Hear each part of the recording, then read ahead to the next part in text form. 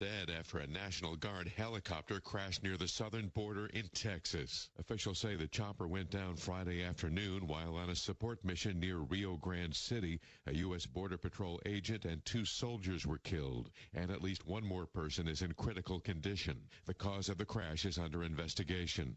Former President Donald Trump has been meeting with the Prime Minister of Hungary, Viktor Orban, who's on the record of being against things like expanding NATO, providing aid to Ukraine. He's faced backlash in his own country for controlling the media and trying to undermine Hungary's democracy. Reports say Orban met with Trump at his Florida home Friday, and it's not clear what the pair discussed. U.S. officials are urging any Americans in Russia to get out of that country, saying extremists have imminent plans for some kind of attack. The U.S. Embassy in Russia has posted a warning on its website, warning that extremists plan to target large gatherings in Moscow, including concerts.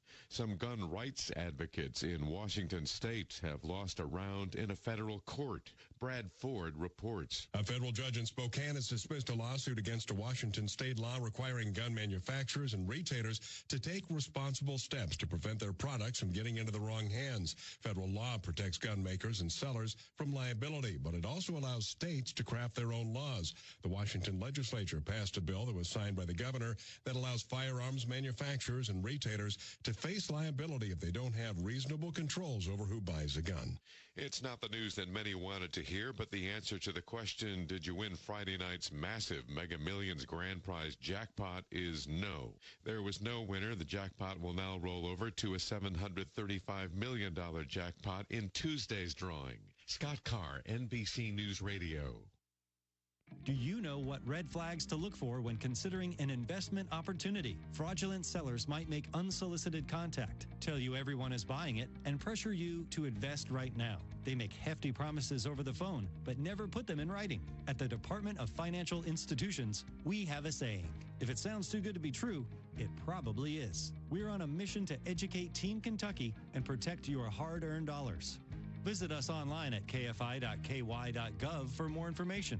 Your adventure awaits at the Kentucky Horse Park. Experience live horse presentations, meet retired racing legends, and get up close to unique breeds from around the world. Dive into equine history at the park's International Museum of the Horse. And for a truly immersive experience, get in the saddle for a scenic horseback ride. With activities for every age, the Kentucky Horse Park promises an unforgettable journey for all. Plan your trip by visiting kyhorsepark.com. That's kyhorsepark.com.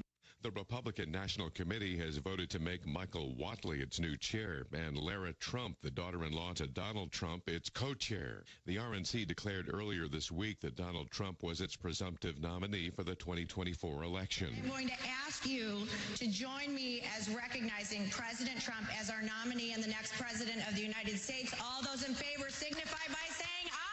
This after Ronna McDaniel stepped down from her role as chair Friday. Whatley and the wife of Eric Trump were former President Trump's picks to replace McDaniel. The 96th Annual Academy Awards show, set for tomorrow night in L.A., will not surprisingly have plenty of New York connections. Lisa G. is there. Bradley Cooper, who's up for Best Actor for Maestro, and Robert De Niro, who's up for Best Supporting Actor in Killers of the Flower Moon, both live in New York City. In addition, 2 Brooklyn residents are up for awards, including Paul Giamatti for his leading role in The Holdovers and Emily Blunt, who was nominated for Best Supporting Actress in Killers of the Flower Moon. A United Airlines flight was forced to make an emergency landing in Los Angeles yesterday after a reported hydraulics issue. The airline says the flight, which was headed to Mexico City, landed safely and passengers deplaned normally. This after a United Air flight lost a wheel during takeoff from San Francisco. Beyoncé released 2 country singles last month, but despite promotion, only 8 of the 150 stations on Billboard's country airplay charts were playing Texas Hold'em after its release. This ain't Texas. Ain't no Hold'em. None are playing the other release, 16 Carriages. Now a petition created by influencer Jensina Gomez is imploring country stations to take another listen and, using her words, put aside any racism and gatekeeping. The petition has more than 27,000 signatures. Scott Carr, NBC News Radio. This is a Hometown Radio Network information update. The Kentucky Transportation Cabinet has begun their scheduled aerial survey activities for US 27 from Kentucky 34 to the proposed Lancaster bypass. That survey work will be done between mile points 5.2 and 10.3, with the majority of the operations taking place off the roadway in the shoulder areas. This may affect travel through the area while the survey operations are going on. It'll take place between 7 in the morning and 6:30 in the evening, Mondays through Fridays. Jessamine County Animal Care and Control is investigating after 25 cows were found dead earlier this week on a property. It happened at a property on Stevens Lane. Officials say that it's an active investigation and that no other details will be released at this time regarding the findings. Reporting for the Hometown Radio Network, I'm Joe Mathis. Do you own a business? If so, save money and time with Farmers National Bank's free business checking. You receive 1,000 free monthly transaction items, free online banking, free bill pay, free e-statements. Plus, you get a free gift at account opening. Call us at 866-888-0220 or stop into one of our convenient locations for assistance. Farmers National Bank, your lifetime bank. $50 minimum deposit at account opening. Member FDIC, Equal Housing Lender. Hi, this is Fred with Stewart Powell Ford here in Danville. And since 1949, Stewart Powell has made it easy for Central Kentuckians to purchase new and pre-owned vehicles by providing quality products and services at a fair price, all while treating our customers like family. What you may not know is that we also purchase vehicles directly from individuals. We pay market value for pre-owned vehicles, and there is never an obligation to purchase another one from us. So stop by and see us here at 225 South Danville Bypass, and we'll make it easy for you to sell it at a fair price while being treated like family. Hey everybody, this is Derek Gray with the Mercer County Tourist Commission, and we are excited for our new app, Visit Mercer County KY. Head on over to the App Store, type in Visit Mercer County KY. You should see the new city logo with the navy background and the white H. Home screen here has attractions, food and drink, lodging, to-do, events, my plan, login, notifications, and tutorials. We are excited about the app, and whether you're a local or a visitor, we hope this enhances your experience when you come to Mercer County. It's 7:07. The WHBN weather forecast is brought to you by the new Howard Carpenter Flooring Outlet in Harrodsburg, 540 North College Street next to Timmy's 5 Point. Shop and save with Howard Carpenter. Good morning. I have your WHBN weather forecast for you. How is everybody this morning? A little wet out there, but not bad. Temperature's not bad. Today, rain is diminishing to a few showers this afternoon with a high of 56. Your chance of rain today, though, is 100%, so it's raining out there right now. Tonight, cloudy skies this evening will become partly cloudy after midnight with a low of 32. Tomorrow, some clouds in the morning will give way to mainly sunny skies for the afternoon, high of 48. Tomorrow night, clear skies, low of 27. Your work week is shaping up like this. Monday, sunny with a high of 57. Tuesday, mostly sunny with a high of 64. Wednesday, partly cloudy with a high of 69. Thursday, partly cloudy with a high of 73. And Friday, 60% chance of showers with a high of 62. Not bad, except for Friday. It's currently 55 degrees out there this morning. And I hope everybody is doing okay so far. And trying to read the birthday list here. Rick looked like he scribbled it on there. That's okay.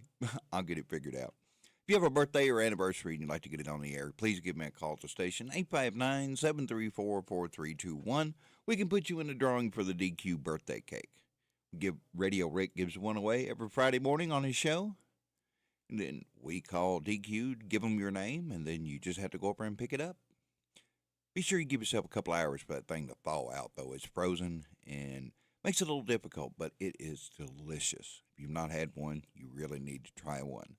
Got some music coming your way, and then we'll have the Sports Saturday report for you at a quarter after. Statewide and local news at the bottom of the hour, right here on WHBN Harrodsburg, the Rooster. Listen to us on your smart speaker. Ask to play WHBN, the Rooster. My little girl met a new friend just the other day on the playground at school, between the tires and the swings. But she came home tear-filled eyes. And she said to me, Daddy, Alyssa lies. Well, I just brushed it off at first,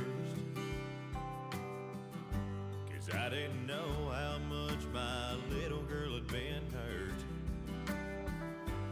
or the things she had seen. I wasn't ready when I said, you can tell me. And she said, Alyssa lies to the classroom. Alyssa lies every day at school.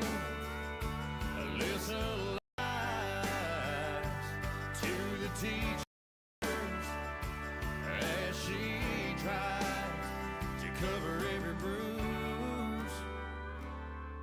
My little girl laid her head down that night to go to sleep. As I stepped out the room, I heard her say a prayer so soft and sweet. God bless my mom and my dad and my new friend Alyssa.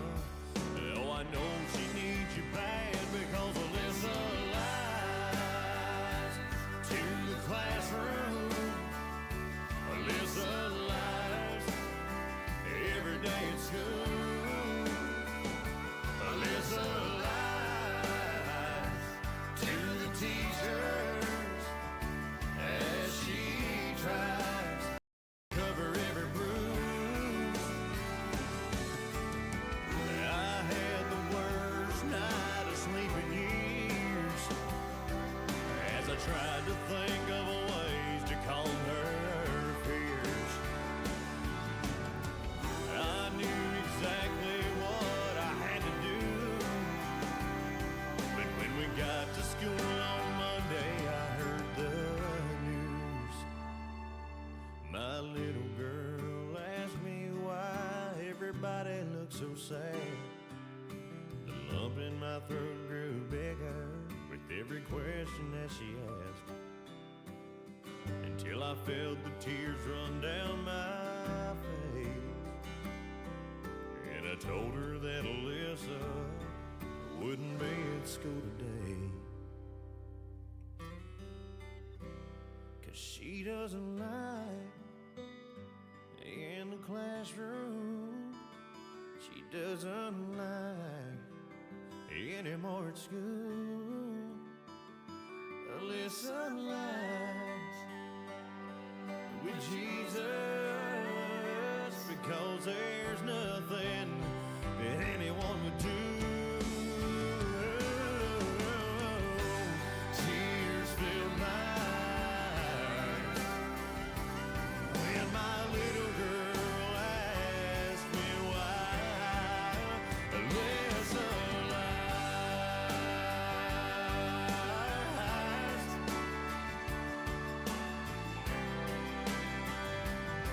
Oh daddy, tell me why.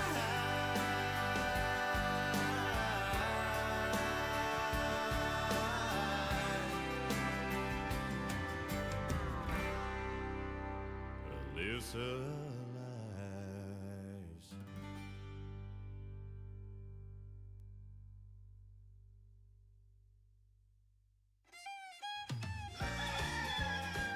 Enjoy the country classics on WHBN, on AM 1420 and now on FM 99.5. And you are listening to WHBN, WHBN, WHBN. You guys have listened for a while. You heard me say that before. Kind of like my little name for the station. You know, we have our sister stations. We have WHIR, WHIR. And then we have the runs, WRNZ. That's back when it was the other format. I used to call it that. But, hey, it's my little names for the station. That's how I keep up with them. Or, we call them R or HIR or HBN. We don't even use the W around here. Got your Sports Saturday report coming up for you next, right here.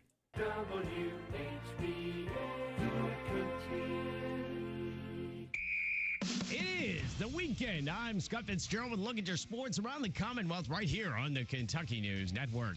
The 13th ranked Kentucky Wildcats are back at it today. They're in Knoxville for their annual border war battle with number 4 Tennessee. In the team's last meeting, February 3rd in Lexington, you remember freshman Rob Dillingham had himself a night, going on for 32 points. At stake for the Cats in this one is seeding. Kentucky is in a four-way tie for second place with Florida lurking around at 11-6. The Cats come into this one with the second-best scoring offense, while the Vols are holding teams to a second-best 67.1 points per game. Something, of course, has to give. One person that can make that happen, freshman sensation out of North Laurel High School, that would be Reed Shepard, something not lost on his coach, John Calaberry. And I got to let Reed go some, but there are times he leaves the man he doesn't need to leave and he gives up a three.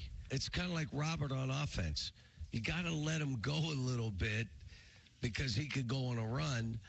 With Reed, defensively, he's making some plays that change the direction of the game, the whole complexion. And the Western Kentucky Hilltoppers continue to ramp up for their regular season finale today at Liberty. As it stands now, the Tops would be the third seed in the upcoming Conference USA tournament at 8-7. They're a game up on 7-8 MTSU. At the OVC tournament in Evansville, stop me if you've heard this before, Morehead State's Riley Minix led the way. Yeah, the big fella had a night again last night, dropping 26 points as Morehead State beat UT Martin 84-78. They move on to the conference championship game against Little Rock today. The win marks Coach Preston Spradlin's Eagles' third trip to the championship game in the last 4 seasons. The program also tied the school record for wins in a season, 25-8 now, equaling the 1983-84 squad and the 2010 and 2011 squad. The Eagles, by the way, dropped their only regular season contest at Little Rock back on February 15th in a heartbreaker 68-69.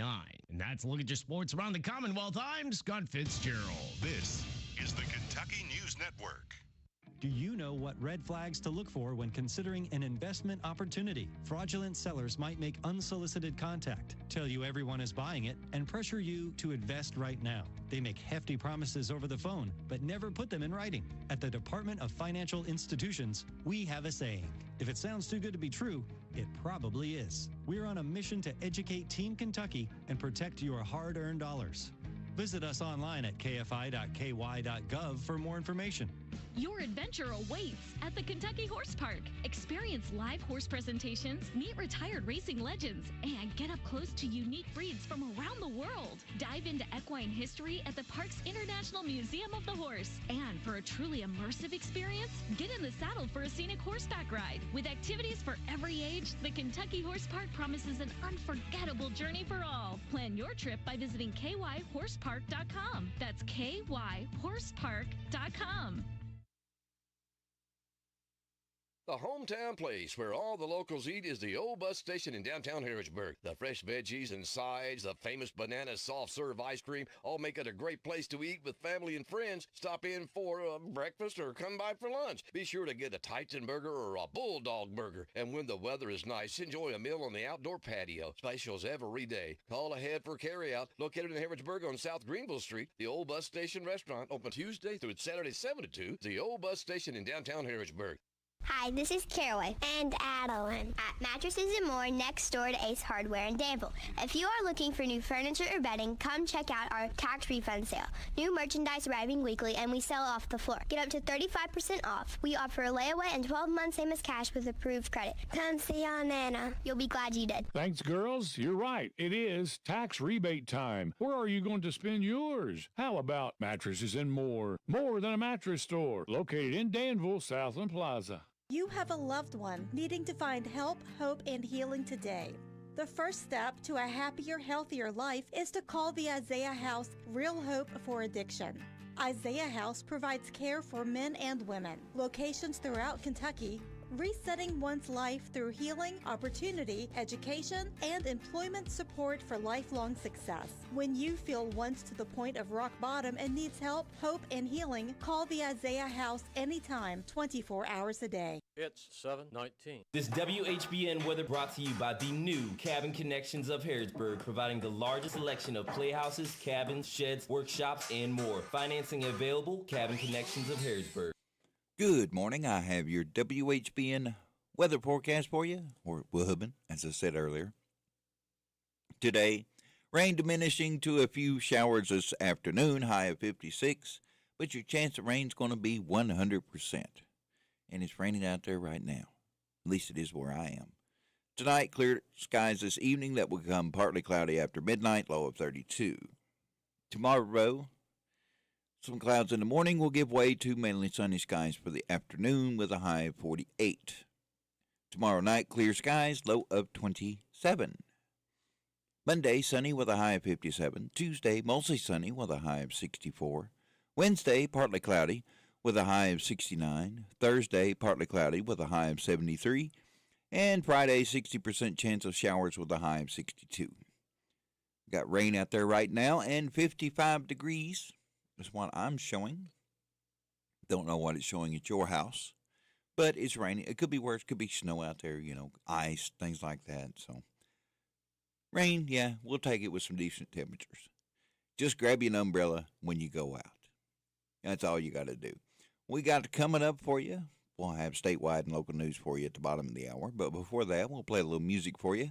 Remember, if you have a birthday or anniversary and you'd like to get it on the air, please give me a call at the station, 859-734-4321, and we'll be sure to get it on the air for you. I'll be announcing those, at the 7:45 weather.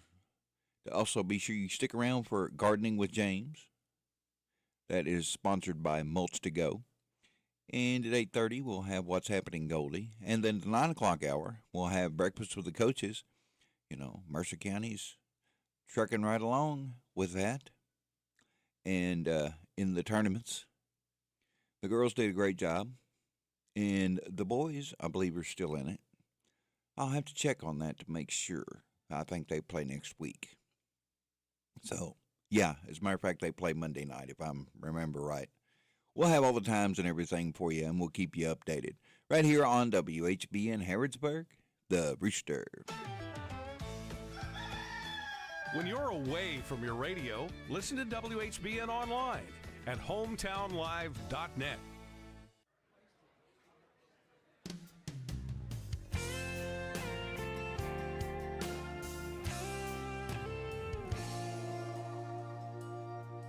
At the Bama Breeze, you can shoot some pool down there. You can act a fool down there. You can play it cool down there. At the Bama Breeze, you can drink some beer down there. Argue, laugh, and cheer down there. Pass another year down there.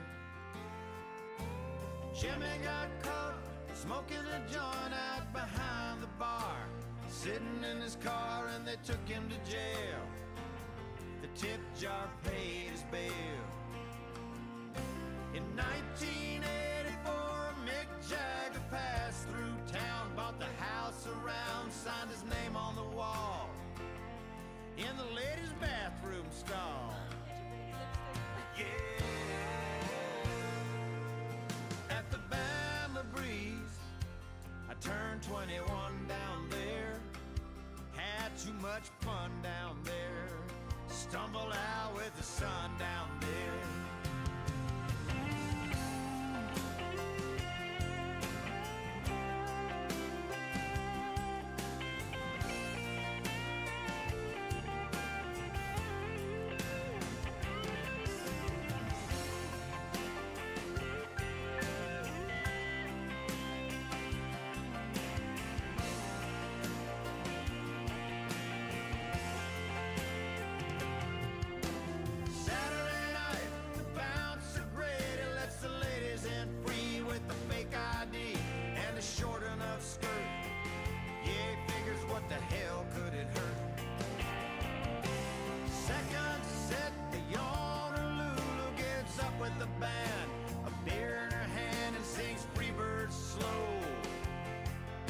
She raises a toast.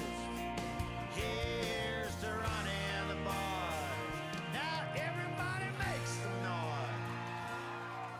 At the Bama Breeze, you're one of our own down there. You never drink alone down there. Good God, I feel at home down there.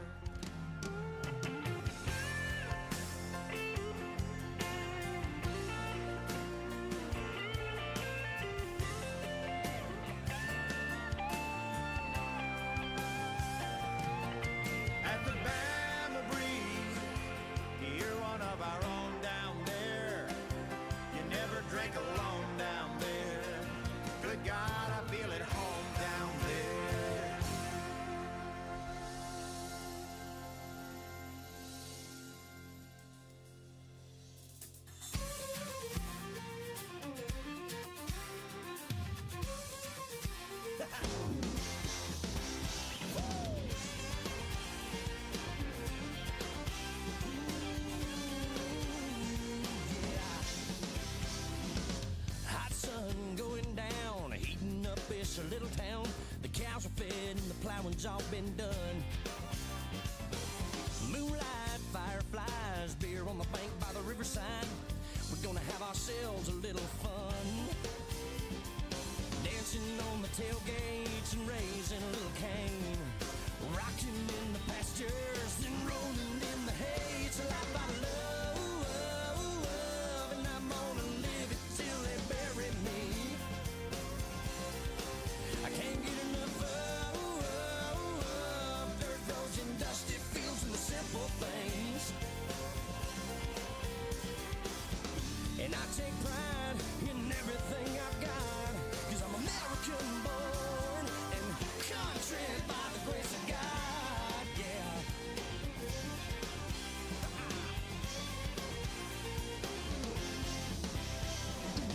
I don't need no Cadillacs, you can't put no hay bales in the back. It won't cross the creek or tow no heavy load. I don't like a high rise, cluttering up my clear blue skies. Don't wanna be where the city's all that grows. Listen here, some are born with a silver spoon, some come from the farm. Some have a ball in the mansion, but we get down in the barn. It's a life I love, and I'm gonna live it till they bury me. I can't get enough of dirt roads and dusty fields and the simple things. Oh, and I take pride in everything I've got, 'cause I'm American born and country by the grace of God, yeah.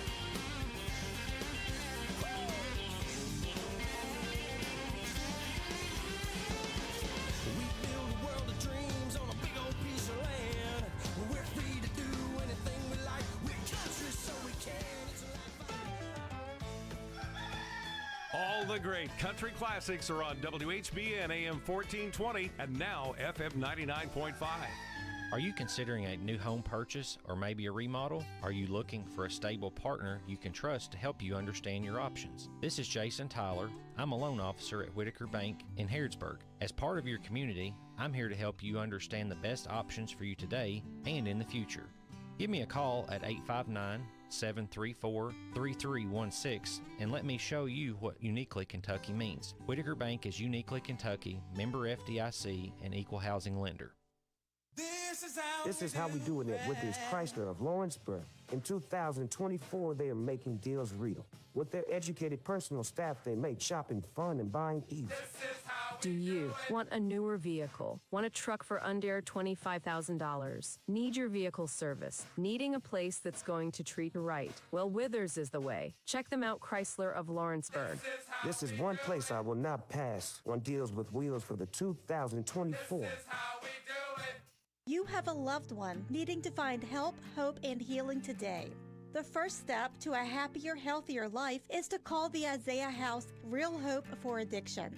Isaiah House provides care for men and women, locations throughout Kentucky, resetting one's life through healing, opportunity, education, and employment support for lifelong success. When you feel once to the point of rock bottom and needs help, hope, and healing, call the Isaiah House anytime, 24 hours a day.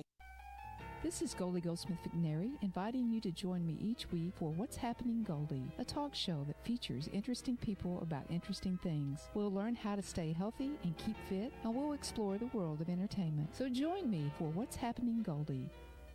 What's Happening Goldie every Wednesday at 10:05 a.m. and Saturday at 8:30 a.m. on WHBN 1420 a.m. and 99.5 FM.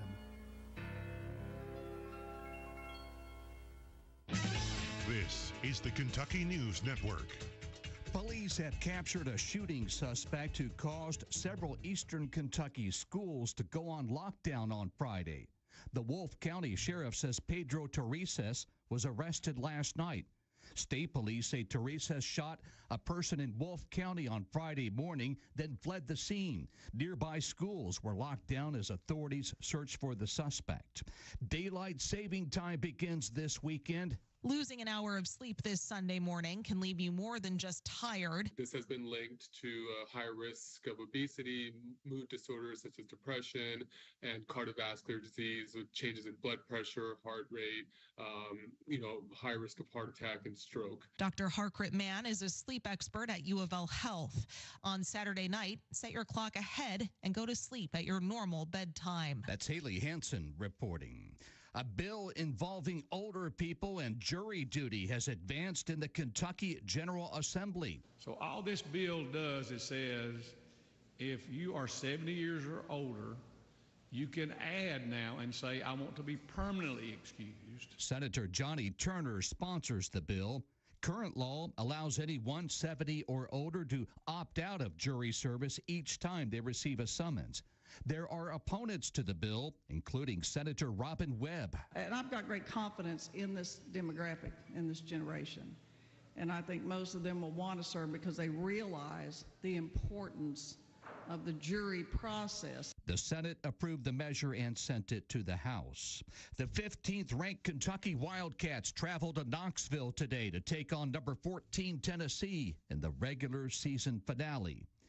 Tip-off is at 4 o'clock Eastern Time. I'm Paul Miles. This is the Kentucky News Network. Do you know what red flags to look for when considering an investment opportunity? Fraudulent sellers might make unsolicited contact, tell you everyone is buying it, and pressure you to invest right now. They make hefty promises over the phone, but never put them in writing. At the Department of Financial Institutions, we have a saying. If it sounds too good to be true, it probably is. We're on a mission to educate Team Kentucky and protect your hard-earned dollars. Visit us online at kfi.ky.gov for more information. Your adventure awaits at the Kentucky Horse Park. Experience live horse presentations, meet retired racing legends, and get up close to unique breeds from around the world. Dive into equine history at the park's International Museum of the Horse. And for a truly immersive experience, get in the saddle for a scenic horseback ride. With activities for every age, the Kentucky Horse Park promises an unforgettable journey for all. Plan your trip by visiting kyhorsepark.com. That's kyhorsepark.com. It's time for the news, all about your neighbors and probably about you. It's your local news, presented by First Financial Bank. Monday through Saturday. This is a Hometown Radio Network information update.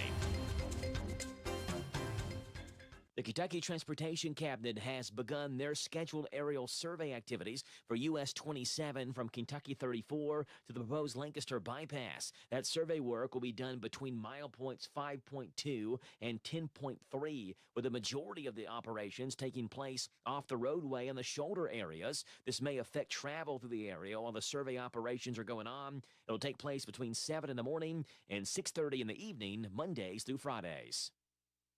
Jessamine County Animal Care and Control is investigating after 25 cows were found dead earlier this week on a property. It happened at a property on Stevens Lane. Officials say that it's an active investigation and that no other details will be released at this time regarding the findings. Reporting for the Hometown Radio Network, I'm Joe Mathis.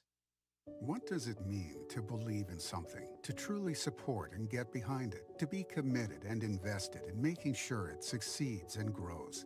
At First Financial Bank, we go beyond banking, providing resources for dreams that matter and giving back to projects that make a difference. As our family grows, our commitment to serve the community grows with it. First Financial Bank, because together, we're better.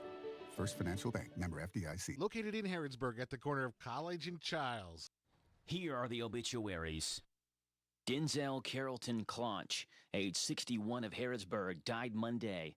Visitation is this Saturday from 12 noon until the time of the service at 1 o'clock at Alexander and Royalty Funeral Home. Mary Cammie Hodges Morris, age 79 of Lawrenceburg, died Sunday.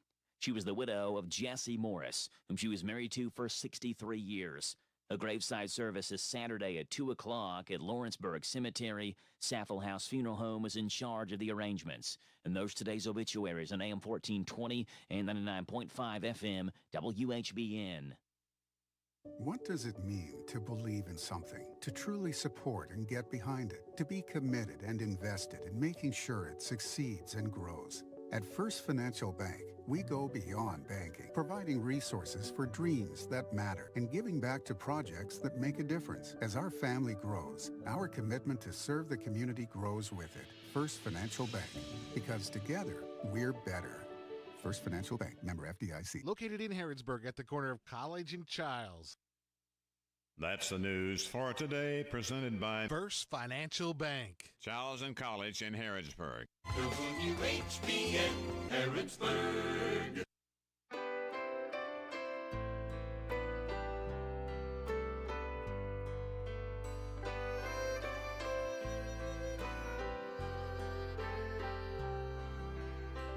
My father had skin like leather, hands like steel, from a lifetime spent in the cotton field.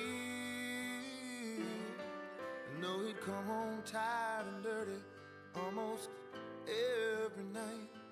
He found the strength to smile at me and hold my mama tight, while that old transistor radio would play the Opry out in the hall.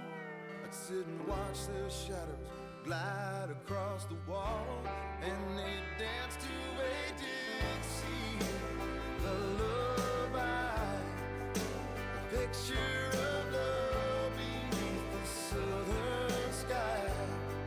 Oh my, what a beautiful life, just like a Dixie lullaby.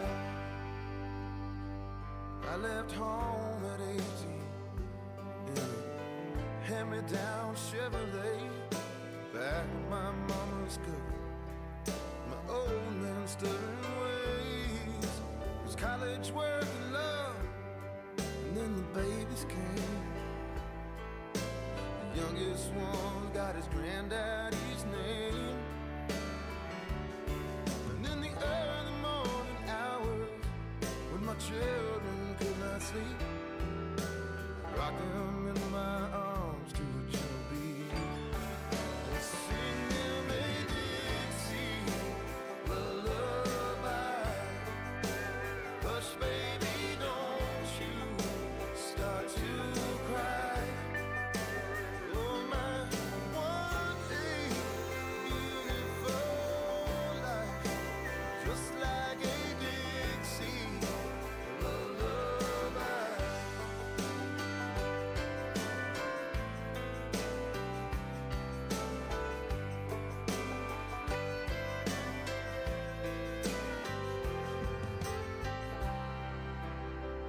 My father was a mountain of a man, that was the description that I gave the morning that we laid him in his grave.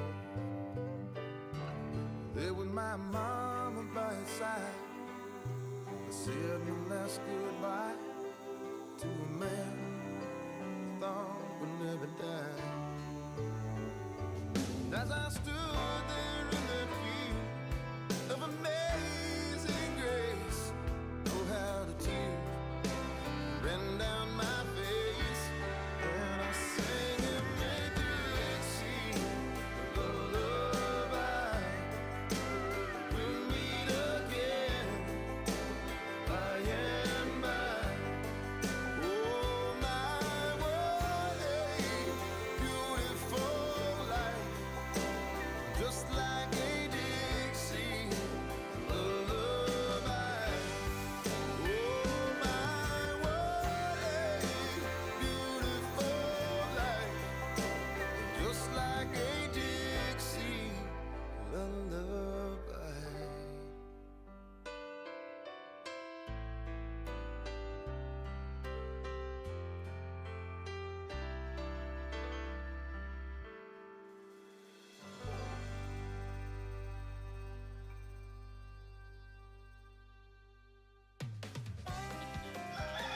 Thanks for listening to The Rooster, WHBN AM 1420, and now FM 99.5.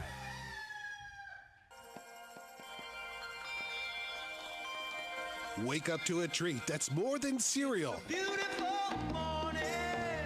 Big deal Deals Online Store is throwing a breakfast party. Break away from your boring breakfast routine with Wendy's new breakfast burrito. Visit hometownlive.net's Big Deals Online Store and click the link to enter the Wendy's Breakfast Bash giveaway. A scrumptious mix of breakfast burritos, seasoned fries, and more are up for grabs. You could win a Wendy's breakfast party for 25 people in your office from Wendy's and Hometown Radio Network. Enter now at hometownlive.net. Click on the Big Deals Online Store link. You'll feel sunny side up all day long. No purchase necessary to register. Sign up once a day to increase your odds to win. Winner drawn on March 11th. It's going to be a delicious good time. Hi folks, Mike Gay here. At Essity, we know that hygiene and health is the essence of well-being for every person at every stage of life. Essity is proud to be part of the Harrodsburg and Danville communities, providing good-paying jobs to our employees who make hand towels and tissue paper for people of all ages. If you'd like to join us, check out our website at essity.com. That's essity.com. essity.com. Hey everybody, this is Derek Gray with the Mercer County Tourist Commission, and we are excited for our new app, Visit Mercer County KY. Head on over to the App Store, type in Visit Mercer County KY. You should see the new city logo with the navy background and the white H. Home screen here has attractions, food and drink, lodging, to-do, events, my plan, login, notifications, and tutorials. We are excited about the app, and whether you're a local or a visitor, we hope this enhances your experience when you come to Mercer County. It's 7:42. The WHBN weather forecast is brought to you by the Old Bus Station Restaurant, offering good old-fashioned home cooking. Open for breakfast at 6 weekdays and Saturday at 8. The Old Bus Station Restaurant on South Greenville Street in Harrodsburg. Good morning. I have your WHBN weather forecast for you today. Rain diminishing to a few showers this afternoon with a high of 56. Your chance of rain today is 100%. It's kind of raining out there right now.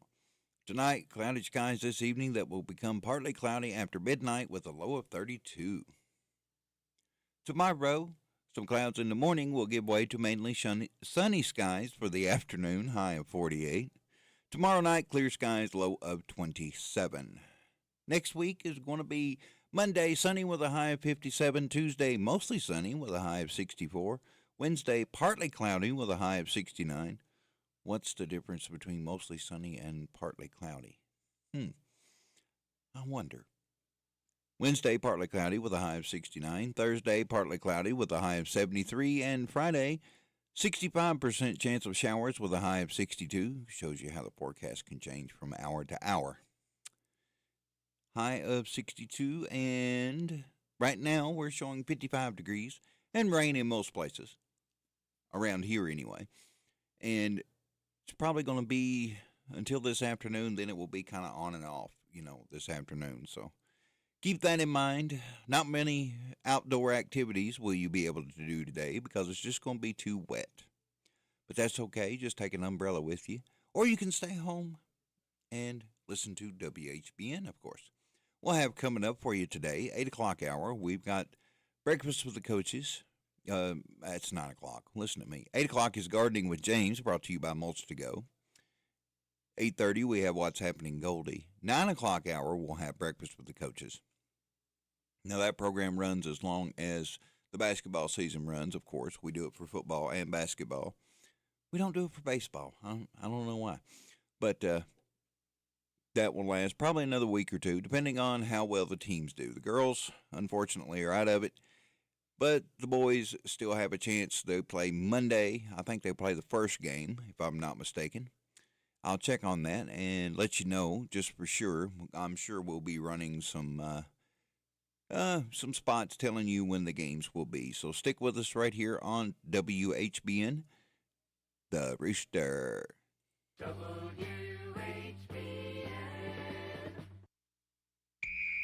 It is the weekend. I'm Scott Fitzgerald with a look at your sports around the Commonwealth right here on the Kentucky News Network. The 13th ranked Kentucky Wildcats are back at it today. They're in Knoxville for their annual border war battle with number 4 Tennessee. In the team's last meeting, February 3rd in Lexington, you remember freshman Rob Dillingham had himself a night, going on for 32 points. At stake for the Cats in this one is seeding. Kentucky is in a four-way tie for second place with Florida lurking around at 11-6. The Cats come into this one with the second-best scoring offense, while the Vols are holding teams to a second-best 67.1 points per game. Something, of course, has to give. One person that can make that happen, freshman sensation out of North Laurel High School, that would be Reed Shepard, something not lost on his coach, John Calaberry. And I got to let Reed go some, but there are times he leaves the man he doesn't need to leave and he gives up a three. It's kind of like Robert on offense. You got to let him go a little bit because he could go on a run. With Reed, defensively, he's making some plays that change the direction of the game, the whole complexion. And the Western Kentucky Hilltoppers continue to ramp up for their regular season finale today at Liberty. As it stands now, the Tops would be the third seed in the upcoming Conference USA tournament at 8-7. They're a game up on 7-8 MTSU. At the OVC tournament in Evansville, stop me if you've heard this before, Morehead State's Riley Minix led the way. Yeah, the big fella had a night again last night, dropping 26 points as Morehead State beat UT Martin 84-78. They move on to the conference championship game against Little Rock today. The win marks Coach Preston Spradlin's Eagles' third trip to the championship game in the last 4 seasons. The program also tied the school record for wins in a season, 25-8 now, equaling the 1983-84 squad and the 2010 and 2011 squad. The Eagles, by the way, dropped their only regular season contest at Little Rock back on February 15th in a heartbreaker 68-69. And that's a look at your sports around the Commonwealth. I'm Scott Fitzgerald. This is the Kentucky News Network. Do you know what red flags to look for when considering an investment opportunity? Fraudulent sellers might make unsolicited contact, tell you everyone is buying it, and pressure you to invest right now. They make hefty promises over the phone, but never put them in writing. At the Department of Financial Institutions, we have a saying. If it sounds too good to be true, it probably is. We're on a mission to educate Team Kentucky and protect your hard-earned dollars. Visit us online at kfi.ky.gov for more information. Your adventure awaits at the Kentucky Horse Park. Experience live horse presentations, meet retired racing legends, and get up close to unique breeds from around the world. Dive into equine history at the park's International Museum of the Horse. And for a truly immersive experience, get in the saddle for a scenic horseback ride. With activities for every age, the Kentucky Horse Park promises an unforgettable journey for all. Plan your trip by visiting kyhorsepark.com. That's kyhorsepark.com. Hello, everyone. I'm Dr. Earl Motzer, and I welcome you to Mercer County's Most Wanted, a semi-monthly program to provide listeners with an update on crimes committed in Mercer County and persons wanted, along with periodic interviews with officials and prevention tips you can use. It is brought to you as a service of Hometown Radio and the Mercer County Crime Stoppers Board of Directors. If you are aware of a crime which has been committed and would like to report same, but also want to do so anonymously, please call Crime Stoppers at 859-265-1586. That's 859-265-1586. Crime Stoppers offers rewards in an amount up to $1,000 for the successful apprehension and conviction of said perpetrators. Ladies and gentlemen, you have been hearing a lot about, and continue to do so, about something called fentanyl. Sometimes radio and TV announcers will say fentanyl, but the accurate pronunciation is fentanyl. What is it? Fentanyl is a potent synthetic opioid drug approved by the Food and Drug Administration for use as an analgesic, or what's called a pain relief, and anesthetic. It is approximately 100 times more potent than morphine. Think about that. 100 times more potent than morphine and 50 times more potent than heroin as an analgesic. How did it come about? Fentanyl was first developed in 1959 and introduced in the 1960s as an intravenous anesthetic. It is legally manufactured and distributed in the United States. Licit fentanyl pharmaceutical products are diverted via theft, fraudulent prescriptions, and illicit distribution by patients, physicians, nurses, physician assistants, nurse practitioners, and pharmacists. From 2011 to 2021, both fatal overdoses associated with misuse of clandestinely produced fentanyl and fentanyl analogs and law enforcement encounters increased markedly.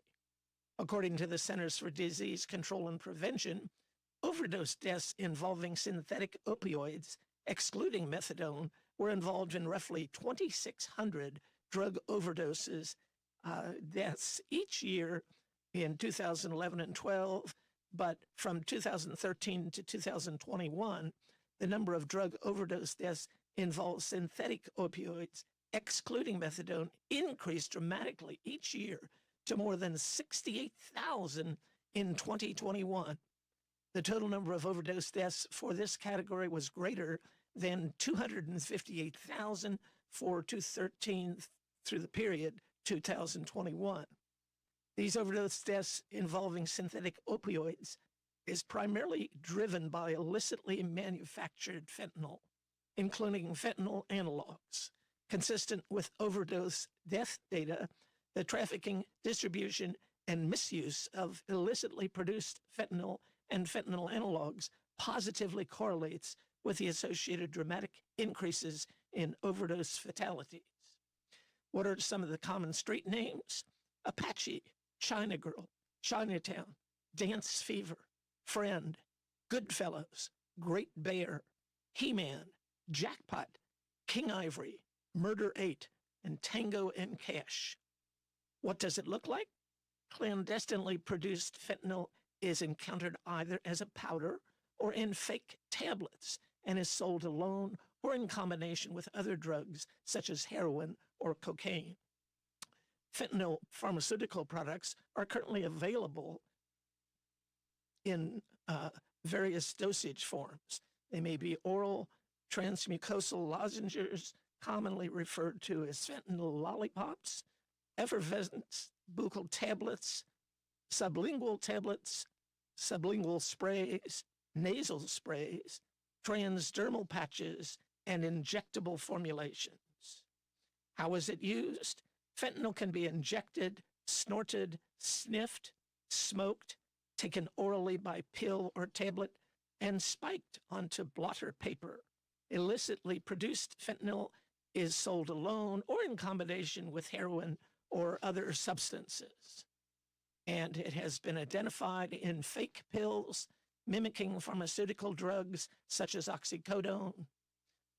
Fentanyl patches are misused by removing its gel content and then injecting or ingesting these contents. Patches have also been frozen, cut into pieces, and placed under the tongue or in the cheek cavity. According to the National Forensic Laboratory Information System, national estimates based on all estimates report that fentanyl, both pharmaceutical and clandestinely produced, increased from 4,697 in 2014 to over 117,000 in 2020. What is the effect on the body? Fentanyl, similar to other commonly used opioid anesthesias such as morphine, produces effects such as relaxation, euphoria, pain relief, sedation, confusion, drowsiness, dizziness, nausea, vomiting, urinary retention, pupillary constriction, and respiratory depression. What are the overdose effects? Overdose may result in stupor, changes in pupillary size, cold and clammy skin, cyanosis, coma, and respiratory failure leading to death. The presence of a triad of symptoms such as coma, pinpoint pupils, and respiratory depression are strongly suggestive of opioid poisoning. Which drugs cause similar effects? Drugs that cause similar effects include other opioids such as morphine, hydrocodone, oxycodone, hydromorphone, methadone, and heroin. And finally, what is the legal substance in the Federal Controlled Substance Act? Fentanyl is a Schedule II narcotic under the United States Controlled Substance Act of 1970. Ladies and gentlemen, I've let you know a lot about it. The important thing is to talk with your family, friends, and make sure that people stay away from any type of illicit drug. Never take something unless it's in prescription form or it's an over-counter medication from a store. You have been listening, and I want to thank you for listening to Mercer County's Most Wanted, a semi-monthly program to provide listeners with an update on crimes committed in Mercer County and persons wanted, along with periodic interviews with officials and prevention tips you can use. Again, if you have information that would be helpful, please call Crime Stoppers at 859-265-1586 or the Communication Center at 859-734-3311 or 911 if it's an emergency situation. Please do not take matters into your own hands. Leave it to the professional law enforcement officers to take the appropriate action. Thank you. If you're feeling hopeless, alone, and broken, maybe empty inside, Chloe's Petals for Hope. Chloe's Petals for Hope sponsors a survivor of suicide support group for adults the first Thursday of every month at the Boyle County Library Community Room from 6 to 7 p.m. Follow us on Facebook and look at our website, Chloe's Petals for Hope, for more information. 'Cause it's just around the corner, we'll find hope together. Chloe's Petals for Hope. For help, call the crisis hotline 988. All day and all night, we're serving up classic country on AM 1420 and 99.5 FM. When I grow up, I want to play guitar, sing my songs, and go real far. I want to be a country rock star.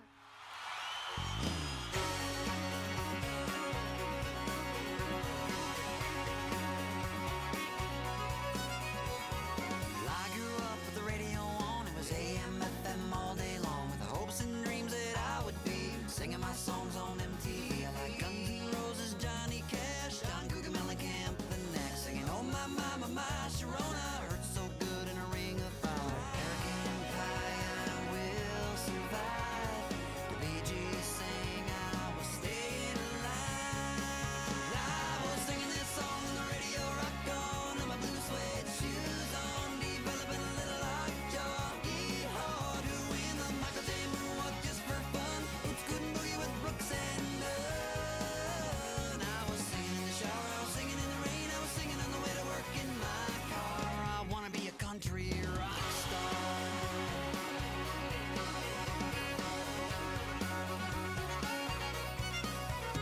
Singing Air Supply, playing air guitar. I was up on stage at a karaoke bar. Coincidental, I was feeling sentimental. Got a little goosebumps from an instrumental.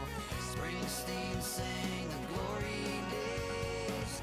I was born in the USA.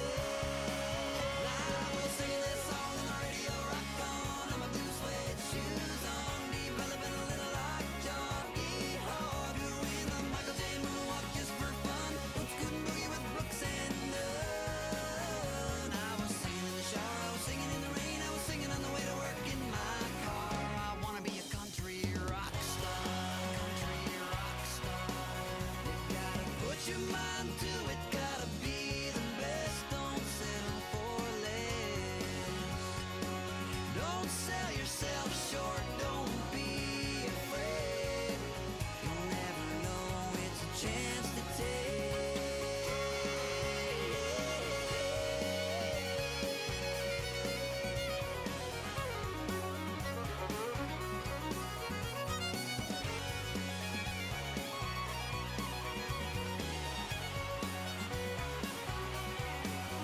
I was singing this song on the radio, rock on, and my blue suede shoes on, developing a little lockjaw. Yeehaw, doing the Michael J. moonwalk just for fun. What's good and boogie with Brooks and Dunn. I was singing in the shower, I was singing in the rain, I was singing on the way to work in my car. I wanna be a country rock star.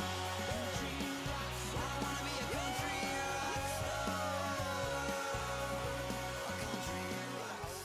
This is WHBN Harrodsburg, The Rooster, broadcasting on AM 1420 and now FM 99.5. Now, the news.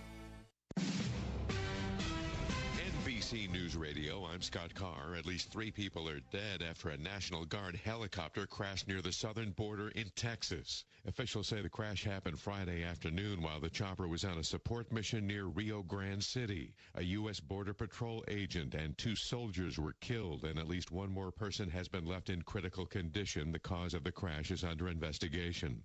President Biden is saying that he will sign a bill that would ban TikTok in the U.S., telling reporters Friday, "If they pass it, I'll sign it."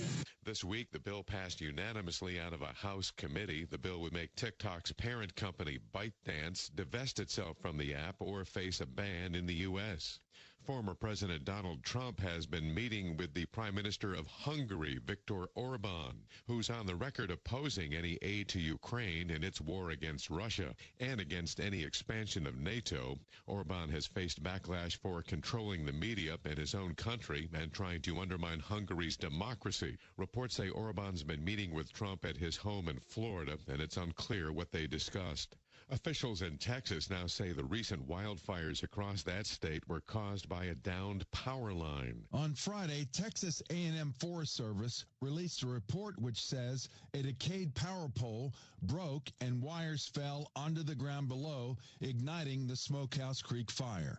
The fire, fueled by dry weather and high winds, grew to be the largest in the state's history, burning over 1 million acres in the Panhandle since it started at the end of February. The report does not allege any negligence. I'm Jim Forbes.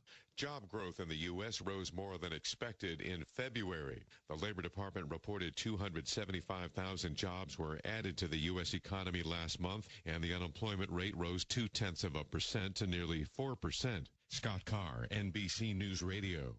Do you know what red flags to look for when considering an investment opportunity? Fraudulent sellers might make unsolicited contact, tell you everyone is buying it, and pressure you to invest right now. They make hefty promises over the phone, but never put them in writing. At the Department of Financial Institutions, we have a saying.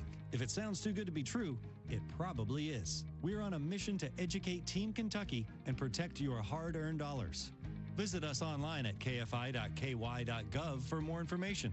Your adventure awaits at the Kentucky Horse Park. Experience live horse presentations, meet retired racing legends, and get up close to unique breeds from around the world. Dive into equine history at the park's International Museum of the Horse. And for a truly immersive experience, get in the saddle for a scenic horseback ride. With activities for every age, the Kentucky Horse Park promises an unforgettable journey for all. Plan your trip by visiting kyhorsepark.com. That's kyhorsepark.com.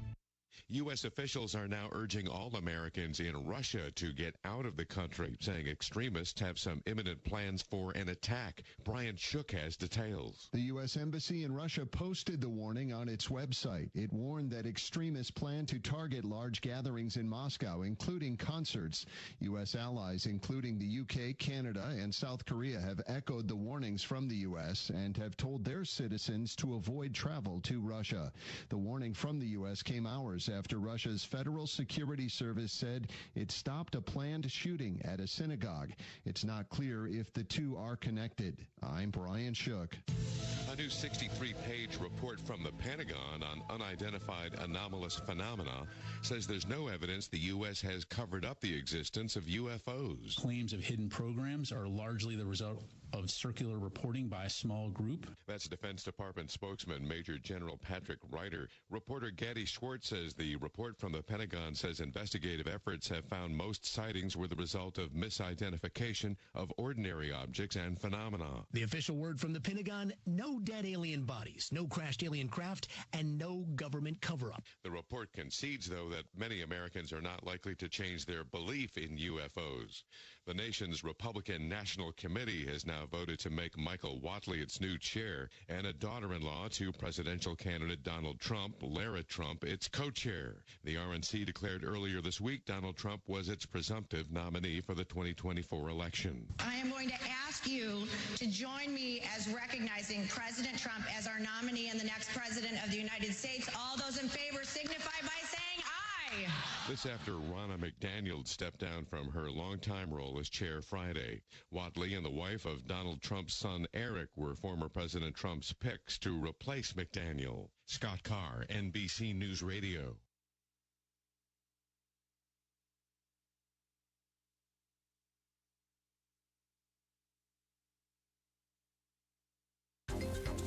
This is a Hometown Radio Network information update.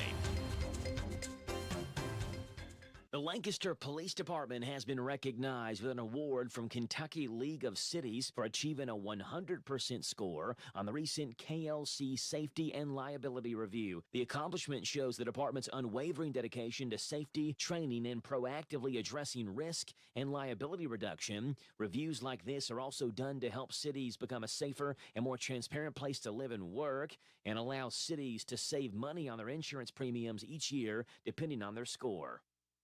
A Kentucky canine has won a national competition. Canine Cam and his handler, Detective John Sims, recently received 3 awards at the Paw for Law Foundation's 7th annual Murrieta Police Canine Trials in Murrieta, California. This year's competition featured a new category, electronics detection, where Cam excelled. I'm Joe Mathis. Last place feeling in life is no place to be. Ready for a new way of living? The Isaiah House will put you first. Long-term and short-term residential treatment, outpatient treatment, medication assistant treatment, transitional living, and job skills training. Isaiah House has the programs to the path of help, hope, and healing. End the hurting. Take the first step toward a happier, healthier you. Call the Isaiah House anytime, 24 hours a day. Are you ready? Because Vintage NASCAR is back. Get ready for some bumper banging fun because in 2024, the Food City 500 is back. That's right, back on concrete, back to sheet metal bending chaos, back to racing the way it ought to be. Grab a spring weekend package today and save 15%. It's the Food City 500 at Bristol Motor Speedway, March 17th, 2024. It'll be St. Patrick's Day, so get ready to party. Visit bristolmotorspeedway.com for tickets and details. Almost every small Kentucky town has a go-to restaurant. In Central Kentucky, it's the Bread of Life Cafe in Liberty. If you like a good buffet, you'll love the huge down-home cooking featuring 3 fully stocked buffet tables, or you can order off their extensive menu. You'll find something delicious for every person in the family at the Bread of Life Cafe. Visit the gift and sweet shop at the Bread of Life Cafe, 5 miles south of Liberty on Highway 127. Open till 8, Monday through Thursday, 9 Friday and Saturday. Feed your tummy and your soul with a stop at the Bread of Life Cafe and Buffet, 5 miles south of Liberty. The WHBN weather forecast is brought to you by Horn Home Supply, a trusted name for quality service and a fair price for over 40 years. See Matt Horn at Horn Home Supply in Harrodsburg, South College Street. Showers and a possible thunderstorm today with a high of 60, wind gust to 23, new rainfall amounts between a quarter and half an inch possible. Tonight, got a chance of showers late, mostly cloudy, low of 32. Sunday for Sunday, high of 48. Sunday night, mostly clear, low of 28. Sunday, Monday, high of 56. Sunday, Tuesday, high of 65.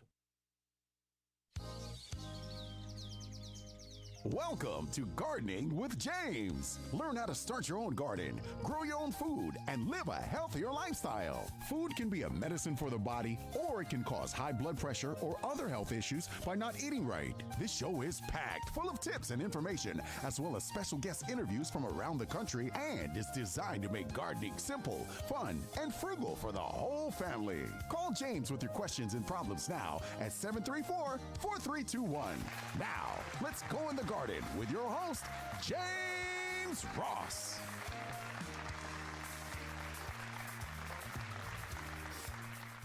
All right, here we're on another wet Saturday in the garden.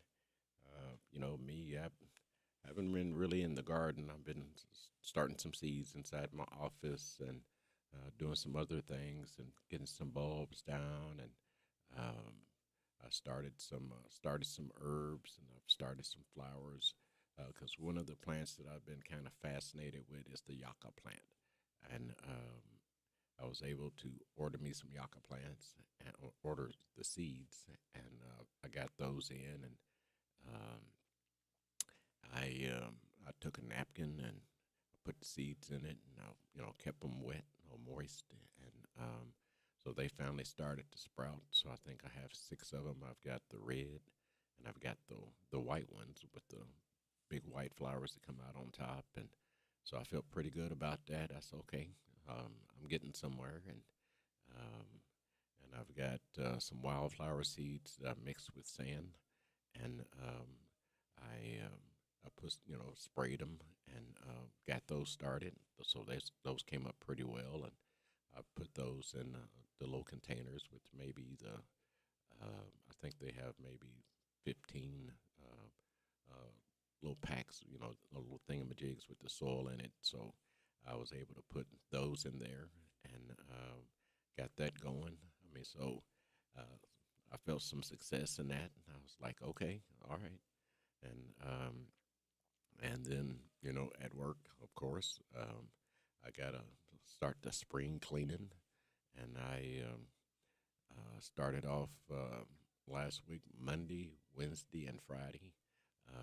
I had to work in between the rain because it seemed like every day. And and it's a lot of sidewalk at Constitution Square. And so I chose different sections of the park and got those all weeded. I think I've did 1, 2, 3, 4 sections, and the only thing left for me to do now is to let's put it this way, I've done all the sidewalks inside the park. Now, Monday when I go in, I'll be able to start on the sidewalks on Walnut, 2nd Street, and going down Main Street, which is a long walk. But I feel like I'm ready for it. I'm in really good shape, better shape than I have been in the last couple of years. So I should be able to get that done, within maybe 45 minutes or so, because I've got to do the inside. I got to do along the curb on Main Street and on 2nd. So I've got to go inside, outside of the curb, and so I'm ready for that project. And then we start getting prepared for the flowers in the circle, working with the Boyle County FFA.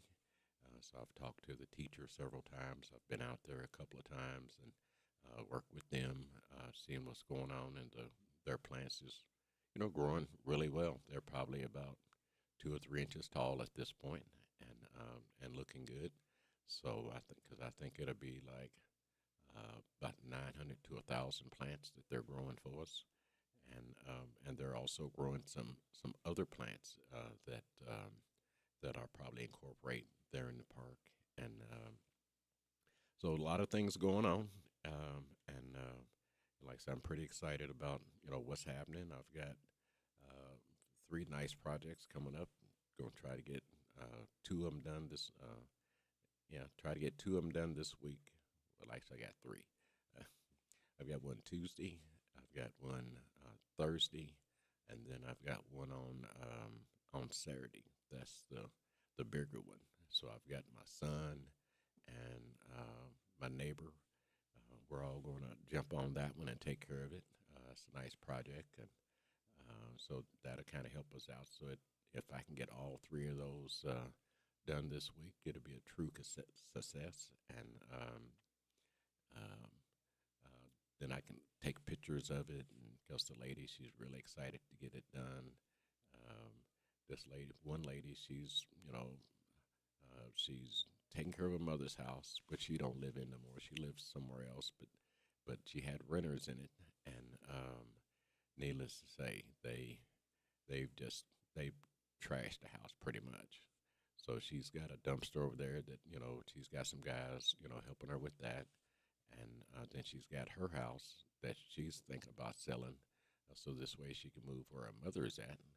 So that's the house that I'll be working at, and she's got just lots of different things that need to be done, and it'll probably take us, hope we're going to try to get it done in a day's time. So we're going to try to get there at about 9 o'clock, and get started and just try to go through the day with it. And I figure if we can get started at 9, and we might get done by 1, maybe 2 o'clock. And then she, after we get it done, then she wants to have me come in and put some flowers in. So this way, kind of spruce it up. So getting ready to sell. So kind of looking forward to that. And my son and his wife, they finally got a car because I've been taking them to work. I've been taking her to work for the last, maybe 3 or 4 months. At 5, I'm on the road at 5:30, get her there by 6, pick her up at 6, and but they finally bought them a car. Right now, it's in the shop. Have some parts put on it. So hopefully by Tuesday or Wednesday next week, that part of my Uber service will be over, which will be a delight to me and a benefit to them because they have a life that they're trying to live, and it's difficult without a vehicle. So I've been pitching in and trying to find this, trying to find that, and we have it over at Thompson's, across from Save-A-Lot over there. They've done really good on the work they've done for me over the last maybe 2 years.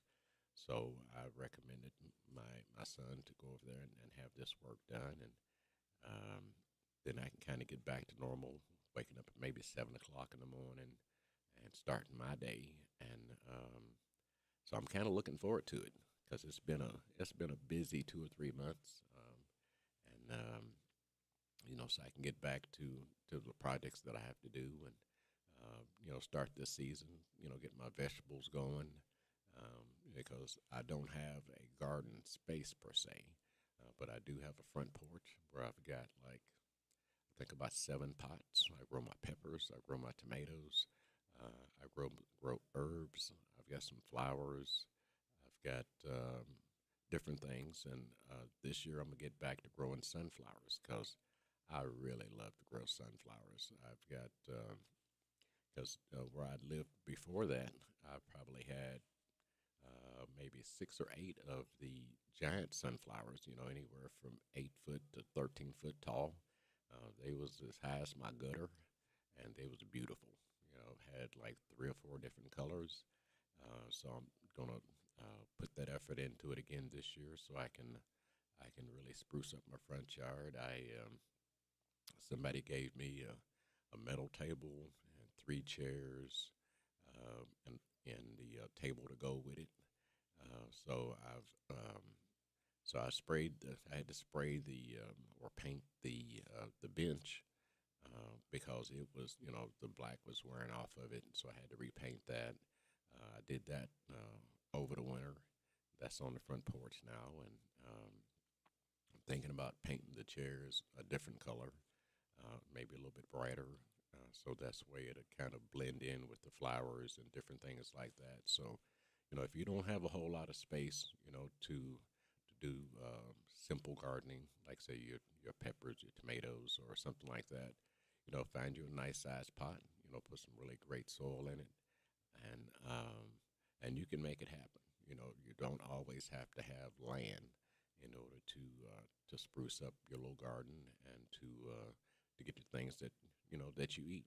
And that's kind of how we do it. We just plant things that we eat a lot of, and we enjoy. And every now and then I'll throw in something a little bit different. And because my neighbor,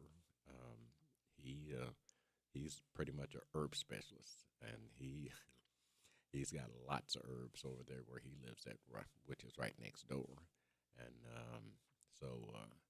things are getting better. Like I say, looking forward to to the different things that he and I can create. And so he's a good guy. So yeah. So but he also told me yesterday. He said, "Hey, this is the time of the season that just be mindful of the different pests that are going to come with your gardening, your vegetables, and different things like that." And he told me about the just remember the aphids that come in. They'll suck the juice right out of your vegetables. So maybe you want to put some type of netting or some type of something over it to so it can still get sun, but it keep the pests down. And one trick that I did learn was that if you've got vegetables, say in a pot or something like that, one way to keep the pest, those that crawl around, can't get the word out, that crawl on the ground, is to put Vaseline on it around that pot. So this way, you don't have to do the whole pot, but maybe like do like say from the top to maybe about halfway down, put some Vaseline or some type of oil or something that when they try to crawl up there, like ants and stuff, they'll just kind of get stuck to it, and then you come back and you just kind of pluck them off and go on about your day. And because because if you're growing cabbage, you have to keep out for the cabbage worm caterpillars. You got cutworms who just love a garden also, and they a lot of times they will catch the young seedlings and just chew them right up. Then you got the adult beetles, they're a pest, the Japanese beetles. So so there's things that have to kind of prepare for ahead of time and make sure that you go out and you get whatever it is that you like to use to try to control it and try to make your life easy. So so there's several different things you need to look for this year, and almost every year, because those pests aren't going away. Because they like good food too. They like the nutrients. They like the smell. They smells draws different plants and different things like that. So just try to be prepared for that. I tell you what, let me go ahead and get my break out the way, and I've got a few more things. So I'll be right back.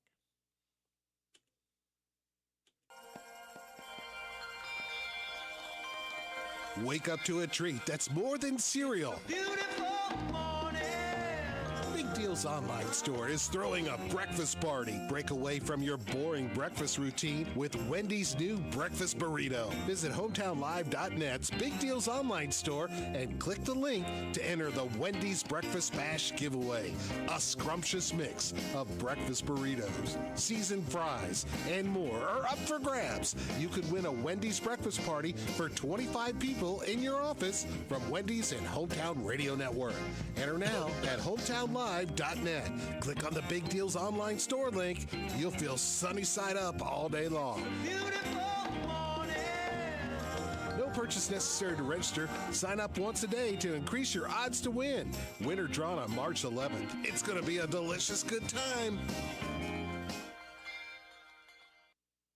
If you're looking for a better dental experience, Dr. Jennifer Nichols' goal is always to provide each and every patient with the very best dental care in the most genuine and caring manner possible. Their office is a friendly atmosphere that will immediately put your family at ease. Their professional staff will help you feel welcome and comfortable every time you enter their office, as they strive to provide the highest standard of personalized dental care in a gentle and efficient way. For an appointment, visit Dr. Jennifer Nichols. She's on North College Street. Call 734-5111. See how different a dental experience can be with Dr. Jennifer Nichols. We're so excited. Nice weather's here, and we're going to wet our plants. Buddy Beaver here. Mulch to Go now has rock to go. Yes, we've been busy little beavers and expanded to add landscape, rock, sand, topsoil, compost, and more. We have a wide selection to choose from in both bulk and bags. Stop by Mulch to Go for your landscape needs, from pine nuggets, pine straw, cedar, cypress, and playground chips too. Mulch to Go opens at 9 a.m. Monday through Saturday. Call 859-715-7575. They're located in Harrodsburg on the corner of 127 and Beaumont Avenue. Mulch to Go. Mulch to Go. For sale, 25 golf carts, 25 Yamaha gas carts, model 2016. They're well-serviced and ready to roll. Asking $4,300 each, or hear this part, if you need all 25 golf carts, golf course ready, take them all for $4,100 each. Call Brightleaf Golf Resort at 859-734-5481, or call Helen King at 859-325-3400, 325-3400. This WHBN weather forecast is brought to you by Ransdell Funeral Chapel. Our goal is and always will be to provide the best value in funeral service available. Exceptional care from a trusted family name, Ransdell Funeral Chapel. Showers and a possible thunderstorm today with a high of 60. Wind gust to 23. New rainfall amounts between a quarter and half an inch possible. Tonight, got a chance of showers late, mostly cloudy, low of 32. Sunday for Sunday, high of 48. Sunday night, mostly clear, low of 28. Sunday, Monday, high of 56. Sunday, Tuesday, high of 65. Welcome back to Gardening with James. If you have questions, feel free to call the station or email spreadingcompost@gmail.com.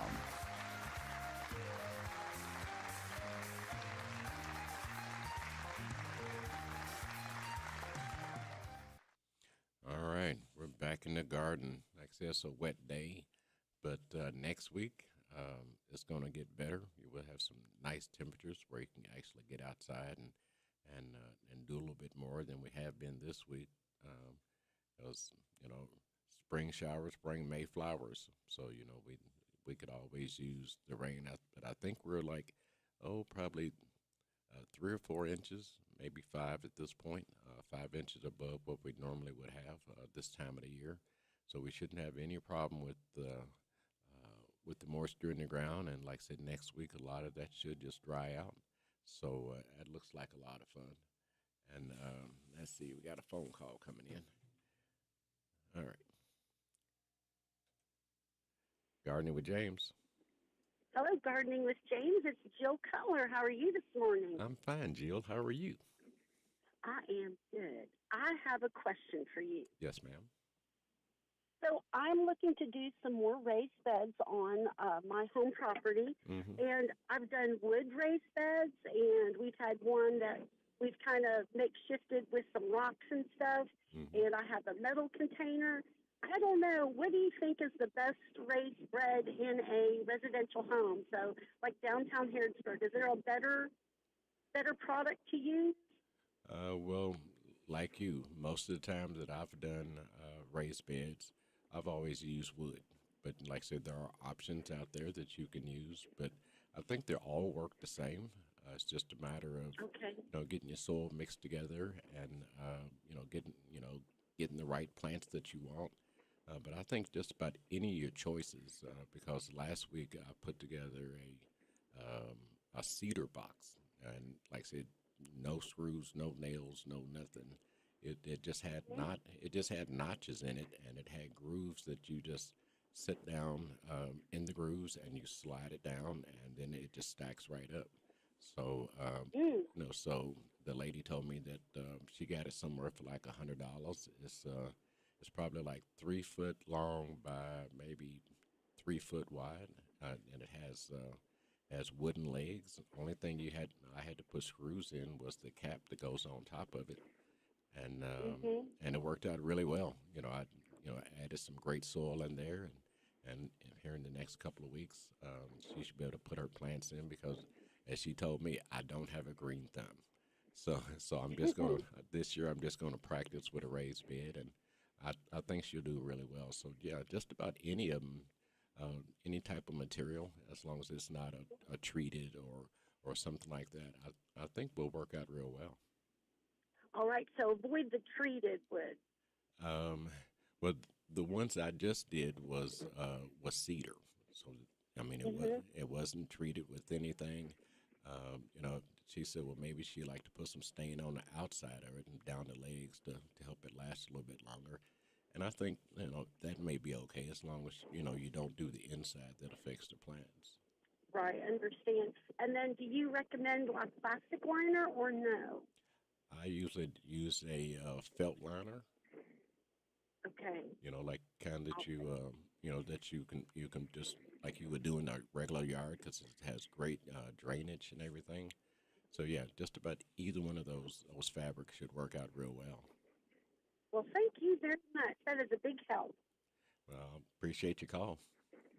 All right, talk to you later. Bye-bye. Okay, bye-bye. All right. Yeah, because as long as you got some good wood in there, you can just put some basic liner in there. You could use cardboard. I mean, there's different options that you could use, but yeah, just pick the one that you like and put it together, and it should give you a good season. And after about a year or two, you'll know how well you did, and you may have to maybe touch it up a little bit, and maybe re-strengthen it if things kind of got out of whack. But I like raised beds. Makes my life easy. I like them up to at least my waist, so this way I can just kind of reach over and do it. So this way I don't have to bend down to do it. Great question. Thank you for calling, Jill. Let's see. I'm about to run out of time here, but so like I said, this year, like I said, just be prepared for the bugs, the pests that come along with it, and I think you'll be okay. So like I say, my time is about up. I will talk to you folks next time. Have a great, great day. Bye. Thank you for listening to Gardening with James, Saturday mornings on WHBN 99.5 FM and Tuesdays and Thursdays garden tips on WHIR FM 103.9. If your needs have been met, share it with someone. It will come back tenfold.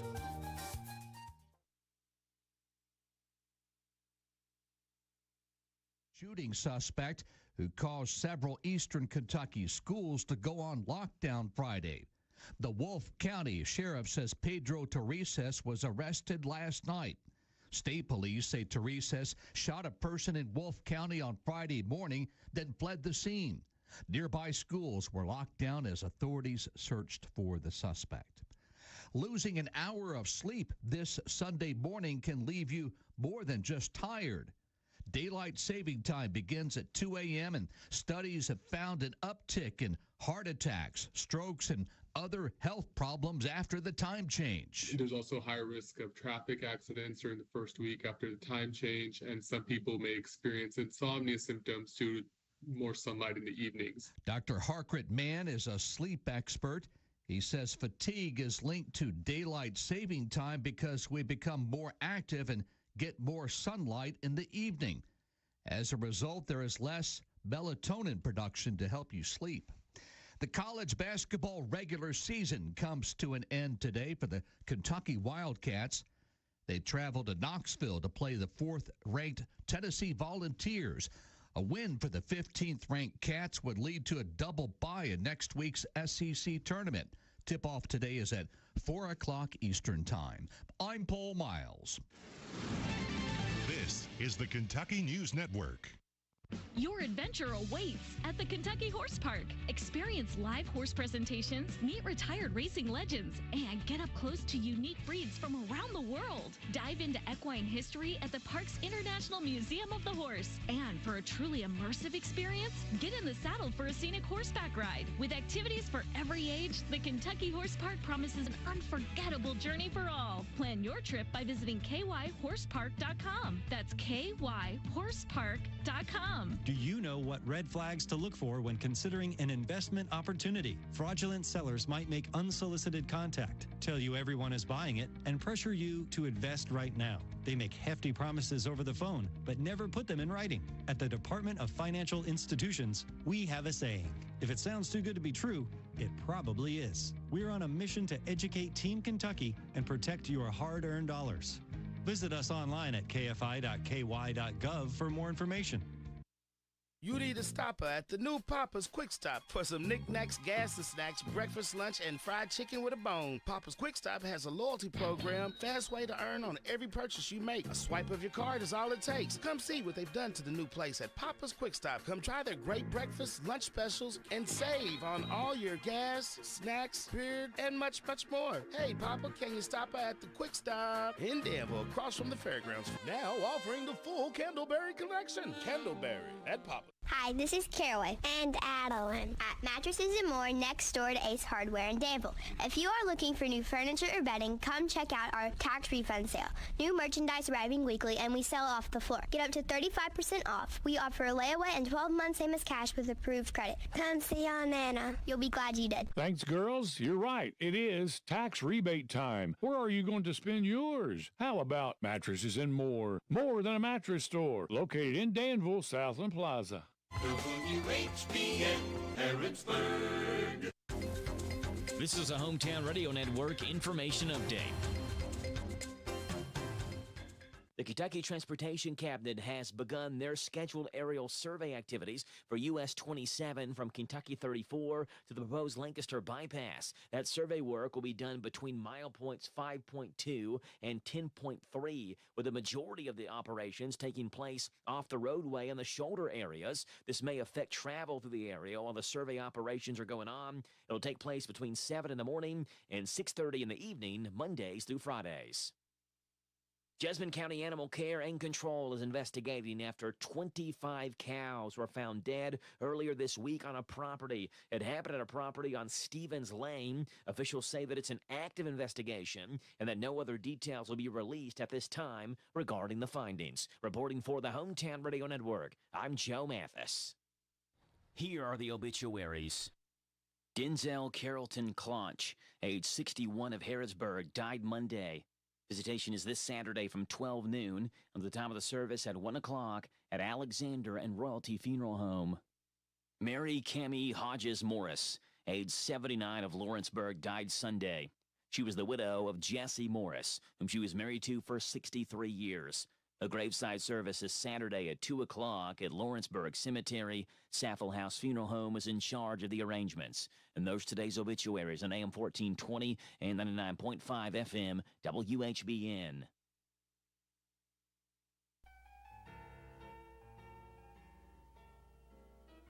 It's time now for What's Happening Goldie with Goldie Goldsmith McNary. What's Happening Goldie is brought to you by WHBN. And now, What's Happening Goldie?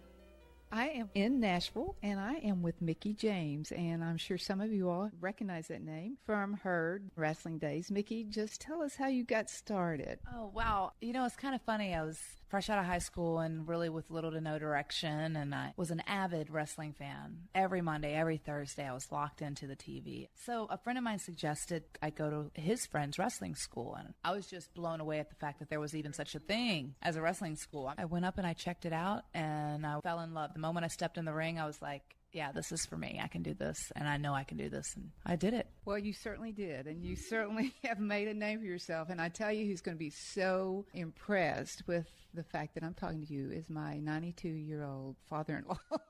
How long were you in the wrestling world? I started training in November 98. I had my first match. It was like an intergender tag match. It was March 99. It was a long road. It was a tedious road, and it was definitely a lot of fun. Oh, you know, I'm a young adult. I just hit, you know, what I thought was an adult. I was actually a big kid still. It was one of those things, you know, you just keep working and working and striving and just keep learning. I eventually got a contract in 2002. It was right before my birthday. Then I was sent to developmental for 3 years. And I sat in Louisville for 3 years and helped train a lot of people that went up way before me and made my debut finally October 2005. That was a surreal moment for me. Ran out and I'm like, this is it. This is it. I mean, I'm standing back there behind the curtain. And then they're like, go, go, go. And I went out there and I'm just like, I get chill bumps still thinking about it. And I was just like, wow, it's really happening. This is happening. You all have to be in excellent shape. I don't think people realize, and you're so petite, but just dynamite in the ring. And now you're venturing out in a new career, which is taking off like wildfire. You know, it's crazy because when I first started this and I said, you know, guys, I really, really want to do this. They're like, why in the world would you want to start from scratch on something when you've built yourself up so big in what you're doing right now? And I'm like, because I've always wanted to do this. My music career is something that's kind of taken on wings of its own. I like to say that because the name of the album is Strangers and Angels. It's kind of taken on wings of its own. And I've been brought into so many wonderful people in this industry and that have really helped me along the way and guide me and just encourage me and give me that positive support and that foundation that you need. It's just beautiful. And that, you know, the album, yeah, it just was released and it's just exciting. It's so exciting. I'm just blown away by the responses that I've got. Within the first day when it hit digital downloads, within the first day it was the 60 download in America. It was like number 24 in Canada, and it got all the way to number 4 in the UK. That's just unreal. It's unreal. You know, this is my debut album, first album ever, and that just goes to show, like, the support of my fans, what I like to call my James gang. Oh, I like that. Your James gang. It sounds outlawish. What style music are you? I'm country. I'm a country girl at heart. You know, I love country music. Now, some of your songs that I was listening to, though, had a little rock to it. And it's like, whoa, she could be a rocker, too. Yeah, I wouldn't consider myself to be traditional country. If you listen to the album, there's a little bit of jazzy blues feel in some of the tracks, or there's country rock. Yeah, I like that, because that suits it. That's great. We're going to take a short break, but What's Happening Goldie will be right back. You're listening to WHBN, The Rooster, 1420 AM and 99.5 FM.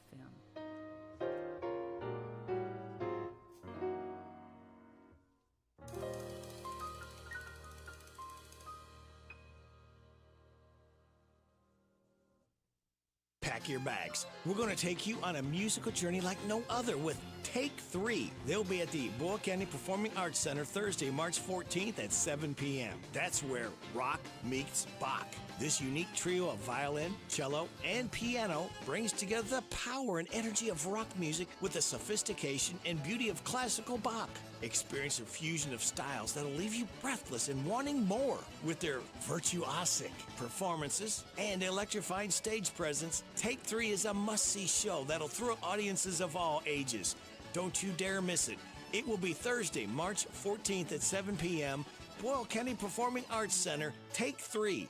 Classically infusing the favorites of the Beatles, Bieber, or Coldplay. Take 3 are nothing short of exhilarating and have electrified audiences for years. Take 3, Boyle County Performing Arts Center, Thursday, March 14th, 7 p.m. The Boyle County Performing Arts Center is located at 315 Cunningham Way, Boyle County Middle School. You're listening to WHBN, 1420 AM and 99.5 FM. And this is What's Happening, Goldie? Here's Mickey James.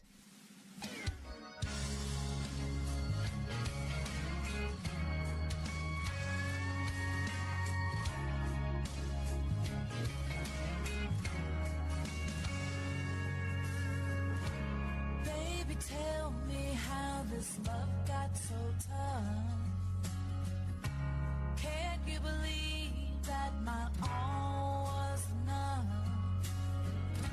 My heart is broken and my face is in my hands.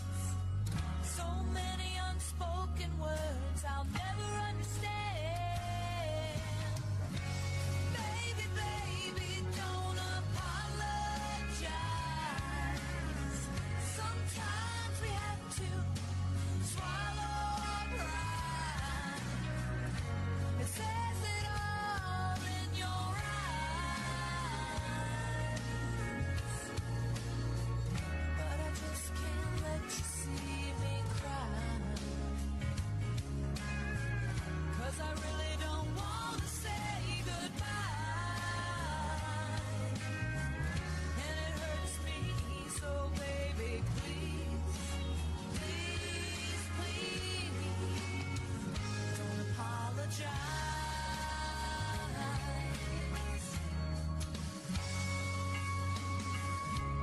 It's not easy, and I don't want to let go. But before I do, there's something you should know. Someday you'll look back and see what you've done. The life you missed out on could have been the one. Baby, baby, don't apologize. Sometimes we have to swallow our pride. It says it all in your eyes, but I just can't let you see me cry, 'cause I really don't want to say goodbye, and it hurts me, so baby, please, please, please, don't apologize. If I knew how it would end, I'd close that final chapter, doing it all over again, making my love last forever.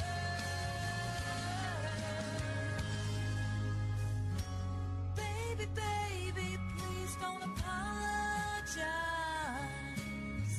Sometimes we have to swallow our pride. It says it all in your eyes, but I just can't let you see me cry, 'cause I really don't want to say goodbye, and it hurts me, so baby, please, please, please,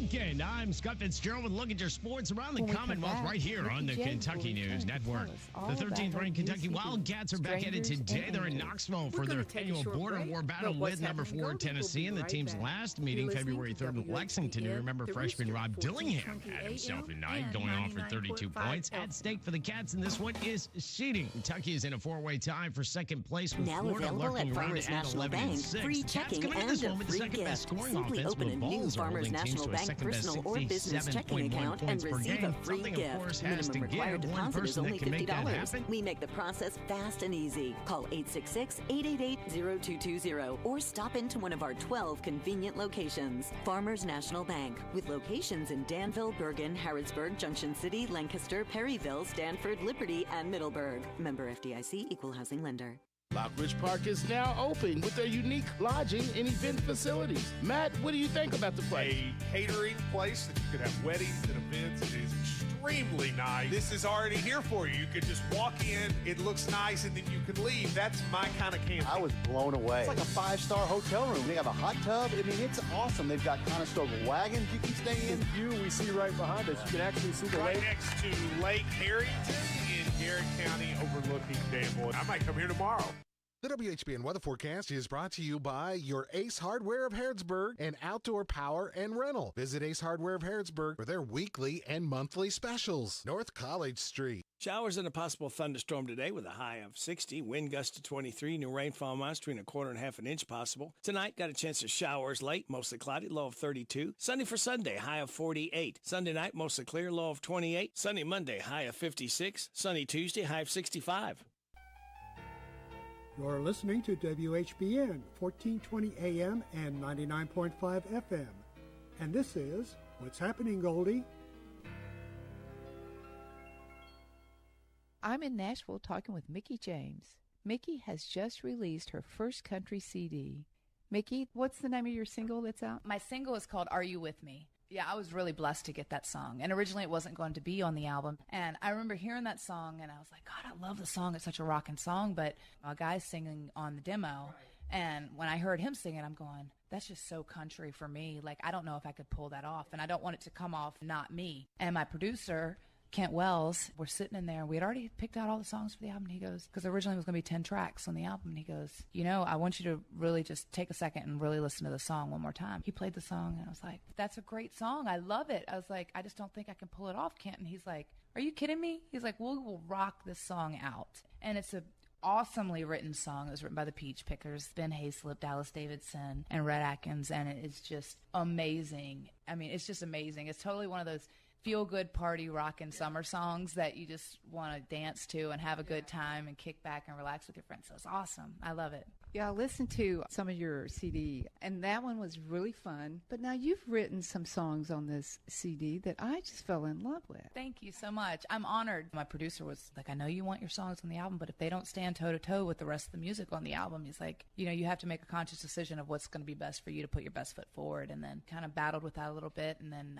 3 of the songs ended up making the cut. I'm very blessed on that. I got to write with 2 writers here in town, Brad Wolf and Don Goodman, and they worked with me on Hollywood Movie Moment. They also worked with me on No Good at Pretending. It's just funny because No Good at Pretending, I was driving to the gym and I pulled the car over and wrote that song down in like 5 minutes. Thing is, I don't play an instrument. Played violin for 5 years in high school. So I write to like beats in my head and melodies in my head. So they help me learn like a little bit of how the structure goes and how to make it work and flow and tell that story. And it was just beautiful. And then the Don't Apologize. I loved that one. When I was listening to that, I said, Ron, of course, Ron Browning's my brother and also Mickey's vocal coach. I said, who wrote that song? He said, Mickey did. I said, I love that one. When you write, does it come from personal experiences? Yes. We were on tour, probably 2.5-week tour in Europe. We were coming back from it. You know, we all go through our ups and downs, and I was pretty heartbroken at the time. And I was sitting on the plane, and I'm just, you know, you get lost in your thoughts and your thing, and I just wrote it down. It was a piece of my soul because I'm like writing what I want to say to this person and then writing it to this melody. And then I worked with an artist in Virginia, Tommy Wood, and he helped me out a lot, and we put it to the music. And what's great is that pretty much what I wrote is exactly how the song goes, and it's the one that I'm most passionate about because it's the one straight from my heart. every time I sing it, I can remember where I was when I wrote that and how I felt. It's a good thing because it's like one of those things that you can't go around apologizing for every little thing and that you do in life or whatever, and everything has its path and all things kind of work themselves out. The name of your CD is Strangers and Angels. How did it get that name? Strangers and Angels is actually a title of one of the tracks on the album. And it's funny, Christine Winslow, she works with Kent, my producer, and they had pitched the song for another one of their artists. So she kind of had it in the back. And while we were going to all these publishing companies and listening to music, she pulled it out of the woodwork somehow. I guess she came across and she goes, "Oh my God, you got to hear the song." The first time I listened to it, I mean, I had chill bumps. I still get chill bumps.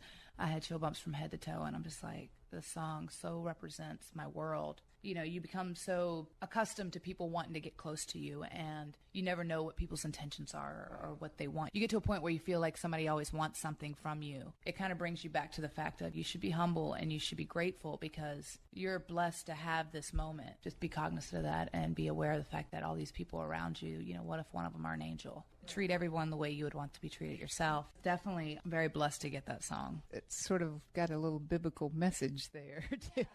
Now, who wrote the song? Chris Tompkins and Jess Cates and Cara DeGarado. It is really amazing. And I know the song was cut before, but I think I did it a little differently, and it poured my own style onto it. I thought it was the perfect track to name the album after, especially my debut album. Yeah, I think it was really cool. Mickey, my gosh, you have accomplished so much in such a young age. I mean, what are you, 12? I know you said you started when you were 8, but you look 12. Oh, thanks. No, I'm 30. You absolutely look great. You sound great, and you've had a career already, and now you are definitely on track to a brand new career that's just going to be dynamite. Thank you so much. How do you handle it all? Can you take us through a typical day for you? It depends on where I'm at and what I'm doing. I try to hit the gym every day. I'm probably in the gym about 2 hours. I definitely keep my family very close to me. They keep me humble. It's just nice to have them by my side because they've been there through the ups, through the downs.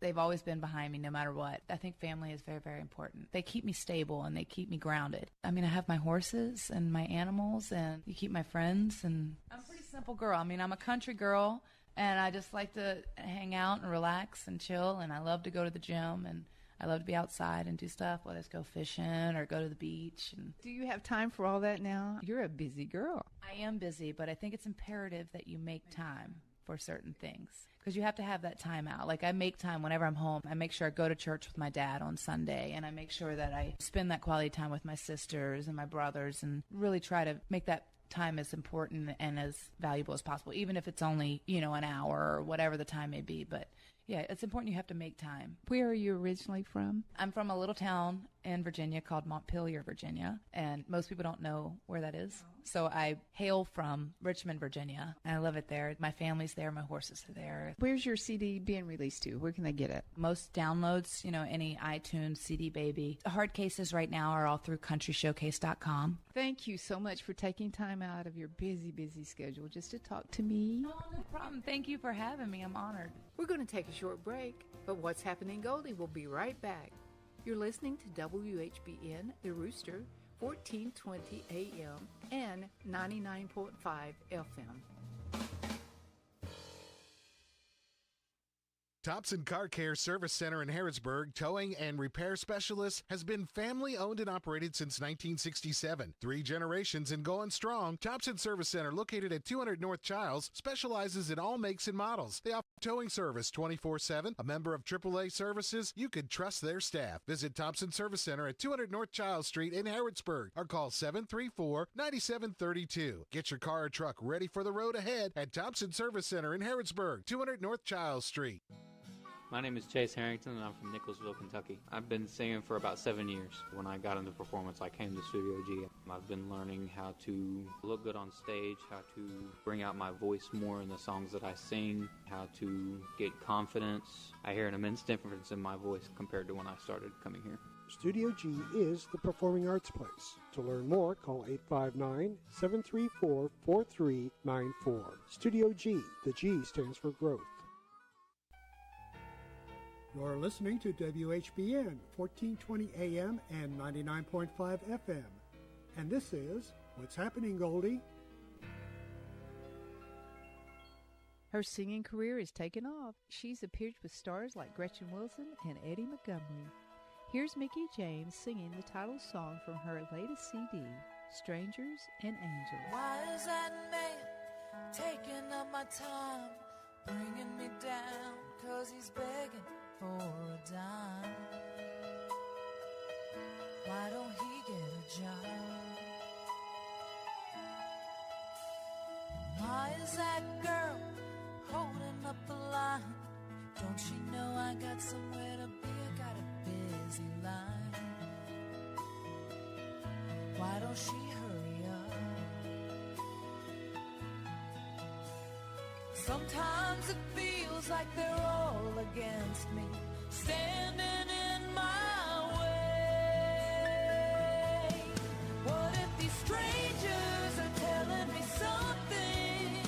Oh, I gotta slow up, I'm always in a rush. What if these strangers are really my lessons? And the little I have is gonna be enough. Maybe I should be thankful. Stop being so ungrateful for all of these strangers. 'Cause what if they're angels? What if they're angels from above? So what if those kids that are crossing the road are keeping me from somewhere I'm not yet supposed to go? And they're teaching me patience, patience. 'Cause we're all living like we're made to steal, like the clock ain't ticking away. So maybe these strangers are telling me something. Oh, I gotta slow up, I'm always in a rush. What if these strangers are really my lessons? And the little I have is gonna be enough. Maybe I should be thankful. Stop being so ungrateful for all of these strangers. What if they're angels? What if they're angels from above?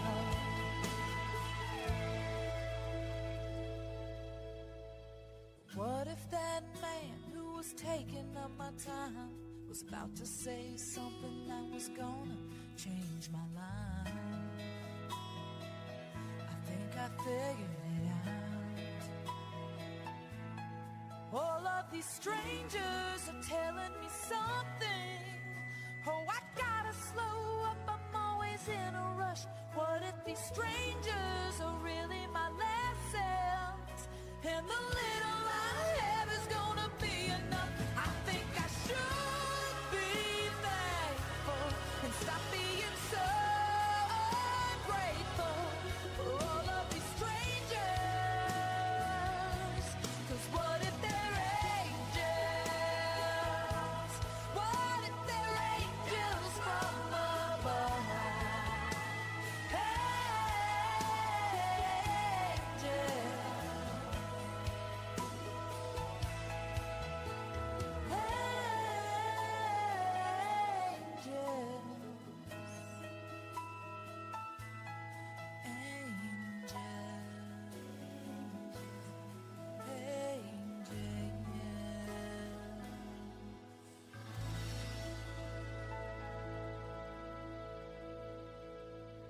Well, that's a wrap. We sure hope you enjoyed today's show, and we hope you join us again next week. Until then, I'm Goldie, and that's what's happening.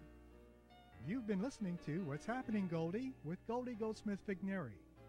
What's Happening, Goldie is produced at Studio G by Goldsmith Vigneri Productions.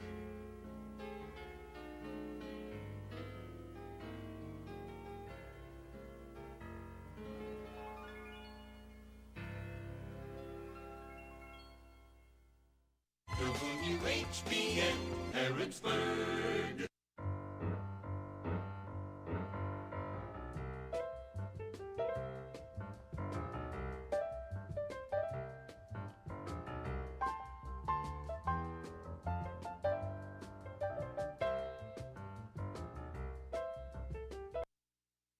This is WHBN Harrodsburg, The Rooster, broadcasting on AM 1420 and now FM 99.5. Now, the news. NBC News Radio, I'm Scott Carr. President Biden says he would sign a bill that would ban TikTok in the U.S., telling reporters Friday, if they pass it, I'll sign it. The bill would make TikTok's Chinese-owned parent company ByteDance divest itself from the app or face a ban in the U.S. This week, members of a House committee unanimously passed the bill.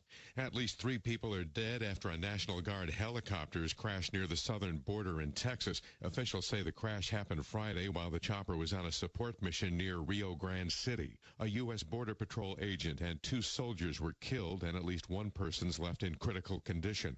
Former President Donald Trump has been meeting with the Hungarian Prime Minister Viktor Orban. The two met in Mar-a-Lago, Florida on Friday, although it's unclear what they discussed. President Biden was quick to criticize the meeting when he spoke in Pennsylvania the same day, reminding voters Orban, quote, stated flatly he doesn't think democracy works.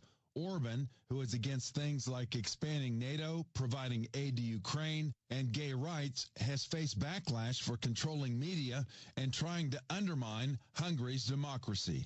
I'm Jim Forbes. A United Airlines flight's been forced to make an emergency landing in Los Angeles after a reported hydraulics issue. The airline says the flight, which was bound for Mexico City, landed safely. This after a United Airlines flight lost a wheel during a takeoff from San Francisco. There were no winners of last night's massive Mega Millions grand prize jackpot. With no winner, the jackpot rolls over to a Tuesday night drawing worth $735 million. Ahead of that, tonight's Powerball drawing will have a jackpot worth well over $500 million. A jackpot win would be worth $521 million. That works out to just shy of $255 million for winners taking a cash option. Scott Carr, NBC News Radio. Your adventure awaits at the Kentucky Horse Park. Experience live horse presentations, meet retired racing legends, and get up close to unique breeds from around the world. Dive into equine history at the park's International Museum of the Horse. And for a truly immersive experience, get in the saddle for a scenic horseback ride. With activities for every age, the Kentucky Horse Park promises an unforgettable journey for all. Plan your trip by visiting kyhorsepark.com. That's kyhorsepark.com. Do you know what red flags to look for when considering an investment opportunity? Fraudulent sellers might make unsolicited contact, tell you everyone is buying it, and pressure you to invest right now. They make hefty promises over the phone, but never put them in writing. At the Department of Financial Institutions, we have a saying. If it sounds too good to be true, it probably is. We're on a mission to educate Team Kentucky and protect your hard-earned dollars. Visit us online at kfi.ky.gov for more information. Ratings show over 27 million people tuned in to watch President Biden's State of the Union address Thursday. Fox News had the largest audience with nearly 6 million people watching. ABC averaged just over 5 million viewers, while around 4 million each tuned in to NBC, CBS, and MSNBC. The numbers were about the same as those who watched Biden's State of the Union last year. Surveys show tonight you'll likely lose an hour of sleep. John Fink shares some history of daylight saving time. It's time for daylight saving time. The first modern version of DST was proposed in 1895 by an entomologist in New Zealand. He suggested a 2-hour shift so he could observe insects more easily after his shift work job. More recently, several states, including California, have voted to keep us in standard time permanently. Those measures have either stalled or expired because they rely on coordination with neighboring states. The Sunshine Protection Act would have stopped the time change at the federal level in 2022. It passed the Senate but failed in the House. I'm John Fink. A group of scientists who study the weather are now linking California's recent epic snowfall to climate change. Nika Magahis has more. Dr. Andrew Jones with Lawrence Berkeley National Laboratory says a cold mass of air that moved down from the Bering Strait picked up heat and moisture as it moved across the Pacific Ocean. The higher temperatures in the ocean and air allowed the atmosphere to hold more water. The result, a warmer, wetter storm that was still below freezing, but dumped up to 10 feet of snow across the Tahoe Basin. Jones adds that the warmer weather could mean snow might melt faster than usual. A new 63-page report from the Pentagon says there's no evidence the U.S. has covered up the existence of UFOs. The report on unidentified anomalous phenomena says investigative efforts have determined most sightings have been the result of misidentification of ordinary objects and phenomena. It also concedes that many Americans are unlikely to change their belief in UFOs. Scott Carr, NBC News Radio. This is a Hometown Radio Network information update. The Kentucky Transportation Cabinet has begun their scheduled aerial survey activities for US 27 from Kentucky 34 to the proposed Lancaster bypass. That survey work will be done between mile points 5.2 and 10.3, with the majority of the operations taking place off the roadway in the shoulder areas. This may affect travel through the area while the survey operations are going on. It'll take place between 7 in the morning and 6:30 in the evening, Mondays through Fridays. Jessamine County Animal Care and Control is investigating after 25 cows were found dead earlier this week on a property. It happened at a property on Stevens Lane. Officials say that it's an active investigation and that no other details will be released at this time regarding the findings. Reporting for the Hometown Radio Network, I'm Joe Mathis. Pack your bags. We're going to take you on a musical journey like no other with Take 3. They'll be at the Boyle County Performing Arts Center Thursday, March 14th at 7 p.m. That's where rock meets Bach. This unique trio of violin, cello, and piano brings together the power and energy of rock music with the sophistication and beauty of classical Bach. Experience a fusion of styles that'll leave you breathless and wanting more. With their virtuosic performances and electrifying stage presence, Take 3 is a must-see show that'll thrill audiences of all ages. Don't you dare miss it. It will be Thursday, March 14th at 7 p.m. Boyle County Performing Arts Center, Take 3. Classically infusing the favorites of the Beatles, Bieber, or Coldplay. Take 3 are nothing short of exhilarating and have electrified audiences for years. Take 3, Boyle County Performing Arts Center, Thursday, March 14th, 7 p.m. The Boyle County Performing Arts Center is located at 315 Cunningham Way, Boyle County Middle School. Danville's deal maker, Bob Allen. Lease and save at Bob Allen Chevrolet. Lease a new 24 Chevrolet Equinox LS front-wheel drive for only $239 per month for 36 months. $41.99 plus first payment, taxes, and fees due at signing. 10,000 lease miles per year. Stock M24 146 must be a current leasee. Bob Allen Chevrolet on Maple Avenue in Danville, or shop online anytime at boballenmotormall.com. Together, let's drive. It's 9:07. The WHBN weather forecast is brought to you by Arnold Family MedSave Pharmacy, saving you on all your prescription drugs. Located on South College Street across from Pizza Hut. Arnold Family MedSave Pharmacy. Showers and a possible thunderstorm today with a high of 60. Wind gust to 23. New rainfall amounts between a quarter and half an inch possible. Tonight, got a chance of showers late, mostly cloudy, low of 32. Sunday for Sunday, high of 48. Sunday night, mostly clear, low of 28. Sunday, Monday, high of 56. Sunny Tuesday, high of 65. It's time once again for Breakfast with the Basketball Coaches and Players, live from the old bus station restaurant on South Greenville Street. Breakfast with the Coaches is brought to you by Farmers National Bank, Jamie Dunn Shelter Insurance, 101 Business Solutions, The Big Deals online store at HometownLive.net, and the old bus station restaurant. Now let's go out live to the old bus station restaurant. All right, and good morning. Welcome in to the old bus station restaurant here in Harrodsburg. Downtown Harrodsburg. Breakfast with the Basketball Coaches show. Sitting out on the patio this morning, not too bad, as the inside restaurant is filled up with folks enjoying the good food and camaraderie and meeting with all their friends in there. So we are joined this morning as Gary Cherry and Todd Davis here, joined this morning by Mercer County head boys basketball coach Keith Adkins, and glad he could stop in this morning after a big victory the other night in the opening round of the 12th Region Boys Tournament over Southwestern. And Coach, congratulations first. Obviously, we were kind of hanging around, hoping we might get a chance to talk to you after the game the other night, but I know y'all had the other things you had to get to and do, and but big win for the Titans.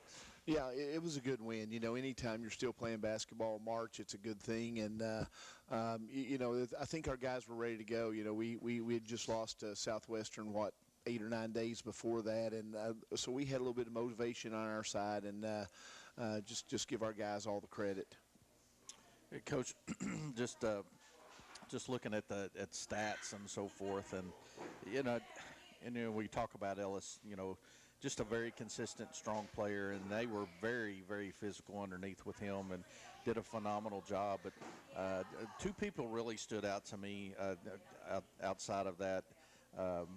One was John Perry. It was kind of a sneaky one, and ended up leading the team with 17. But the one that was really sneaky was Jackson Dowdy. He come in, and I know you've mentioned before that he's come a long way here towards the end of the season, but seemed to pass up some opportunities, I thought, in the first half or early on, and then he finally started shooting and come off with a big three at a critical time. Yeah, and as a coach, I will also point out the crazy 15-foot runner he took with 2 minutes to go when we could have taken 45 seconds more off the clock. But we'll let him slide on that now that it's over. Jackson has played really well the last month of the season, and just can't say enough about what that means to us to have a guy coming off the bench that, look at all the positives he brings. Shooting the basketball, he'll make some shots. He makes two. He makes a nice drive along the baseline in the second half and finishes. Then we put in a little wrinkle to one of our plays where he came off a little back screen and scored. It typically makes his free throws. I think he was 1 of 2 the other night. But the biggest thing is he comes off the bench, and along with all the positives, there are no negatives. Sometimes, you got a guy that comes off the bench and maybe you sacrifice some offense for some defense or vice versa.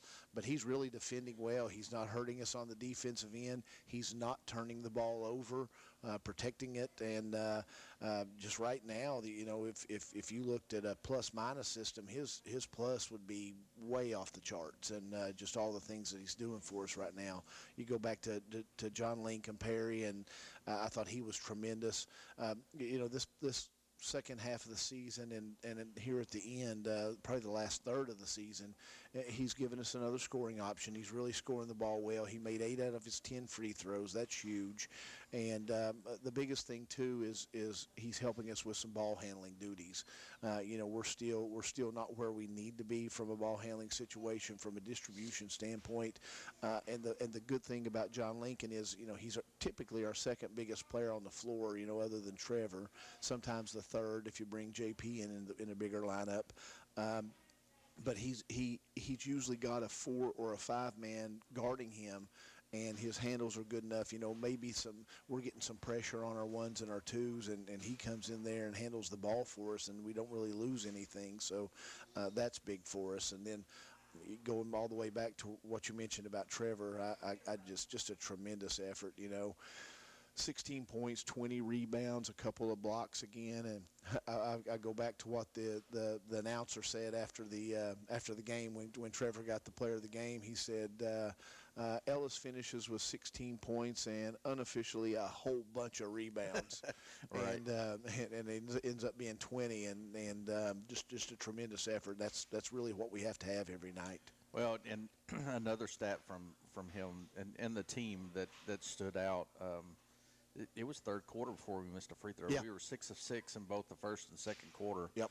And I think 1 of 1 so it took that second shot in the third quarter before we missed a free throw. So the free throwing percentage has increased dramatically here in the last little bit too, which is critical at this time of year. Yeah, he's put a lot of time into it. I think I look at that as one of the things we've really improved upon is our free throw shooting. We were just abysmal starting the season, and Trevor was not very good either. Had some rough games, but all of a sudden he's put some work into it. He's taken some pride in it, and 8 of 8 for him from the line. Combined, he and John Lincoln were 16 of 18. And then the team was 24 for 29. So just, when you can do that in postseason play, you get a lead and you can make your free throws, you feel pretty good about your chances. Oh, yeah, and that's the thing. The majority of the misses came in the third quarter, not at the end of the game. Yeah. And that's where it's really needed the most. Absolutely. Caleb Murray's getting to the line quite a few times. Andrew Tatum stepped up. I think he was 4 for 4. And when you've got a primary ball handler that makes his free throws, it just really makes you feel better about the end of a game and end of game situations. Yep. You know, I want to go back to what you were talking about on that wrinkle that you put in, where Todd and I were setting, and we had saw from our vantage point a couple times you ran it where Trevor was out on, like, I think the left wing. Yep. And the ball reversed the other side, and he dove to the right block. Yep. Scored on a play one time, came back, ran the same play, and it was like he got there, and then he turned and went and set that back screen on Jackson. And I was like, oh, wow, we're setting a back screen on a guard rolling to the basket. But, I mean, do you see things like that you put in? How often do you add stuff like that into your offense? Just about every game. Yeah. You know, I'll be honest with you. You know, I've got a play card that's probably got 20 to 22 set plays in it. We may get to 8 to 10 of those in a game and run a couple of them. You feel good about it. You'll run one in the first quarter. You may run at the end of the second or in the third quarter. Try not to run things too many times unless it's a continuity set. We've got a little flex action that we'll run over and over again, but that continues to just move. You know, when we go watch game film, when I sit down and look at things, you know, just kind of see where like, you know, I just noticed that for most of our opponents, as Trevor comes off that back screen, the guard just relaxes and stands there. Yeah. So I'm like, you know, if we run him off there, bring him back to screen again, you know nobody's going to leave Trevor. His man's not going to leave, so that guy should hypothetically be open. And lo and behold, it worked. And it just makes you feel good when some of the stuff, you know, it gives you some validity with the players. You know, that they look at you and say, man, you know, coach is working hard and the staff's looking hard to find some things that may give us advantages. And when your stuff works, it not only you know, gets a score and helps you out, but the guys look at it and say, you know, hey, you know, feel good about what we're doing from an X and O standpoint. Exactly. So defensively, and I heard several comments, you know, as we were leaving, talking to, you know, Titan fans and so forth, just how impressed they were with the defense. And, you know, I thought they, again, I think it's one of those where they consistently show improvement every game. And so it was very, very intense. But did I see you go to a box and one at one time? Yes. So yeah, I mean, it looked like it. And but, you know, to shut Hudson down like they did until – you know, he was able to get some points there at the end, and what I consider prayer shots. He's shooting it from 5-6 steps behind the 3-point line and so forth. And he finally found that range, but they did just a phenomenal job on it, and very frustrating for him. You could see it on his face. Yeah, he had 26 against us in the first game at their place, and we had no answer. And you know, he's one of those guys that I always call the guy that can shoot it, has no conscience, and green light from the bench. That's the hardest guy to guard, because, you know, when they get rolling, there's really nothing you can do. You know, Caleb Murray's an excellent defender. Andrew Tatum's an excellent defender. John Lincoln Perry, those are the primary guys that would have guarded him, and I think Caleb had him most of the time. And every time it seemed like we were ready to pull away and call it a night, he would hit just a shot where you're shaking your head. And he's a talented offensive kid, scores at all three levels. He gets to the rim pretty well, really athletic kid. Mid-range, he got us the other day, and then from the three, you know, he can hurt you. But I think the biggest thing that, you know, going back to our defense, it just comes down to competition, just competing, because, you know, we've done a good job of showing them, you know, concepts and philosophy from a defensive standpoint. And now all you got to get is the effort. And you know, our guys typically, give us an honest effort. And, you know, I say this a million times, we are not going to be at any point this year a great offensive team. We're not built that way. We don't have that type of team where we can go out and get 70 when we want it. I mean, if we get to 60, man, we're flying. And we're hard to beat if we get to 60. And that's not very many. But, you know, you look at a great team like DCA we were talking about a couple minutes ago. They average 52.6 points per game. and they're one of the top 20, 25 teams in the state, and they average 52.6. They build their program on defense, and we do the same. And we did go to a boxing one there for a couple minutes, and we didn't think there were a lot of guys looking for shots on the floor for them. There definitely weren't a lot of guys on there we thought could hurt us from the perimeter. So we said, hey, let's just eliminate Hudson, and that'll at least make them take 30, 35, 40 seconds to run an offense against a boxing one.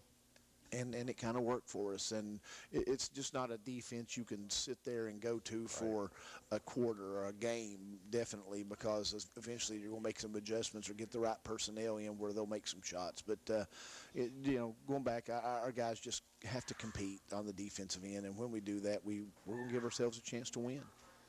I thought what you were talking about with Hudson, there was times there where you guys were Tatum or Jackson Dowdy were coming and double teaming him, making him give the ball up. And then there towards late third quarter, some point in time, you could kind of see it in his face when he was holding the ball. He was like 5 steps behind the three-point line thinking, this might be the best shot I'm going to get all night. I'm thinking about taking it here because that was just the pressure you guys were putting on him, and I think that was a big key for you. Yeah, and we don't like to do boxing one. I mean, that's the first time this year we've done anything like that. Our talent's good enough, our size and our athleticism, our competition level, all those things are good enough. But when you get into the postseason and it's do or die, you may pull out some things you haven't done. And we haven't run and jump a whole lot this year either, but we saw a couple opportunities against Trinity Christian in the district tournament, and then we worked on it a couple times in practice. Said, hey, if this kid gets going, we're just going to get it out of his hands. So number 4 for them, their little point guard, had only attempted 61 shots in 31 games this season. So he's not looking to shoot, and if he might make one here and there, he end up making a 3 against us. And I told our guys, you know what? If he's shooting, that means that Hudson's not. So we'll just run and get it out of his hands, and then we'll adjust behind you and make our rotation. So and our guys do a good job of picking up new concepts and new things. They've got some basketball savvy about them, and they understand what we're trying to do in those situations. I noticed on Hibbard you backed way off, and you're almost daring him to shoot. And I think he nailed 1 3 early on, but you could tell he wasn't in his comfort zone either. No, and that's not part of their offense. That's not part of his role. And anytime you can make teams just simply go outside of what they typically do and look for shots that they don't typically take, and play in a manner which they don't typically play, you're going to have some success. And teams sometimes will press or do certain things. A lot of teams will play zone out of bounds just so they don't have to go scouting report against teams out of bounds plays. So we just knew that Hibbard was not – he's not a great shooter. He's a nice little player, but not a great shooter, and he's very uncomfortable looking for shots. You saw he didn't want to, but finally we made him, and I think he ended up one of 3 or 1 of 4, and kind of plays into our hands. Good deal. All right, well, the food has arrived here. Let's take a break. Let this gentleman eat on their breakfast. Jason, let's take a break. We'll send it back to you. You're listening to Breakfast with the Basketball Coaches Show from the Old Bus Station. Wake up to a treat that's more than cereal. Beautiful morning. Big Deals Online Store is throwing a breakfast party. Break away from your boring breakfast routine with Wendy's new breakfast burrito. Visit hometownlive.net's Big Deals Online Store and click the link to enter the Wendy's Breakfast Bash giveaway. A scrumptious mix of breakfast burritos, seasoned fries, and more are up for grabs. You could win a Wendy's breakfast party for 25 people in your office from Wendy's and Hometown Radio Network. Enter now at hometownlive.net. Click on the Big Deals Online Store link. You'll feel sunny side up all day long. Beautiful morning. No purchase necessary to register. Sign up once a day to increase your odds to win. Winner drawn on March 11th. It's going to be a delicious good time. Farmers National Bank has been helping local businesses since 1879. We offer checking accounts to fit your business's needs. Farmers National Bank accounts have many free services, and we can help your business save money and grow. Call us at 866-888-0220 and ask for Bob Boffman, who can give you a free review. Farmers National Bank, your lifetime bank. Member FDIC, Equal Housing Lender. After I drop the kids off, I have to run across town for a meeting, hit the gym during lunch. Jake has soccer tonight, and Emily has gymnastics? Oh, did I turn on the crock pot this morning? With a never-ending to-do list, it's easy to forget something important, like setting up a life insurance plan with Shelter Insurance. Your local Shelter agent can show you how to create a safety net for your family. Shelter Life Insurance Company, Columbia, Missouri. I'm Jamie Dunn, your local Shelter Insurance agent. We're your shield, we're your shelter. As a business owner, you carry the weight of your company on your shoulders and know that time is money. Let 101 lift some of that weight by ordering your office supplies, keeping your printers printing, and managing your supply closet, all at no cost. 101 is ready to go to work for you. Call them and get an appointment with one of their consultants. Visit them on the web at come101.com. That's come, T-O-101.com, or call them at 734-3536. Or visit them at the Harrodsburg Herald.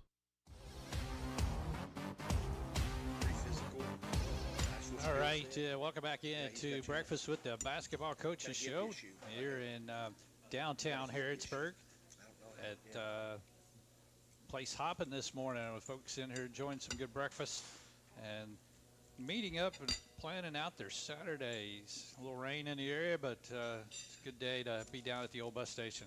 Cover some scores real quick from some games last night. 5th region action at Dare County defeated North Hardin.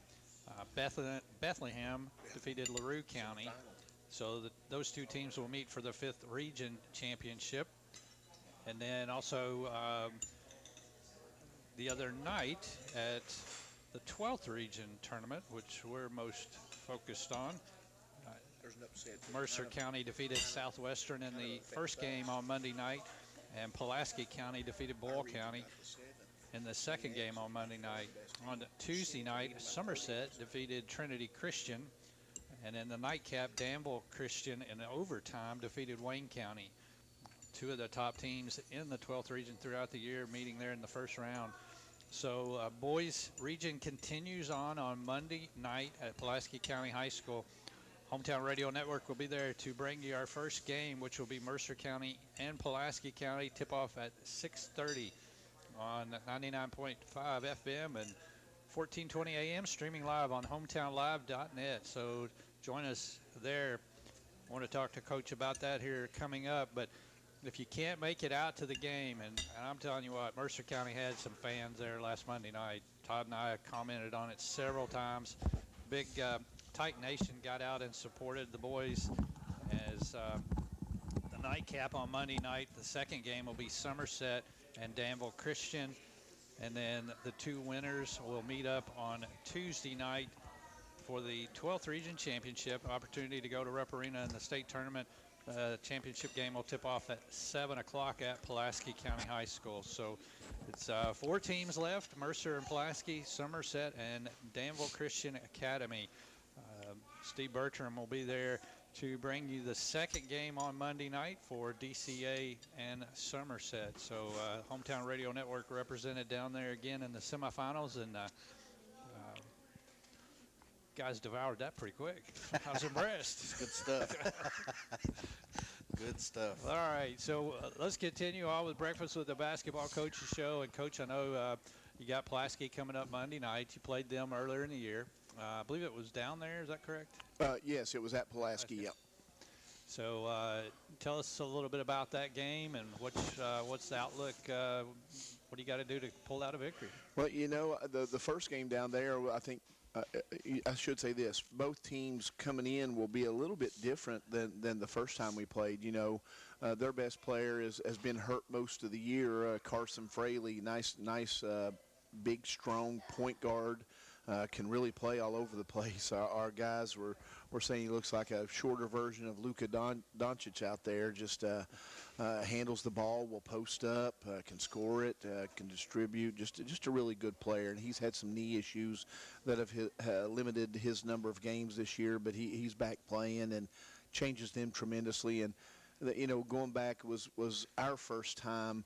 That was our first game. The first time we played him, we had gone through some personnel changes as well, and we're adjusting to some new faces and some faces that were with us that aren't anymore. So. Ashton played in that game, but he was still on a very, very limited minutes restriction. So he's back full go now, and so I think both teams are different, but our concepts stay the same. They're physical. They every one of them shoot it, every one of them handle it, every one of them pass it. So that makes them difficult to defend and getting our matchups right. They're really a lot of very similar players. They've got a kid named Idlewine.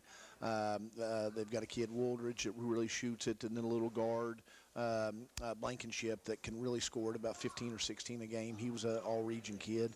And just a good basketball team. Not overly big, not overly athletic, but extremely physical and really, really skilled. So I think it's one of those games. I think it'll be low scoring, of course, because both teams are going to emphasize defense. Right. I think both teams will take care of the ball. I don't think there'll be a ton of turnovers, but I think that game will really come down to who makes some shots and who makes the fewest mistakes. I really believe that will come into play and be very important. Well, Coach, I was looking at the stats from the last time you faced off with them. You mentioned Idlewine and Wooldridge and Blankenship, but and Zach Anderson. Yep. 12 points, 11 points, 10 points, 10 points, just very evenly distributed across the team. And do you feel like that's – and again, you got Fraley coming yep. on that's different. And do you anticipate that same style, I guess, that where things are – they're evenly distributed, or is Fraley one of those that kind of tries to, I guess, take over the game? So well, he may try to take over the game, but it's not necessarily going to be from a scoring standpoint. I mean, he's going to have the ball in his hands most of the time, makes really good decisions, and you just can't underestimate how strong that kid is. I mean, he's just he's a little bit out of shape. From not playing many games this year, and he's still working his way through that, kind of like Ashton is. And at the same time, he's a big, strong kid. Like I said, they will post him up against Trevor. I mean, they will bring him out on the floor against Andrew. I mean, it doesn't. You look at it and say, well, so there's a mismatch one way or the other, and there's really not. He'll play any position, and he will. One way or another, he'll control the basketball game for them. If he doesn't shoot it, he'll determine who does shoot it. And just a good player, only a sophomore, so has a bright future if he can get him back in health. And the hard thing for us about Pulaski is there's really not that guy that you can not guard. And typically on a high school team, you're going to have a guy out there that we can just let roam around, and Trevor can stand in the paint and change things there. And for 1 through 6, if anything, Fraley's probably the least of the 3-point shooters of the top 6 guys that they have. So we're going to have to really be good defensively, talk about some things, and be a little bit different concept-wise in this one. So talking about that a little bit, and last year the boys region was at Lincoln County, and where we do our radio broadcast, we're right up above there on the end zone. And I remember Pulaski beat Mercer out last year, and it seemed like there in the second half, Fraley just took the ball and backed down almost the whole game and backed the defender down in the paint. Somebody come double team, he would kick it out to the wing and for threes or whatever. But just a very talented, big-bodied kid that kind of controls where he wants to go with the basketball. And Mercer had a little bit of trouble guarding him last year there, and that kind of hurt us, I think, in the second half of that game. But I do remember they had some shooters on the outside too as well. So it's a tough matchup, especially playing at their home place. Yeah, and we talked about that yesterday with our guys. We want to go in there with a humble attitude. We don't want to go in there and throw gas on the fire. We want to play with extreme confidence, but at the same time, we don't want to we don't want to poke the bear, if you will, and kind of get that crowd involved. We'd like for it to be just an ordinary game where there's not a lot of runs and there's not a lot of emotion involved, except with your own team. And he going back to Fraley, he's an unselfish player. He's not going to go out there looking for shots, but he'll find his. Then you've got Wooldridge, almost 40%. Blankenship, almost 40%. Gavin Cook, almost 40%. And then another one, I think you've got Idlewine's over 30. Then you've got it's just a lot of shooters out there, a lot of places you've got to cover. And the good thing is I don't think it will be a high-scoring game. I think it's going to be a relatively low-scoring game, and I think at the end it'll just come down to execution and who makes the fewest mistakes. Well, Coach, just I'm looking at the other bracket, Somerset and DCA, and talking again, DCA is one of the top teams in the state, and so forth, and to see the score of the Bull County game, as far as against Pulaski and what they did against DCA in the district championship, and it seemed Blair, Coach Pittman made a comment one night that Bull seemed to be DCA's kryptonite, and so what do you think it is about? Well, I think Boyle has a mentality. I mean, they've got a bunch of football players, and they've got that football mentality. They're tough kids, and I don't think they back down one single bit. You've got the big driver kid, the younger one in the post. That's he's not 6'10", 6'11" like the kids from DCA, but he's 6'7", and he's a nice player. I haven't seen the film, but supposedly he went after the big guys. And if you go in timid, you go in soft against those guys, they're going to block your shot, or they're at least going to change it a great deal. But supposedly he went right through them, and you have to do that. As crazy as that sounds, you've got to go to their body to get some leverage. And then you've got Brown and Montavian, Quisenberry, and Guy Turner. Kids that can make some shots, and that's why. I don't know how Somerset and DCA will come out really at this point. I don't care. We've got some bigger fish to fry, but right. At the same time, Somerset can do one thing that I think you have to against DCA, and that's make shots from the perimeter.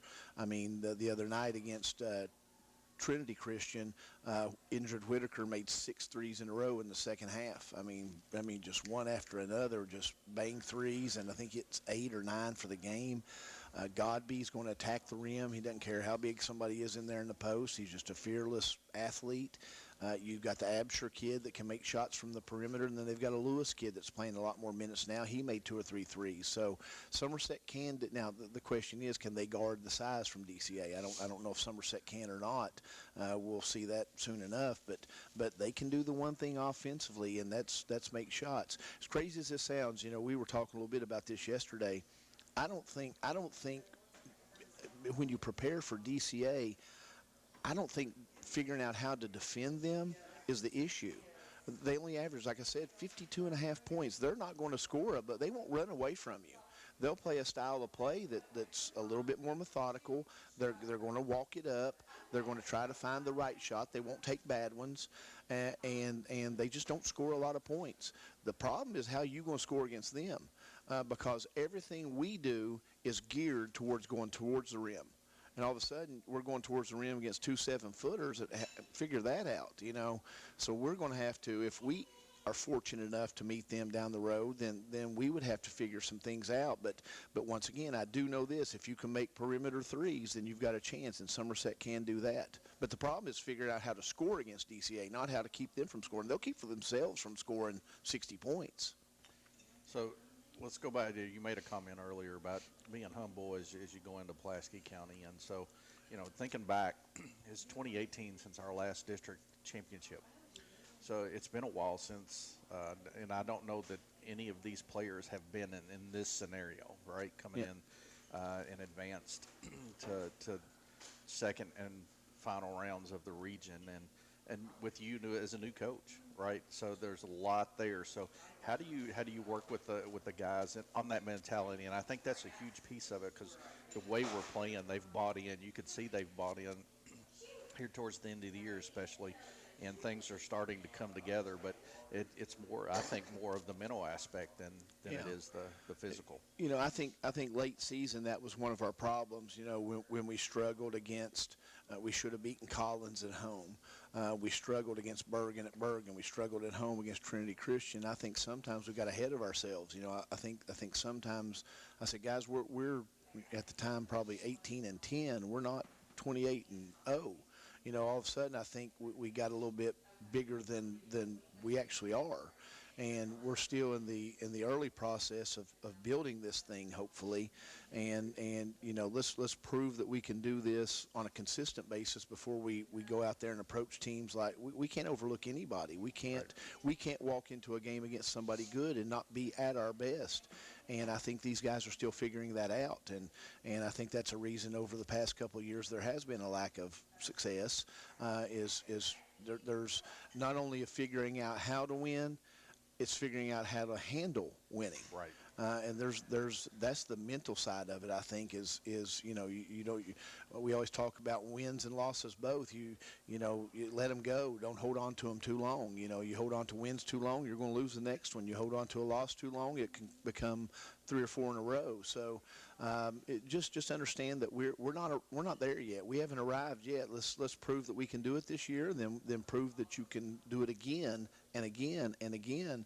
And you know, just being able to handle winning more so than learn how to win. All right, Coach, we really appreciate you. Thank you, guys. Everything you've done, great season for the Titans. Hopefully we can continue this on. We'll be there Monday night. Best of luck to you and the boys as you take on Pulaski County, 6:30 Monday night on the Hometown Radio Network. And let's take our final break, and we'll come back and be joined by Coach Spivey here. You're listening to Breakfast with the Basketball Coaches at the Old Bus Station. Wake up to a treat that's more than cereal. Beautiful morning. Big Deals Online Store is throwing a breakfast party. Break away from your boring breakfast routine with Wendy's new breakfast burrito. Visit hometownlive.net's Big Deals Online Store and click the link to enter the Wendy's Breakfast Bash giveaway. A scrumptious mix of breakfast burritos, seasoned fries, and more are up for grabs. You could win a Wendy's breakfast party for 25 people in your office from Wendy's and Hometown Radio Network. Enter now at hometownlive.net. Click on the Big Deals Online Store link. You'll feel sunny side up all day long. Beautiful morning. No purchase necessary to register. Sign up once a day to increase your odds to win. Winner drawn on March 11th. It's going to be a delicious good time. What makes Whitaker Bank uniquely Kentucky? With a wide range of products and services, we are here to provide you friendly, expert service for all of your banking needs. This is Rita McIntyre. I'm the relationship banker for Boyle, Garrett, and Mercer counties. As part of your community, we are committed to building solid, long-term relationships. Call me at 859-733-4963. Let us show you what uniquely Kentucky means. Whitaker Bank, uniquely Kentucky, member FDIC, and equal housing lender. Congratulations, you're having a little girl. At that moment, everything changed. Our hopes and dreams for ourselves were instantly replaced by our hopes and dreams for her. We got life insurance policies from Shelter Insurance, so that regardless of what life throws at us, we'll still be able to provide the world to her. Shelter Life Insurance Company, Columbia, Missouri. I'm Jamie Dunn, your local Shelter Insurance agent. We're your shield, we're your shelter.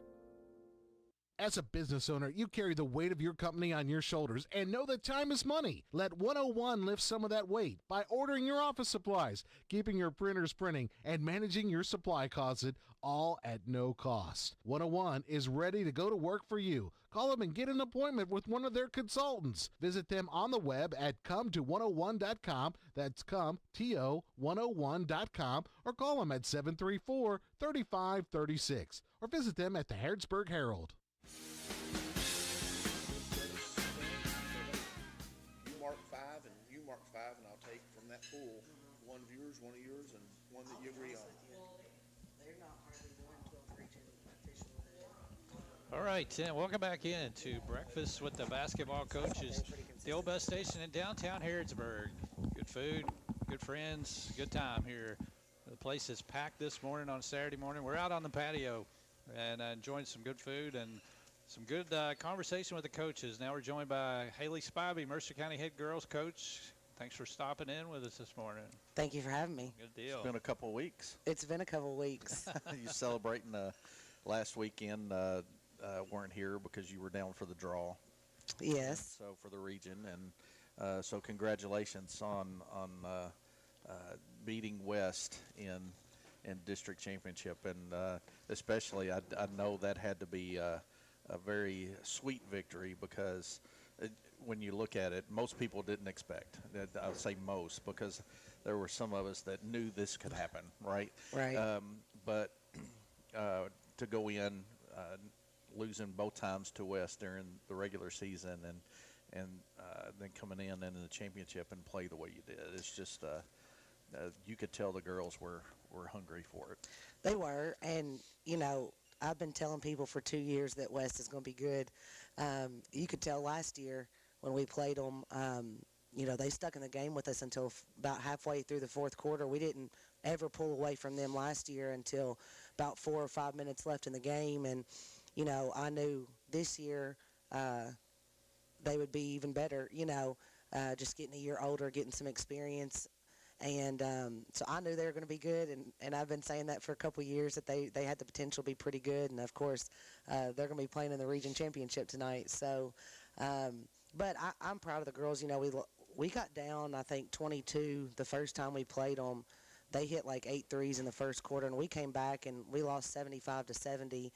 And then the second time we played them, we kind of adjusted our defense and said, we're going to have to defend. We can't give up 75 points. And we held on to, I think, 52, but we only scored 42. So then, we had to go back to the drawing board and say, okay, our defense was good, but what are we going to do offensively to score? And so, they play a really good 2-3 zone, and we watched a lot of film, and we added some new offense in of how to attack their zone in the middle and on the short corner, and it worked, and they battled, and I think that we got ourselves that 11-point lead, and they came back and tied it up, but I think that we had gotten that lead, and so it allowed us some breathing room a little bit, and so I'm just extremely proud that they were able to pull out a win in the district tournament, and it showed kind of their growth all season, and that they were,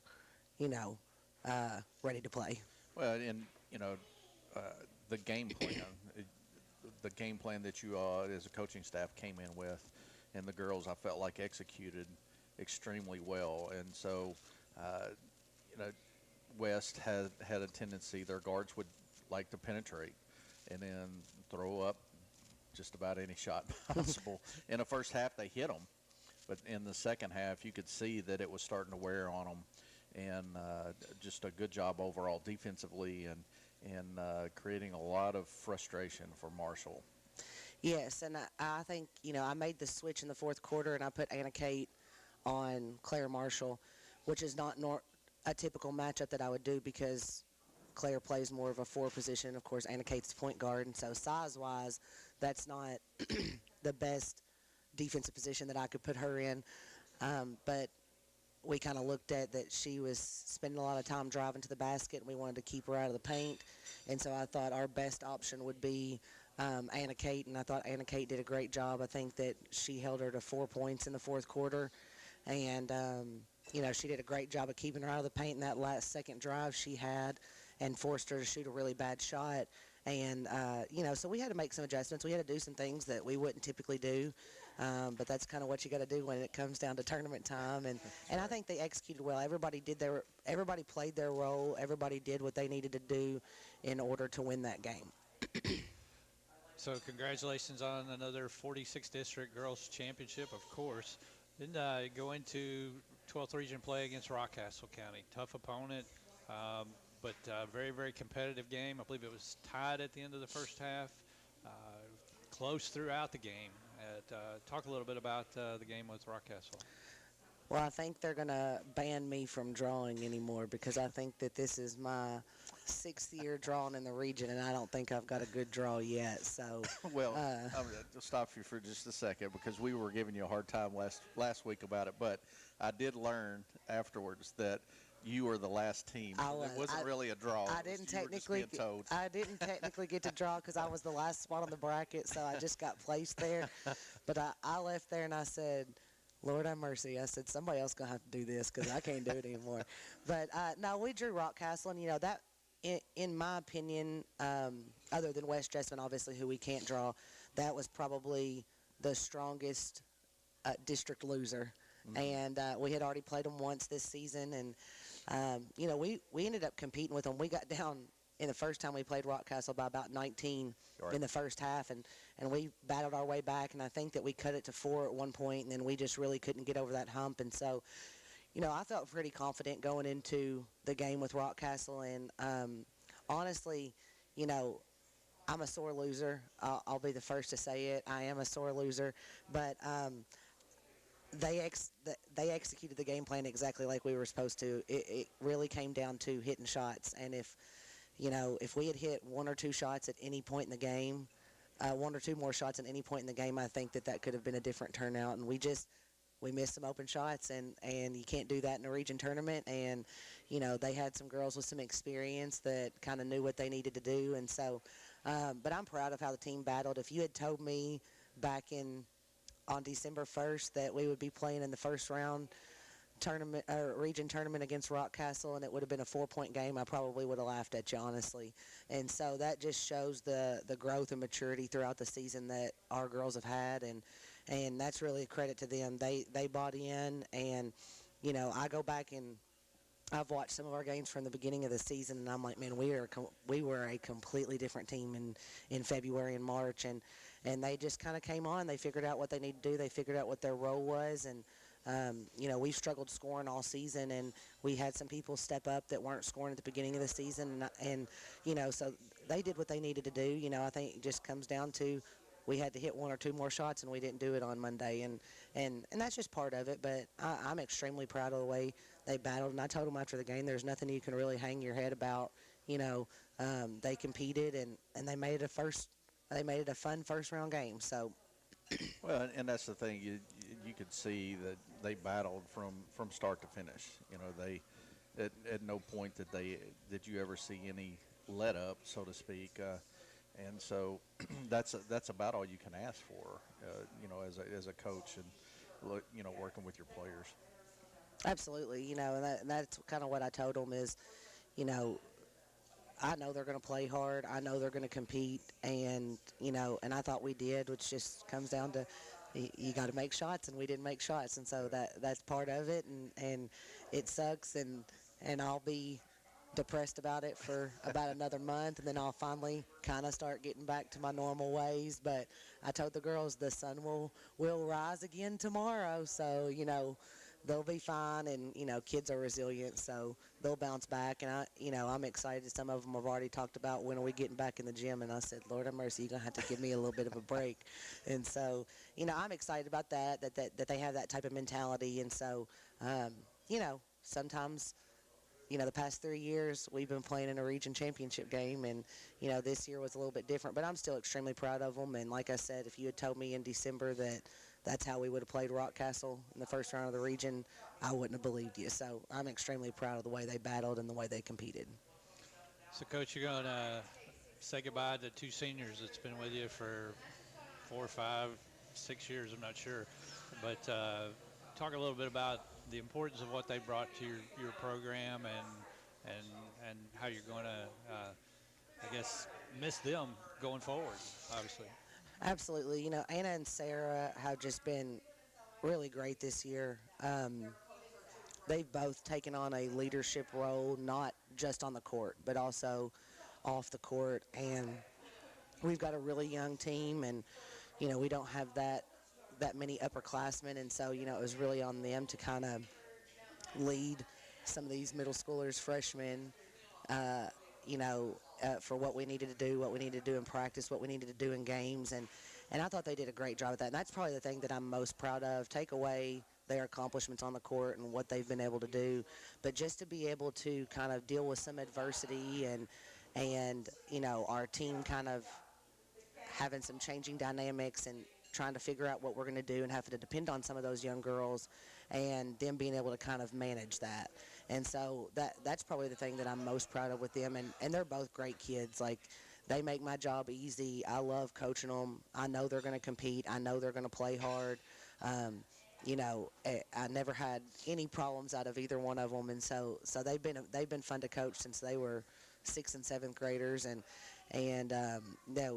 The one thing that I said after the game on Monday to them is that their dedication to this program is unmatched. I mean, just their dedication, their work ethic, what they put into it. I can't ask for two better seniors this season, and how dedicated they've been, and that just is a testament to who they are as people and their character. Right. And I can talk all day about their accomplishments on the court. What Anna Kate's been able to do this year with being a Miss Basketball candidate, 12th Region Player of the Year, and Sarah, she ended in top 5 three-pointers made in a career in Lady Titan history. Yep. So she's among the ranks of some really good shooters. And, what she had to do this year of her ability to score and what she had to do defensively guarding a post. And, so I can talk all day about what they do on the court, but really what I'm most proud of is just the people that they are. They're great girls, and they'll be successful at whatever they do, whatever they choose to do, whether it, playing sports in the future, graduating, getting a job, whatever they're going to do. Like, they will both be super successful, and just because they're great people and they work hard, and that's probably what I'm most proud about. Well, speaking of that future, I know Anna is going to Thomas More. The last time we talked to Sarah, she was undecided, but she's getting ready to kick off her tennis season as well, and very, very competitive tennis player, and so may have an opportunity to be a dual sport player in college. Absolutely. She's been, of course, she's had a super successful basketball career, but she's had a super successful tennis career as well, and I think she starts that off next week, I think on Monday or Tuesday.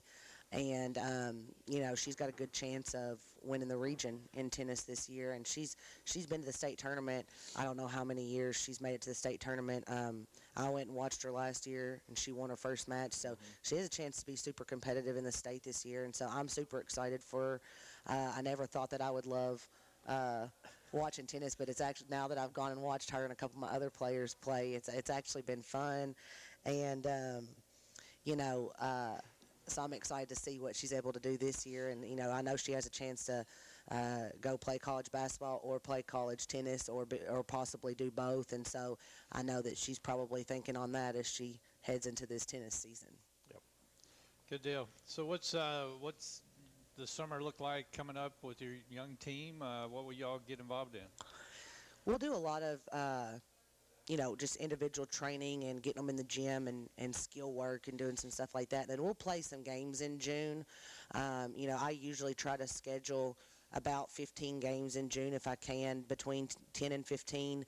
And that way they can just kind of get some feel for playing with each other. And then July's mainly reserved for AAU. That's the way it works now. So, high school gets them in June, and then AAU gets them in July. So after dead period, we'll have some open gyms and do some stuff like that during the summer just to get them in the gym shooting. But for the most part, for those that play, they'll be playing AAU. And then I have several that play I have a couple that play soccer, and I have several that play volleyball. So once June gets here, they'll be kind of focused on that.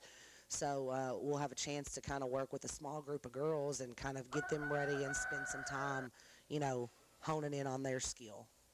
Good deal. All right. Well, we greatly appreciate both of y'all stopping in and visiting with us this morning. Big thanks to that. And good luck to Coach Atkins and the Titans Monday night. And you going to be there?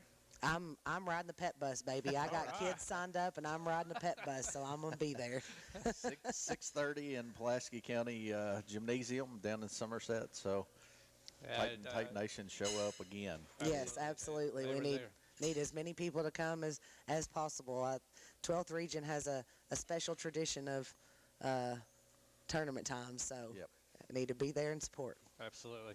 All right, well, that'll wrap it up here. Big thanks to Todd, Haley Spivey, Keith Atkins. Thanks to our sponsors, as always. Jason, we thank you again, too, buddy.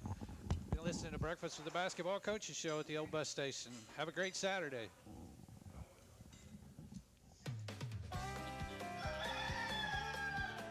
Listen to us on your smart speaker. Ask to play WHBN, The Rooster.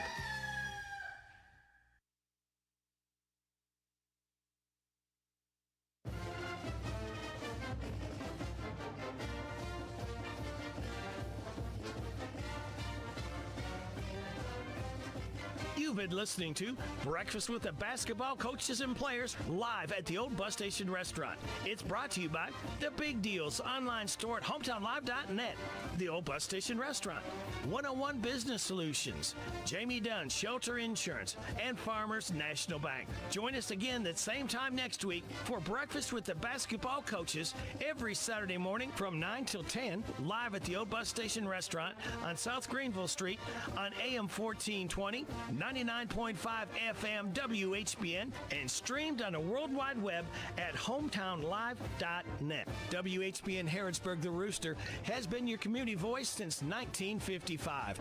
It's 10 o'clock, time for the news. NBC News Radio, I'm Scott Carr. TikTok could be in trouble in the U.S. President Biden says he would sign a bill that could ban TikTok nationwide, telling reporters Friday, "If they pass it, I'll sign it." The bill would make TikTok's Chinese-owned parent company ByteDance divest from the app or face the ban. Lawmakers in the House have quickly acted on it. A House committee passed it unanimously this week. Former President Donald Trump has been meeting with the Hungarian Prime Minister Viktor Orban, who's on the record opposing things like expanding NATO and providing aid to Ukraine in its war against Russia. Orban has also faced backlash for controlling the media in Hungary and trying to undermine his country's democracy. Reports say he met with Trump at Trump's home in Florida. It's not clear what they discussed. U.S. officials are urging Americans who may be in Russia to get out of the country, saying that extremists have some imminent plans for some kind of an attack. The U.S. Embassy in Russia posted the warning on its website. It warned that extremists plan to target large gatherings in Moscow, including concerts. U.S. allies, including the U.K., Canada, and South Korea, have echoed the warnings from the U.S. and have told their citizens to avoid travel to Russia. I'm Brian Shook. This is the weekend that many Americans have come to dread as daylight saving time begins. Here's Lucinda Kay. It is time for daylight saving time. Clocks spring forward an hour on Sunday at 2 a.m. That means longer days and later sunsets. I'm Lucinda Kay. At least 3 are dead after a National Guard helicopter crashed near the southern border in Texas. Officials say the crash happened Friday while the chopper was on a support mission near Rio Grande City. A U.S. Border Patrol agent and 2 soldiers were killed, and at least 1 more person is listed in critical condition. Scott Carr, NBC News Radio.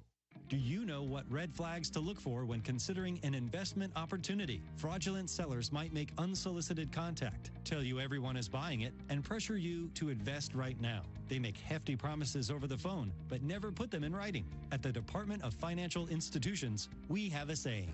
If it sounds too good to be true, it probably is. We're on a mission to educate Team Kentucky and protect your hard-earned dollars. Visit us online at kfi.ky.gov for more information. Your adventure awaits at the Kentucky Horse Park. Experience live horse presentations, meet retired racing legends, and get up close to unique breeds from around the world. Dive into equine history at the park's International Museum of the Horse. And for a truly immersive experience, get in the saddle for a scenic horseback ride. With activities for every age, the Kentucky Horse Park promises an unforgettable journey for all. Plan your trip by visiting kyhorsepark.com. That's kyhorsepark.com. Former President Donald Trump has posted bond in his E. Jean Carroll defamation case as he appeals that ruling. In January, a federal jury awarded Carroll over $83 million in damages as punishment for Trump's defamatory statements about her. Trump is also up against a March 25th deadline where he owes another $454 million in the New York Attorney General's civil fraud case against him and the Trump Organization.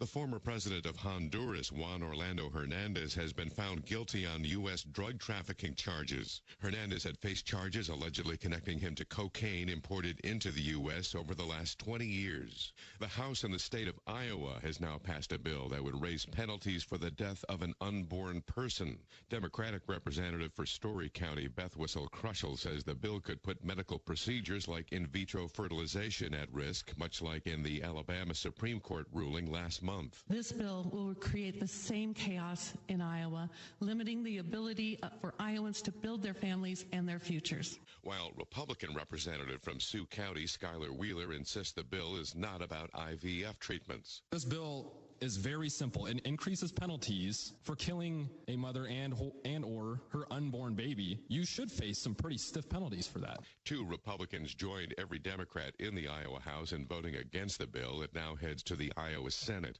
Off to a good start at the box office this weekend is Kung Fu Panda 4. It is time to take the next step on your journey. The DreamWorks sequel made $3.8 million in previews and is expected to make between $45 and $50 million in its first weekend in theaters, and in a close second place. See possible futures all at once. Is Dune Part 2 projected to make between $40 and $50 million in its second weekend. New this week is the horror thriller Imaginary, expected to make between $10 and $14 million. Scott Carr, NBC News Radio. This is a Hometown Radio Network information update. The Kentucky Transportation Cabinet has begun their scheduled aerial survey activities for US 27 from Kentucky 34 to the proposed Lancaster bypass. That survey work will be done between mile points 5.2 and 10.3, with the majority of the operations taking place off the roadway in the shoulder areas. This may affect travel through the area while the survey operations are going on. It'll take place between 7 in the morning and 6:30 in the evening, Mondays through Fridays. Jessamine County Animal Care and Control is investigating after 25 cows were found dead earlier this week on a property. It happened at a property on Stevens Lane. Officials say that it's an active investigation and that no other details will be released at this time regarding the findings. Reporting for the Hometown Radio Network, I'm Joe Mathis. Dunn's Barbecue, offering chicken wings. You asked for them, we got them. Barbecue, buffalo, Creole Parmesan, breaded or naked, as well as our famous pulled pork barbecue, brisket, grilled chicken, ribs, homemade sides, located in Harrisburg at 726 Kane Run. So call 734-3675 for your free delivery to Danville, Harrisburg, or Bergen. Dunn's Barbecue is open Tuesday through Saturday, located on Kane Run in Harrisburg, and for free delivery, takeout, and dine-in. Hi, this is Caraway and Adeline at Mattresses and More next door to Ace Hardware in Danville. If you are looking for new furniture or bedding, come check out our tax refund sale. New merchandise arriving weekly and we sell off the floor. Get up to 35% off. We offer a layaway and 12 months same as cash with approved credit. Come see Aunt Nana. You'll be glad you did. Thanks, girls. You're right. It is tax rebate time. Where are you going to spend yours? How about Mattresses and More? More than a mattress store. Located in Danville, Southland Plaza. Here's Robin at the Mercer County Public Library. Right here at 109 West Lexington Street. Come and visit us Monday through Saturday, 9 a.m. to 5 p.m. Give us a call, 859-734-3680. And if you want to quickly get to a staff member, press 2. You do not have to pay fines. We just need the book back. Copies, we've reduced the price on that. Any size paper you have, whether it's black and white or whether it's 10 size. At the Mercer County Public Library. Hello, it's Dr. Matthew Duggar with Matthew Duggar Eye Care in Harrodsburg. Let me tell you about our affordable eyewear pricing. If you just need distance or near only glasses, we offer a frame, thinner lens, and non-glare coating for $119. We offer a frame, Zeiss Progressive No-Line Bifocal, and thinner lens with non-glare coating for $249. We want you to feel comfortable coming to our office to buy glasses. To schedule an eye exam with me, Dr. Matthew Duggar in Harrodsburg, call 859-605-2214. It's 10:07. This WHBN weather forecast is a service of Northgate Medical Group. Dr. Richard Dart, APRN's Mackenzie Record, and Virginia Morris are accepting new patients at 859-734-3482. Showers and a possible thunderstorm today with a high of 60. Wind gust to 23. New rainfall amounts between a quarter and half an inch possible. Tonight, got a chance of showers late, mostly cloudy, low of 32. Sunday for Sunday, high of 48. Sunday night, mostly clear, low of 28. Sunday Monday, high of 56. Sunny Tuesday, high of 65. It's 54 degrees. The Personal Effects Show, a program that encourages listeners to understand antiques, collectibles, and sometimes just plain junk. The Personal Effects Show airs each Saturday morning on WHBN FM 99.5 and AM 1420 after the 10 o'clock news with Jerry Sampson, your host, who interviews collectors, dealers, experts, and others. The Personal Effects Show is sponsored by the James Harrod Trust, Bluegrass Artworks, and J. Sampson Antiques and Books.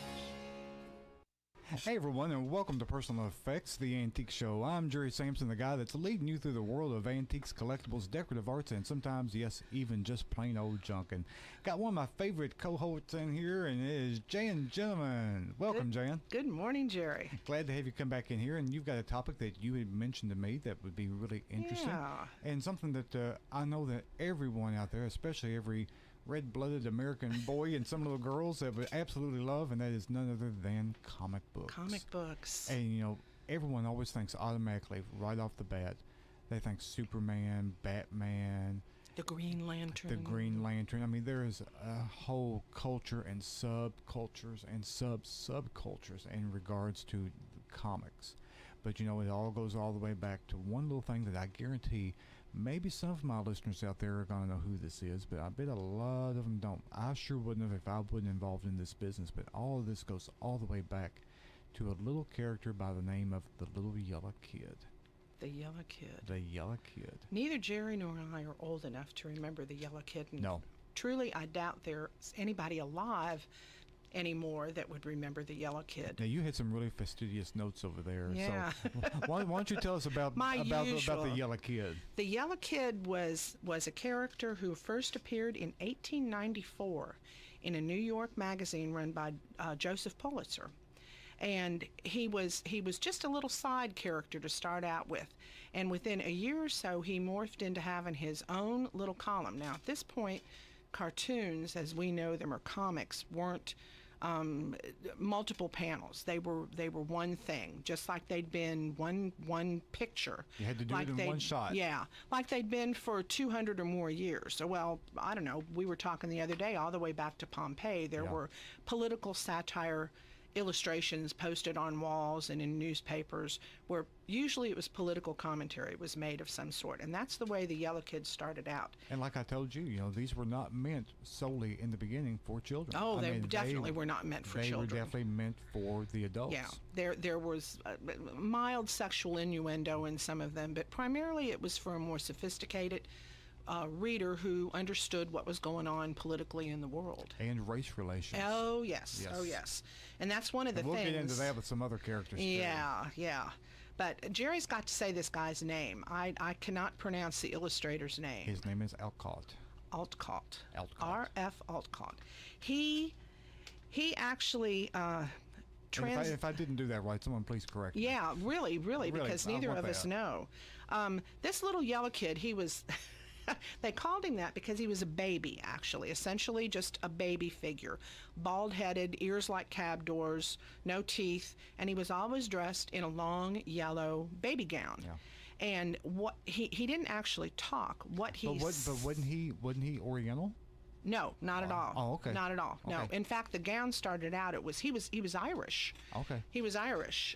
He lived in a place that turned into the column Hogan's Alley. Okay. Eventually. But when you first saw him in 1894, his sister was dragging him around. And then he was so popular that he became a character of his own. And that's when his gown changed from blue and white stripes to yellow to better showcase his commentary on things. It was always written in his own brand of speaking across the front of his gown. And one of the things that he said that became a byword was Hully Gee. Or Hully G. I'm not even sure how he said it since it was written. But this illustrator, He had a number of columns. One of them was about black people living in New York City in Possumville, the made up tenement of Possumville. There was also the Irish in Hogan's Alley, which later became McFadden's Row of Flats. And that was the name of the very first proper comic book that starred this little yellow kid character. Now, in his day, what was so amazing about him was that he was the first character to successfully be branded, to be used to sell merchandise. Yes. The first ever. And that's something that I'm more familiar with the Yellow Kid on, because he was on everything. A mega hit. On everything. Mean, he was everywhere. His likeness was on soap. It was on fireworks. It was on cigars, cigarettes. It was on everything. Chewing gum, dolls. Huge. I mean, of course. Easter egg candy containers. And by the time that time has marched on, a few people even remember it. Yeah. But he was as big, as anything that we can see today. He was huge. If he appeared in a newspaper or a magazine, he actually increased the sales. His presence increased the sales of that publication. First time that had ever happened. Yeah. He was a phenomenal character. And, on a side note with that, a lot of these things that we just discussed, his likeness endorsed. A lot of these things, their height of their market was primarily, was really coming up in the 1950s, 1960s. And do you know why? Because the people that remember the Yellow Kid were still alive. Mm-hmm. And when people are collecting things from their childhood, that's what they go for. They go for the things that they remember. Well, as that generation has since died off, his prices on a lot of his things have just literally plummeted. And I mean, because no one knows what this little kid with this, he's really strange. And I promise when the show airs, I'll put some illustrations up on him, and I'll put on Facebook. Yeah. There's a great website that's devoted to people who collect his things. And I actually looked at the prices on some things that are for sale, and they range generally under $100. Yeah. At the time, some things were, very rare, and they did sky high. They were sky high, but they have since bottomed out. Yeah. No, this was, I was really, this was someone I was only familiar with because my grandparents had something, I could not tell you what it was, something that had the Yellow Kid's image on it in their home when I was a child, and I remember being fascinated because of the yellow of the gown. It was so bright. It was very so yellow. Bright, and those ears. And that's a little bit of marketing genius there, because that's something that, in this predominantly, black and white paper, you saw that. I mean, yes. You really were captured by that yellow. If you're walking by and you see a stand of soap that was endorsed by him, you saw that yellow, and I mean, it really snapped. It really popped out at you. And in fact, that yellow gown and the commentary that this kid made on politics and just the commercial society in New York City is what gave rise to the term yellow journalism. Yeah. You've all heard that, and that's where it comes from. Is from the Yellow Kid cartoon character. Yeah. And these cartoons, we have to again stress, they were not for children. And they were no. and I mean, they were horribly inappropriate in regards to race, to sex, to women, to everything. And I mean, but that's how it was at the time. Yeah. Now they started eventually. He kind of he went from being just a single picture to a series of pictures. And in 1897, which was the last year the Yellow Kid appeared anywhere, he was actually sent around the world, a la Nellie Bly. You may remember her, the famous girl reporter. Yeah. And he commented on political situations all around the world in 1897. And that was pretty much the last we saw of him. The very last time he was ever seen in an advertisement was for hair tonic, which is ironic since he had no hair. Since he was bald. Yeah. But he did appear later in 1933 when the first comic book, the real comic book, which was a series of panels, action panels, depicting a storyline, appeared 1933, and it was reprints of earlier newspaper comic strips, which had been developed after the Yellow Kids came about. Not necessarily, again, geared for children, not necessarily humorous in tone, but they tended more towards that as time went on. Some of these are now selling. That's called the Platinum Age of Comics. That's the way comic book collectors And that's right. These are broke down into particular ages because you've got the platinum age, which is going to be this yellow kid, which is the earliest things. Yeah, the very earliest. And then you get all the earliest. way up to the platinum. You get into the golden years, which is again like the early Superman. The early Superman, the Batman. Then you get into the silver age, which would be like the X-Men, the Avengers. Am I doing correct on that? Yeah, yeah. And is there something after the silver? I think that's pretty much it. Platinum, gold, well, silver? they've got the modern too, Okay. which is the more modern, and that includes the graphic novels Yeah. too. And there was the age in the 70s that it definitely the comic books of that age. There were some that were called the Tijuana something. I've forgotten now what the name was, that were actually flat out pornographic. And Yeah. then there were others that reflected the counterculture and the drug culture, the youth culture of the 70s. Yeah. Which some of us may remember. Because frankly, if you think that the comic book has gone away, it has far has from not. gone away. In fact, it has grown and it has morphed into something that's actually what you said Yeah. earlier, the graphic novel. Yeah, yeah. And there's the Japanese manga. Yeah, and the mangas are huge. If you've not Yeah. heard of the mangas before, again. Oh, what a market for those! They have their own world, their whole culture. Again, I mean, just incredibly popular through Japan. But the graphic novels, the movie that was just recently released that Jerry and I both saw and have raved about, World War Z with Brad Pitt, that was started out as a graphic novel. Yeah. And that's a bigger, bolder version of a comic strip. Yeah. And the same thing for The Walking Dead. That's true. Yeah, that's The Walking Dead started out as at first as a graphic novel, and then has taken on since then. I mean, it just has grown to turned into a television show. It's what, in its third season, fourth season this year? Fourth season coming up. Yeah. Yeah. So yeah, the comic book has not gone away, but doing a little bit of time traveling and going back a little bit of ways again. Something that someone may be a little bit more familiar with. How about the Katzenjammer Kids? Oh yeah. Oh yeah. Those two little. And Lil Abner. Yeah, Lil Abner. Those two little spunky little German little kids. Yeah. Yeah. I mean, these kids were bad. I mean, they were wicked. I mean, they were wickedly bad. But then you get into things like, who was the one that was with Sluggo and? Oh gosh, Jerry, I was very young then.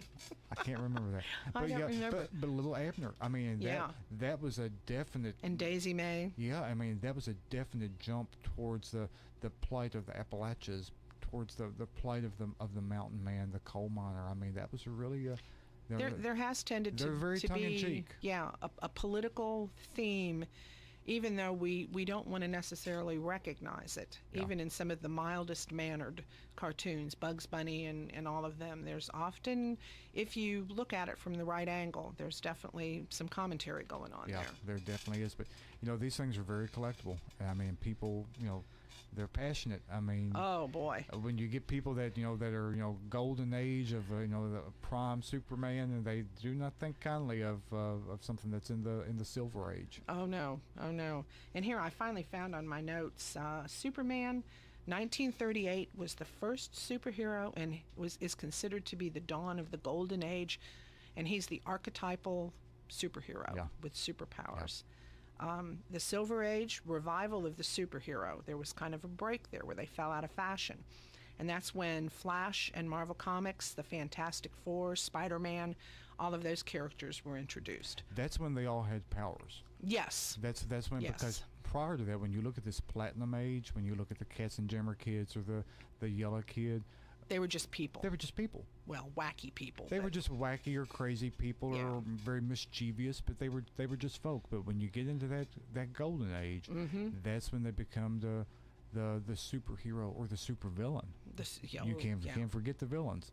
And I mean, that's when they morphed and changed into something really different. But I was always fascinated by comic books, and I absolutely love that graphic, yellow, black, red, pow, yellow. Bam. Yeah, I mean that real Batman kind of look. I mean, so classic, and of course, who hasn't jumped out of a tree or off a roof with a cape on your back? Yeah, a bath towel or something. I mean, you had to have something. I mean, anything. But I mean, it was some big stuff, and I mean, but boy, they have really, really hung in there, and they have really helped to define cultures. They have. But Jan, we're getting ready to come up on a break in just a few seconds. You gonna hang around with us? I will. We'll talk money, value on these things when we come back. That sounds like fun.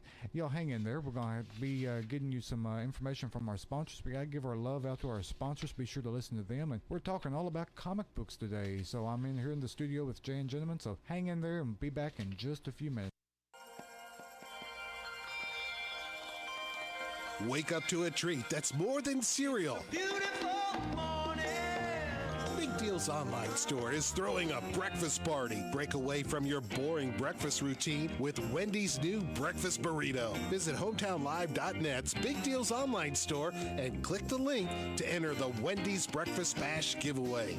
A scrumptious mix of breakfast burritos, seasoned fries, and more are up for grabs. You could win a Wendy's breakfast party for 25 people in your office from Wendy's and Hometown Radio Network. Enter now at hometownlive.net. Click on the Big Deals Online Store link. You'll feel sunny side up all day long. No purchase necessary to register. Sign up once a day to increase your odds to win. Winner drawn on March 11th. It's going to be a delicious good time. Most unhappy collectors collect things that they don't like because they hope that one day it'll be worth a lot of money. J. Sampson Antiques Books and Appraisals will let you know what you've got and really what it's worth. Don't worry about what someone else collects. Collect what you love, and one day if it's worth a lot of money, that's great. If not, you still have something that makes you happy. Visit J. Sampson Antiques Books and Appraisals next to Lawson's Jewelry at Main Street in Harrodsburg. They're open Monday through Saturday 10 to 5, Sunday 1:30 to 5, and closed on Wednesday. That's J. Sampson Antiques Books and Appraisals. The hometown place where all the locals eat is the old bus station in downtown Harrodsburg. The fresh veggies and sides, the famous banana soft serve ice cream, all make it a great place to eat with family and friends. Stop in for breakfast or come by for lunch. Be sure to get a Titan burger or a Bulldog burger. And when the weather is nice, enjoy a meal on the outdoor patio. Specials every day. Call ahead for carryout. Located in Harrodsburg on South Greenville Street, the old bus station restaurant open Tuesday through Saturday 7 to 2. The old bus station in downtown Harrodsburg. Let Bluegrass Artworks help bring out your creative side of decorating your business or home. You'll discover a fine selection of antiques, coins, silver, oriental rugs, jewelry, and pens. Make beautiful music with musical instruments like banjos, guitars, and more. Bluegrass Artworks is open Thursday, Friday, and Saturday 10 till 5. Bluegrass Artworks is located at 103 South Main Street. For more information or questions about Bluegrass Artworks, call 859-806-1038. Stop and shop the showroom today at Bluegrass Artworks. Get your copy of James Hurd Trust, The Men of Mercer County today. The book is a compilation of stories about men who have lived in Mercer County, written by the people who loved them. The stories are rich in the history and heritage of the community and the people who have lived there. Available at J. Sampson's Antiques and Books, Beaumont Inn, and the Harrodsburg Herald, it sells for $35. Only 450 copies were printed, so get yours today before they're all gone. Kentucky has one of the most expansive state park systems in the nation. For decades, the parks have been bringing people together for family reunions, fishing, hiking, and a wealth of other activities. What's your favorite memory of a Kentucky state park? Unfortunately, it takes more than governmental support to keep the parks vibrant. The Kentucky State Parks Foundation raises money to create educational programs for elementary school kids to connect them with nature, handicapable hiking trails, and the preservation of historical artifacts. Make a tax-deductible donation online at KentuckyStateParksFoundation.org. It's 10:26. The WHBN weather forecast is brought to you by the new Howard Carpenter Flooring Outlet in Harrodsburg, 540 North College Street next to Timmy's 5 Point. Shop and save with Howard Carpenter. Showers and a possible thunderstorm today with a high of 60. Wind gust to 23. New rainfall amounts between 1/4 and 1/2 inch possible. Tonight, got a chance of showers late, mostly cloudy, low of 32. Sunday for Sunday, high of 48. Sunday night, mostly clear, low of 28. Sunday, Monday, high of 56. Sunny Tuesday, high of 65. It's 52 degrees. Hey everyone, and welcome back to Personal Effects, the Antique Show. I'm Jerry Sampson here in the studio with Jan Gentleman, and we're talking all about comic books. So Jan, what do you want to talk about next? You had said that something about the pricing, because pricing can be pretty crazy out there. Yes, it can. I was actually flabbergasted when I went online and started doing a little research on some of these, and I was looking strictly at the comic books that were up for auction right now. Now, Jerry took a different angle. He went back and looked at ones that had been sold already. So Right. we've got why don't you drop the bombshell of the incredibly expensive comic book that you read about? This one is incredibly expensive. It is not by any stretch of the imagination a record breaker. No. But it is horrendously expensive. But we're talking about, and we're going to talk about condition versus price here later on too. But rarity. And rarity. But this is Detective Comics number 27. And guess what that was so monumental about this, folks? This was the debut of Batman. This was the debut of Batman. This was the premiere issue. Now, here's a little bit of a trivia here. In 1995, that same comic book of this grade, and the grade was 6.5, kind of middle of the road, sold for $68,000. In when? 1995? 1995. This same comic book that just sold.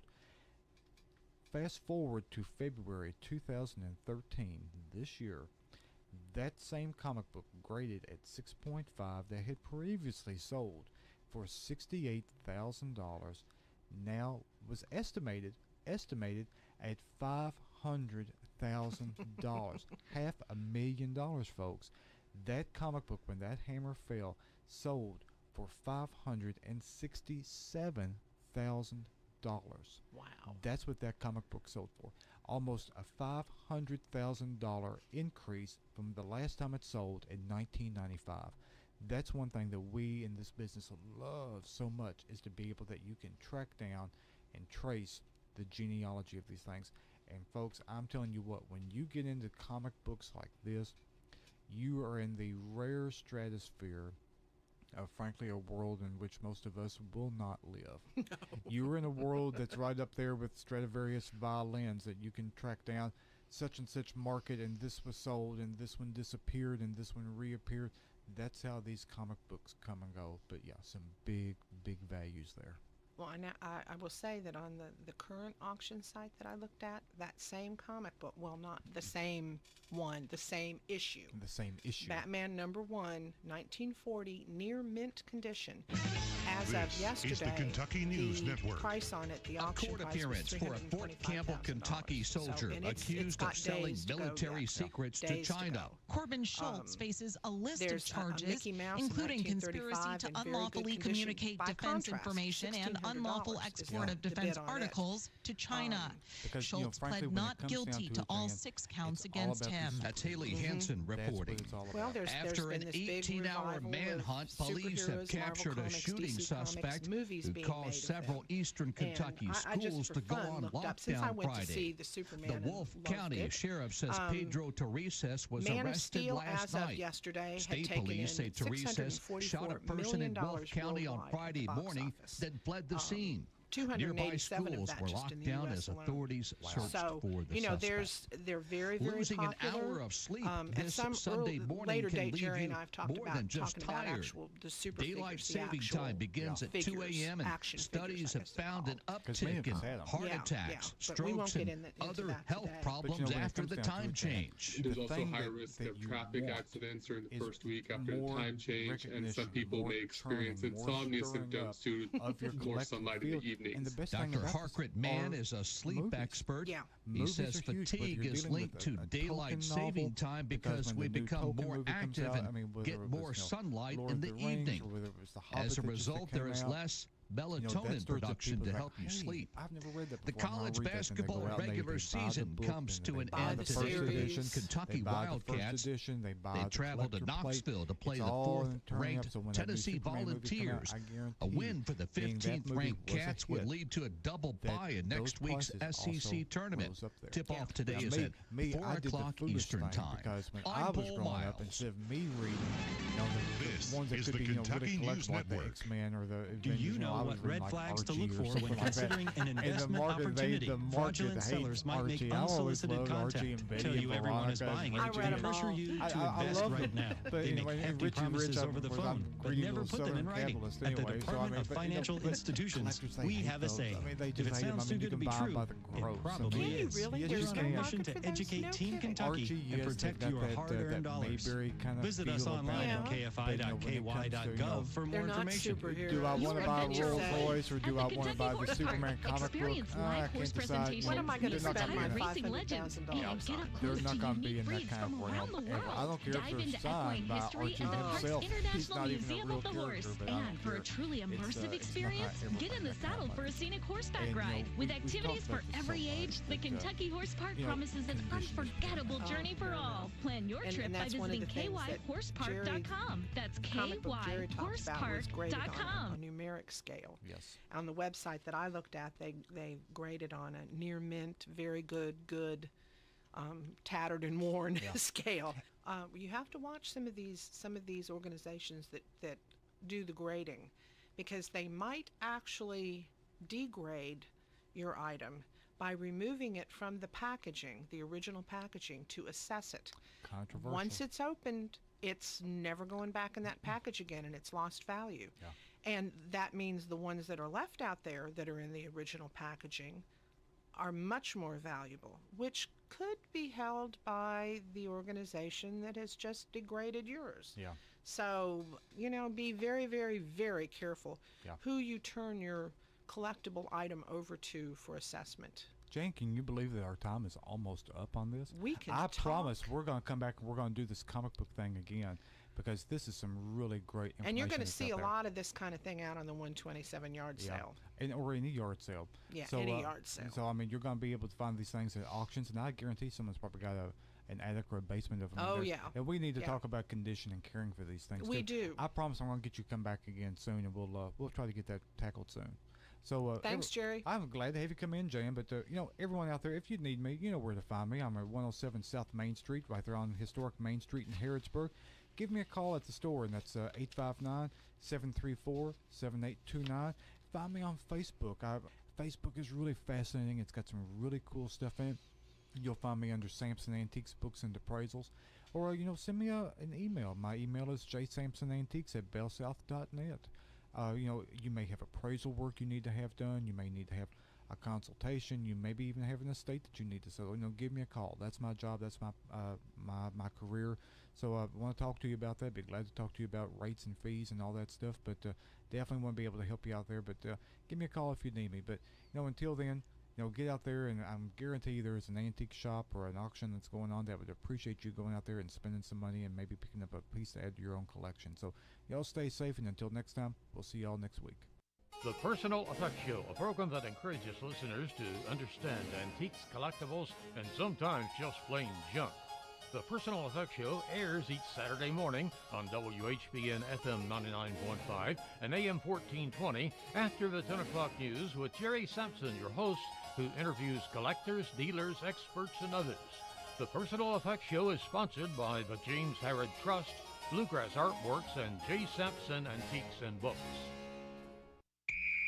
It is the weekend. I'm Scott Fitzgerald with a look at your sports around the Commonwealth right here on the Kentucky News Network.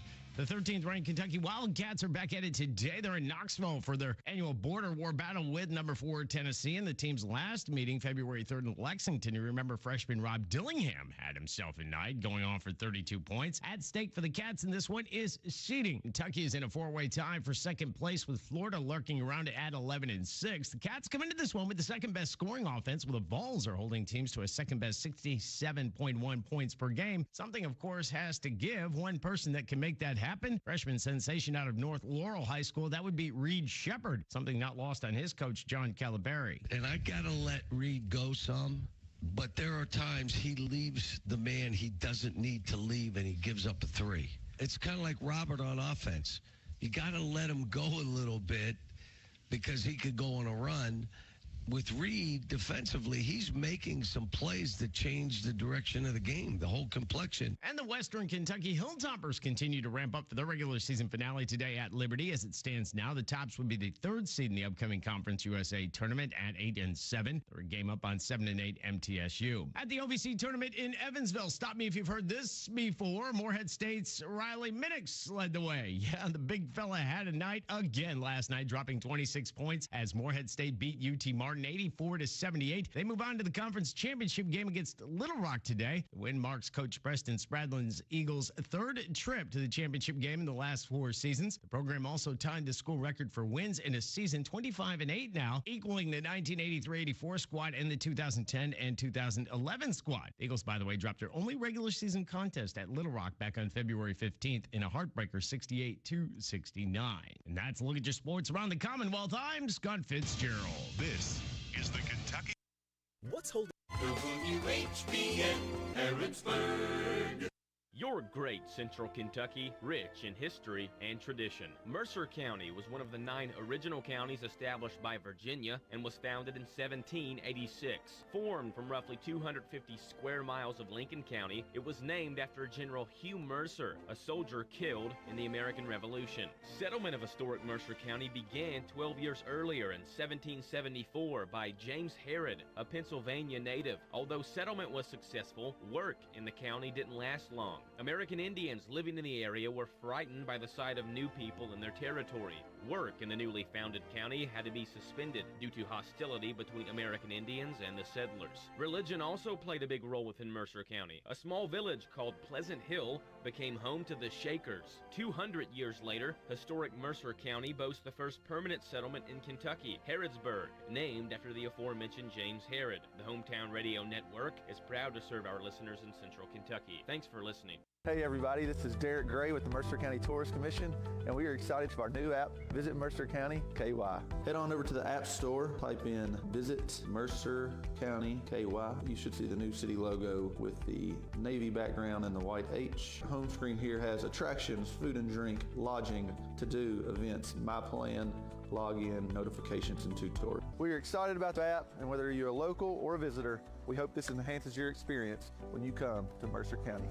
Is your business in need of meeting space? Is your business or group looking at guests coming into town? Or are you in need of a room yourself? Well, this is Jazz, Director of Sales at the Hampton Inn and Holiday Inn Express, located in Danville, Kentucky, where we are your home away from home. I can help handle those needs, so why don't you give me a call or shoot me a text today at 859-516-4720, 859-516-4720. For over 35 years, Hitachi Astemo Americas has developed cutting-edge products and smart technological solutions that support the global automotive industry. With over 1,000 employees located right here in our Harrodsburg facility, our dedicated workforce is the foundation of our sustained success. If you'd like to know more about joining our amazing team, visit us online at careers.hitachi.com. Hitachi Astemo Americas is an equal opportunity employer. Hey y'all, my name's Sean Belcher, and I'm the owner of Boondock Saloon. I opened this place to provide Danville with some quality music entertainment, along with axe throwing and other things coming this summer. We also have some of the finest food in Danville. So if you're out and about and looking for something to do, please consider us. That's boondocksaloon.com and addictivekaraoke.com. Hi, this is Noelle, manager of Boondock Saloon. Come experience what we have to offer at 600 Stanford Road in Danville, and like us on Facebook. If you're looking for a better dental experience, Dr. Jennifer Nichols' goal is always to provide each and every patient with the very best dental care in the most genuine and caring manner possible. Their office is a friendly atmosphere that will immediately put your family at ease. Their professional staff will help you feel welcome and comfortable every time you enter their office, as they strive to provide the highest standard of personalized dental care in a gentle and efficient way. For an appointment, visit Dr. Jennifer Nichols. She's on North College Street. Call 734-5111. See how different a dental experience can be with Dr. Jennifer Nichols. WHBN Harrodsburg. 2 more wrongful death suits are pending over a Pennsylvania nurse who allegedly killed multiple patients using insulin injections. An attorney representing the families of 2 deceased patients of Heather Presti has filed the litigation. Guardian Healthcare and their Bel Air Health and Rehab Center in Lower Burrell are both named as defendants in the suit, with the attorney claiming they were negligent in hiring Presti after she was let go from other facilities. She is facing multiple counts, including first-degree murder, for allegedly injecting nearly 20 people with high doses of insulin at 5 different health centers between 2020 and 2023. And Salesforce is donating $150 million to 2 hospitals in Hawaii, one of the largest single private donations in Hawaii's history. Hawaii Pacific Health is getting $100 million, and Hilo Medical Center is getting $50. Health updates, Sarah Lee Kessler, NBC News Radio. Hi, I'm Kamiko, the founder of Miko's Hot Chicken. When we started our family restaurant, we were also raising a family. But let me tell you, it wasn't easy. Our Chase Inc. card was there to reward us on all of our business needs. Now we have a thriving location, and we're hungry for more. With the Chase Inc. Business Unlimited card, you can earn unlimited 1.5% cash back on every purchase, so your business can go from here to possible. Chase for business. Make more with yours. Real business owners compensated for their participation. Cards issued by JPMorgan Chase Bank and a member FDIC. Subject to credit approval. Terms apply. David was in big trouble with the IRS. At first, I didn't owe that much, but after this year, it was out of control. Then David called Get a Tax Lawyer. Right away, they were like, oh yeah, looks like you're qualified to save. Get a Tax Lawyer went to work.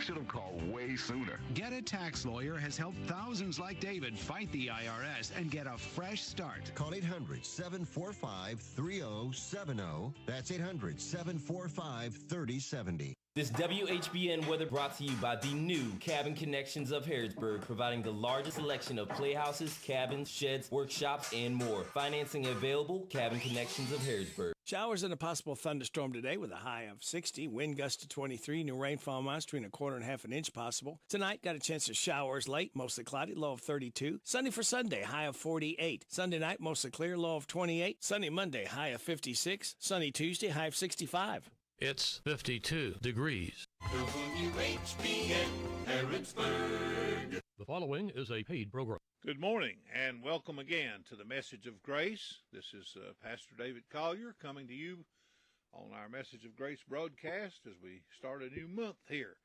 And hopefully it'll be a little different than February has been, and we'll begin to see some indications of spring as God allows us to do so. We're going to be reading today from the book of Exodus, chapter 11. And we invite your attention. Open your Bible up to Exodus chapter 11. We'll read there in just a moment. While you're doing that, let me take this opportunity to share with you an invitation to come and be with us at Grace Church. We meet on Sunday mornings at 11 a.m. for the singing of the old hymns of the faith and fellowship of the people who are seekers after God, and especially the preaching of God's wonderful and free grace. And so we invite you to come. We also meet on Wednesday nights at 7 o'clock for a season of prayer, and that's followed by a period of verse-by-verse Bible study. So you come and be with us as God allows you to do so. If you can't, then we ask you to pray for our ministry, not only here in the church in Harrodsburg and on radio, but we're on the internet and having a really good response from our internet ministry, and we ask you to pray for us. Now, if you have your Bible open to the book of Exodus, would you read with me from Exodus chapter 11, and let's begin with verse 1. The Bible says, And the Lord said unto Moses, Yet will I bring one plague more upon Pharaoh and upon Egypt. Afterward he will let you go hence. When he shall let you go, he shall surely thrust you out hence together. Speak now in the ears of the people, and let every man borrow of his neighbor, and every woman of her neighbor, jewels of silver and jewels of gold. And the Lord gave the people favor in the sight of the Egyptians. Moreover, the man Moses was very great in the land of Egypt, in the sight of Pharaoh's servant, and in the sight of the people. And Moses said, Thus saith the Lord, About midnight will I go out into the midst of Egypt, and all the firstborn in the land of Egypt shall die, from the firstborn of Pharaoh that sitteth upon his throne, even unto the firstborn of the maidservant that is behind the mill, and all the firstborn of beast. And there shall be a great cry throughout all the land of Egypt, such as there was none like it, nor shall be like it any more. But against any of the children of Israel shall not a dog move his tongue, against man or beast, that you may know how that the Lord hath put a difference between the Egyptians and Israel. And all these thy servants shall come down unto me, and bow down themselves unto me, saying, Get thee out, and all the people that follow thee, and after that I will go out. And he went out from Pharaoh in a great anger. And the Lord said unto Moses, Pharaoh shall not hearken unto you, that my wonders may be multiplied in the land of Egypt. And Moses and Aaron did all these wonders before Pharaoh, and the Lord hardened Pharaoh's heart, so that he would not let the children of Israel go out of his land. I want to look at the 7th verse for the next couple of broadcasts. But against any of the children of Israel shall not a dog move his tongue against man or beast, that you may know how that the Lord has made a difference between the Egyptians and Israel. This verse of Scripture is a tremendous moment in the history of the nation of Israel.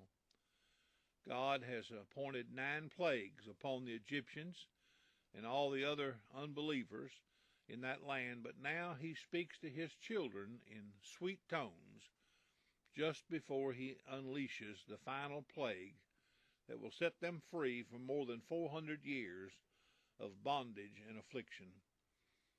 It is critically important for the children of grace to know that God has made them different. He has declared them to be precious and has assured them of his presence and his eternal blessings as long as they are in this world of care. He has also assured them that in the great judgment they shall be eternally segregated from the ungodly. The precious shall be separated from the profane. Those who are clothed in the righteousness of Christ shall be seen and identified clearly from all others. There is coming a day when the elect of God shall shine forth as polished jewels, while the unelect shall be seen as carbuncles and trash, no matter how much they may have shined in this world of confusion. It is the Lord who has made a difference between the two. It is the Lord who shall make a difference between the two because of Christ. And I want to speak to you for the next couple of programs on this subject, dividing the precious from the wicked. Several things I want you to see. First of all, there is a difference made here. It tells us in our text that the Lord has made a difference. The Lord has made a difference. This distinction is eternal in its nature. When God makes a difference, nothing else matters. Christ is the same Savior for all his own.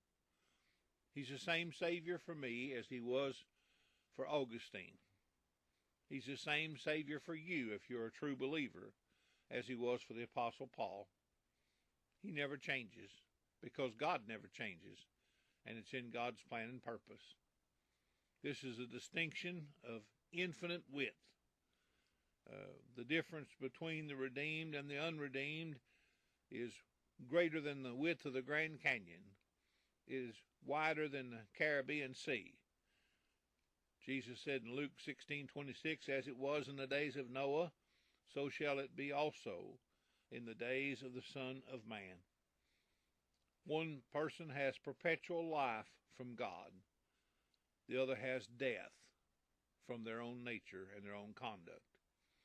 One stands in the putridness of their diseased nature, but the other shines forth in the beauty and brilliance of the Lord Jesus Christ. You see, there's a distinction of divine selection. If you have your Bible, if you can turn real quickly to Psalm 4 and read with me from Psalm 4, verses 2 and 3. He says, O ye sons of men, how long will you turn my glory into shame? How long will you love vanity and seek after leasing? But know that the Lord hath set apart him that is godly for himself. The Lord will hear when I call unto him. We're ordained of God in the everlasting covenant of free grace. God chose us in Christ before the foundation of the world. Christ died for us in the prospect of God before time even began. He is ordained of the Lord of glory because of this covenant of free grace. There was an agreement made between the Father and the Son, between God, the Master of justice, and Christ, the Redeemer and surety of his people. And the whole world lies in that wicked one called Satan. These precious jewels, however, are selected out from their number in the glories of Christ. They are redeemed by Christ. They were redeemed in the covenant of grace. They were redeemed in the passage of time. They were redeemed in the passion of the Savior. And they're redeemed by the work of the Holy Spirit in their behalf. And they're called to Christ. Every one of them is called to Christ. There's also here a distinction of life. There's a living difference. There's an essential distinction of nature between the righteous and the wicked. In Genesis chapter 7, verse 1, the Bible says, "The Lord said unto Noah, Come thou and all thy house into the ark, for thee have I seen righteous before me in this generation." God's made a distinction. If you are still what you have always been, then you cannot be a Christian. Old preacher friend of mine's been dead and gone to heaven for a long time, but I never remember him saying this: a man cannot go from no faith to faith without a change. And God has by his infinite power quickened his sheep and set them apart from the world and everything in the world and made them uniquely his. There's also a distinction seen in God's judgment of these two groups. They have different natures now, demanding different destinies. The old nature is as rotten and corrupt as it has ever been. The old Puritans used to talk about how our will and our nature was bent to destruction.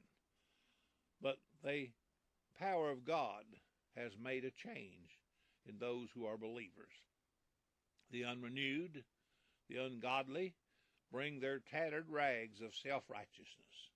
They brag about what they are and what they've done and what they will do and what they'll become. But the truth is they're just tattered rags of self-righteousness. And those tattered rags carry no favor in God's courthouse. They have no value, no benefit in the justice of God. But the renewed man, the renewed woman, they come to God with empty hands. They're like old blind Bartimaeus. He just kept crying out. They said, "Be quiet now, you're going to disturb the Lord." He just cried that much louder. "Jesus, thou son of David, have mercy on me." And he said, "What do you want me to do?" He said, "Make me see." And the Lord did. Those whose hearts have been changed, have been justified by Christ's blessed righteousness.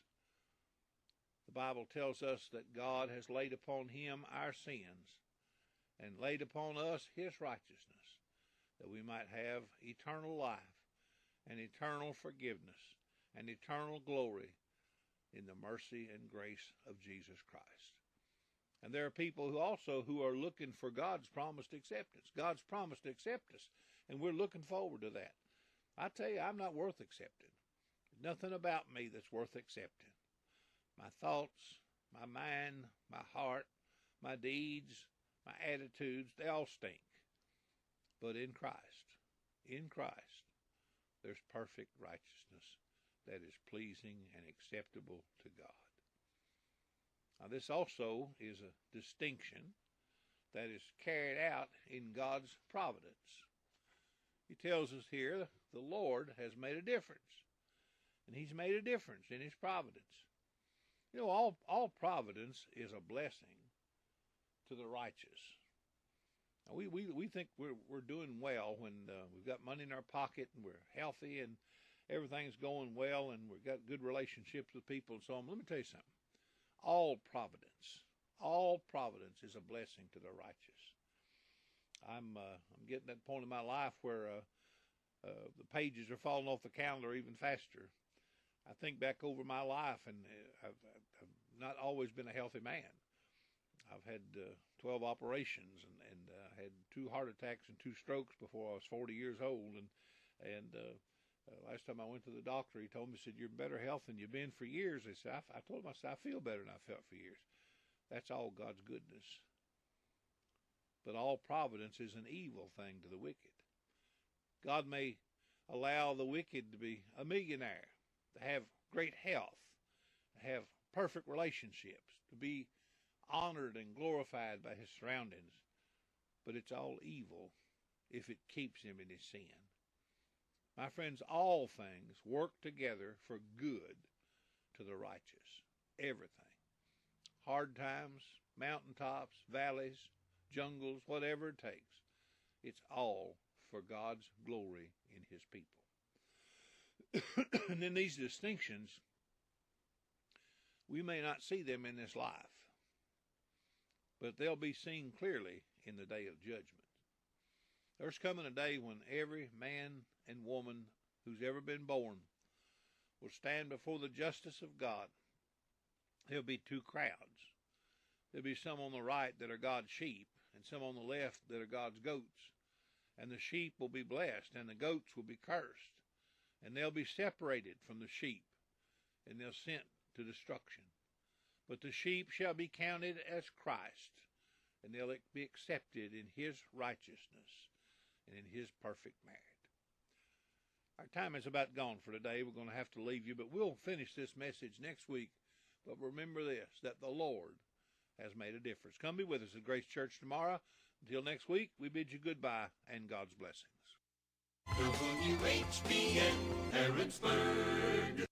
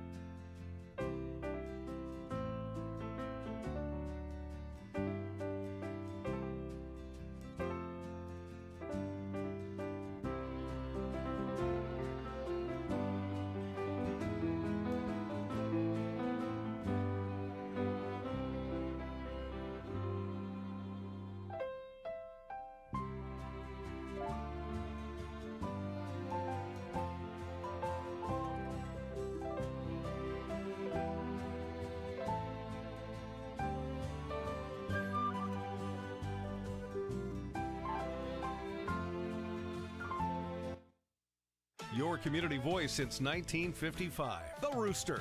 WHBN Harrodsburg. AM 1420 and on FM at 99.5. NBC News Radio, I'm Scott Carr. President Biden says he would sign a bill that would ban TikTok in the U.S., telling reporters Friday, if they pass it, I'll sign it. The bill, which passed unanimously by a Republican-led House committee this week, would make TikTok's Chinese-owned parent company ByteDance divest from the app or face the ban. President Biden is touting his age as an asset in a new campaign ad. The 81-year-old narrates a new 60-second spot which lists the administration's accomplishments. The ad being released today will air in battleground states, including Michigan, Pennsylvania, and Wisconsin, and compares Biden's record to that of former President Trump, who, as we hear from Jim Forbes, has been meeting with the Prime Minister of Hungary, Viktor Orban. The two met in Mar-a-Lago, Florida on Friday, although it's unclear what they discussed. President Biden was quick to criticize the meeting when he spoke in Pennsylvania the same day, reminding voters Orban, quote, stated flatly he doesn't think democracy works. Orban, who is against things like expanding NATO, providing aid to Ukraine, and gay rights, has faced backlash for controlling media and trying to undermine Hungary's democracy. I'm Jim Forbes.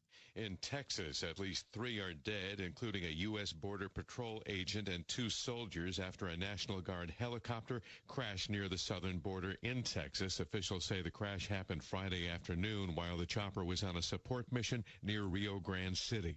At least 1 other person is listed in critical condition. A United Airlines flight had to make an emergency landing in Los Angeles yesterday after a reported hydraulics issue. The airline says the flight, which was headed for Mexico City, landed safely.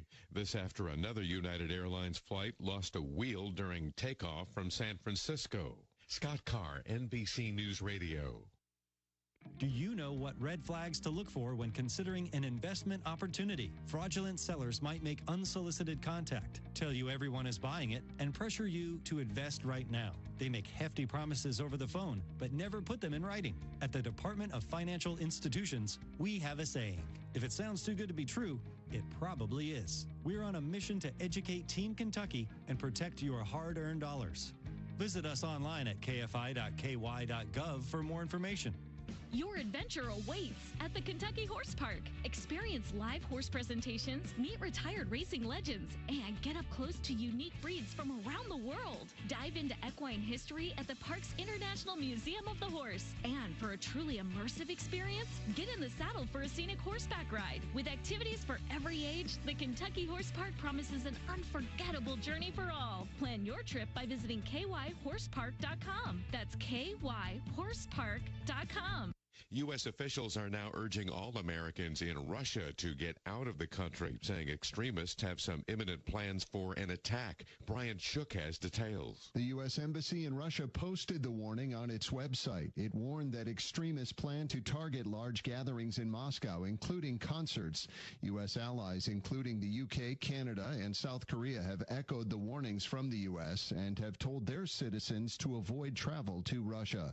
The warning from the U.S. came hours after Russia's Federal Security Service said it stopped a planned shooting at a synagogue. It's not clear if the two are connected. I'm Brian Shook.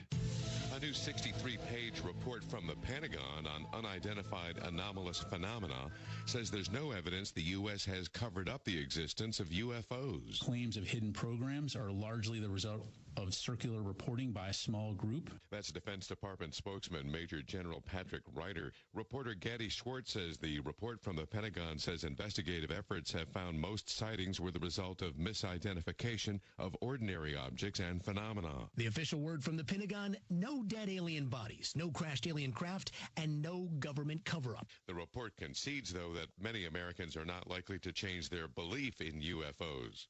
The nation's Republican National Committee has now voted to make Michael Whatley its new chair, and a daughter-in-law to presidential candidate Donald Trump, Lara Trump, its co-chair. The RNC declared earlier this week Donald Trump was its presumptive nominee for the 2024 election. I am going to ask you to join me as recognizing President Trump as our nominee and the next president of the United States. All those in favor signify by saying aye.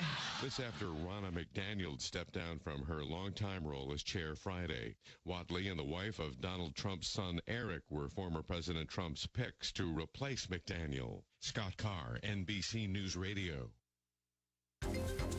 This is a Hometown Radio Network information update. The Kentucky Transportation Cabinet has begun their scheduled aerial survey activities for US 27 from Kentucky 34 to the proposed Lancaster bypass. That survey work will be done between mile points 5.2 and 10.3, with the majority of the operations taking place off the roadway in the shoulder areas. This may affect travel through the area while the survey operations are going on. It'll take place between 7 in the morning and 6:30 in the evening, Mondays through Fridays. Jessamine County Animal Care and Control is investigating after 25 cows were found dead earlier this week on a property. It happened at a property on Stevens Lane. Officials say that it's an active investigation and that no other details will be released at this time regarding the findings. Reporting for the Hometown Radio Network, I'm Joe Mathis. This is Dave Ramsey of The Dave Ramsey Show, where life happens caller after caller. $17,000 paid off in 23 months, making $11 an hour, 27 years old, debt-free. Let's hear it, Mac. I'm debt-free! Yes! Way to go! Don't miss The Dave Ramsey Show, right here on the Best in Talk Radio. Hear The Dave Ramsey Show every Sunday morning and Sunday night on WHIR, AM 1230. Pack your bags. We're going to take you on a musical journey like no other with Take 3. They'll be at the Boyle County Performing Arts Center Thursday, March 14th at 7 p.m. That's where rock meets Bach. This unique trio of violin, cello, and piano brings together the power and energy of rock music with the sophistication and beauty of classical Bach. Experience a fusion of styles that'll leave you breathless and wanting more. With their virtuosic performances and electrifying stage presence, Take 3 is a must-see show that'll thrill audiences of all ages. Don't you dare miss it. It will be Thursday, March 14th at 7 p.m. Boyle County Performing Arts Center, Take 3. Classically infusing the favorites of the Beatles, Bieber, or Coldplay. Take 3 are nothing short of exhilarating and have electrified audiences for years. Take 3, Boyle County Performing Arts Center, Thursday, March 14th, 7 p.m. The Boyle County Performing Arts Center is located at 315 Cunningham Way, Boyle County Middle School. We're so excited. Nice weather's here, and we're going to wet our plants. Buddy Beaver here. Mulch to Go now has rock to go. Yes, we've been busy little beavers and expanded to add landscape, rock, sand, topsoil, compost, and more. We have a wide selection to choose from in both bulk and bags. Stop by Mulch to Go for your landscape needs from pine nuggets, pine straw, cedar, cypress, and playground chips, too. Mulch to Go opens at 9 a.m. Monday through Saturday. Call 859-715-7575. They're located in Harrodsburg on the corner of 127 and Beaumont Avenue. Mulch to Go. Mulch to Go. It's 11:07. The WHBN weather forecast is brought to you by the Old Bus Station Restaurant, offering good old-fashioned home cooking. Open for breakfast at 6 weekdays and Saturday at 8. The Old Bus Station Restaurant on South Greenville Street in Harrodsburg. Showers and a possible thunderstorm today with a high of 60. Wind gust to 23. New rainfall amounts between a quarter and half an inch possible. Tonight, got a chance of showers late, mostly cloudy, low of 32. Sunday for Sunday, high of 48. Sunday night, mostly clear, low of 28. Sunday, Monday, high of 56. Sunday, Tuesday, high of 65. It's 52 degrees. And now on WHBN, the International Sunday School lesson with Bob DeVore. Well, good morning. Welcome again to the International Sunday School lesson for the day. Thank you very much for listening in. Our scripture today kind of continues a theme that we've seen several times in the scripture, but last week especially in the little book of Jude, that little short one-chapter book just before the book of Revelation. And in that particular chapter, we notice that Paul was still talking about something that he had mentioned earlier, or rather Jude was writing about something that Paul had mentioned earlier. So it was a common problem among the leadership of that early church, that first wave of leadership. And many people think that Jude was a brother of Jesus. And, we have a hard time figuring all that stuff out, but nonetheless, we do know that he was on the leadership line, and there were several others and apostles. And of course, the big one was the Apostle Paul. And so Paul, as he dealt with the scripture that we're in today in 2 Corinthians 13, was dealing with a similar problem with the church of Jude. There were the people who scholars call Judaizers, who were coming in and essentially saying that you had to be a good Jewish practitioner to be a Christian, and trying to take away a lot of things about the grace of God and the work of Jesus and all of that. And in some cases, it sounds like they were coming in and taking advantage financially. And, the smooth talkers, and then they can do whatever they want to. They can get away with most anything. And so Paul was challenging them. And Jude had done that, and we don't know exactly the timing of both of them. But we see that in the book of Acts. We see that in Paul's writing. We see that in Jude. We see that in Hebrews, that they're dealing with these folks who are perverting. Sounds like too hard a word to say, but essentially that was what it was. As Paul called it at one time, they're trying to preach another gospel. And so Paul himself, as he dealt with the church at Corinth, Paul had had experiences there before. In chapter 13 of 2 Corinthians, we read that this will be my third visit with you, 13 verse 1. And so Paul had already been there before. In Acts chapter 18 records that first visit to Corinth, and there's another visit in Acts chapter 20. And so he has been there, he has personal knowledge, but yet they were saying things about him. In this last part of the book of 2 Corinthians in chapter 10, he's really kind of quoting them when he begins. He said, by the meekness and gentleness of Christ, I appeal to you. I, Paul, who am timid when face to face with you, but bold when I am away. That's kind of what they were saying. And a whole bunch of other things that kind of went along with that. They were not only changing the gospel message, but they were also criticizing Paul's leadership and Paul's place and, in the early church. In 1 Corinthians 10, verse 8, Paul writes, for even if I boast somewhat freely about the authority the Lord has given us for building you up rather than putting you down, I'm not ashamed of it.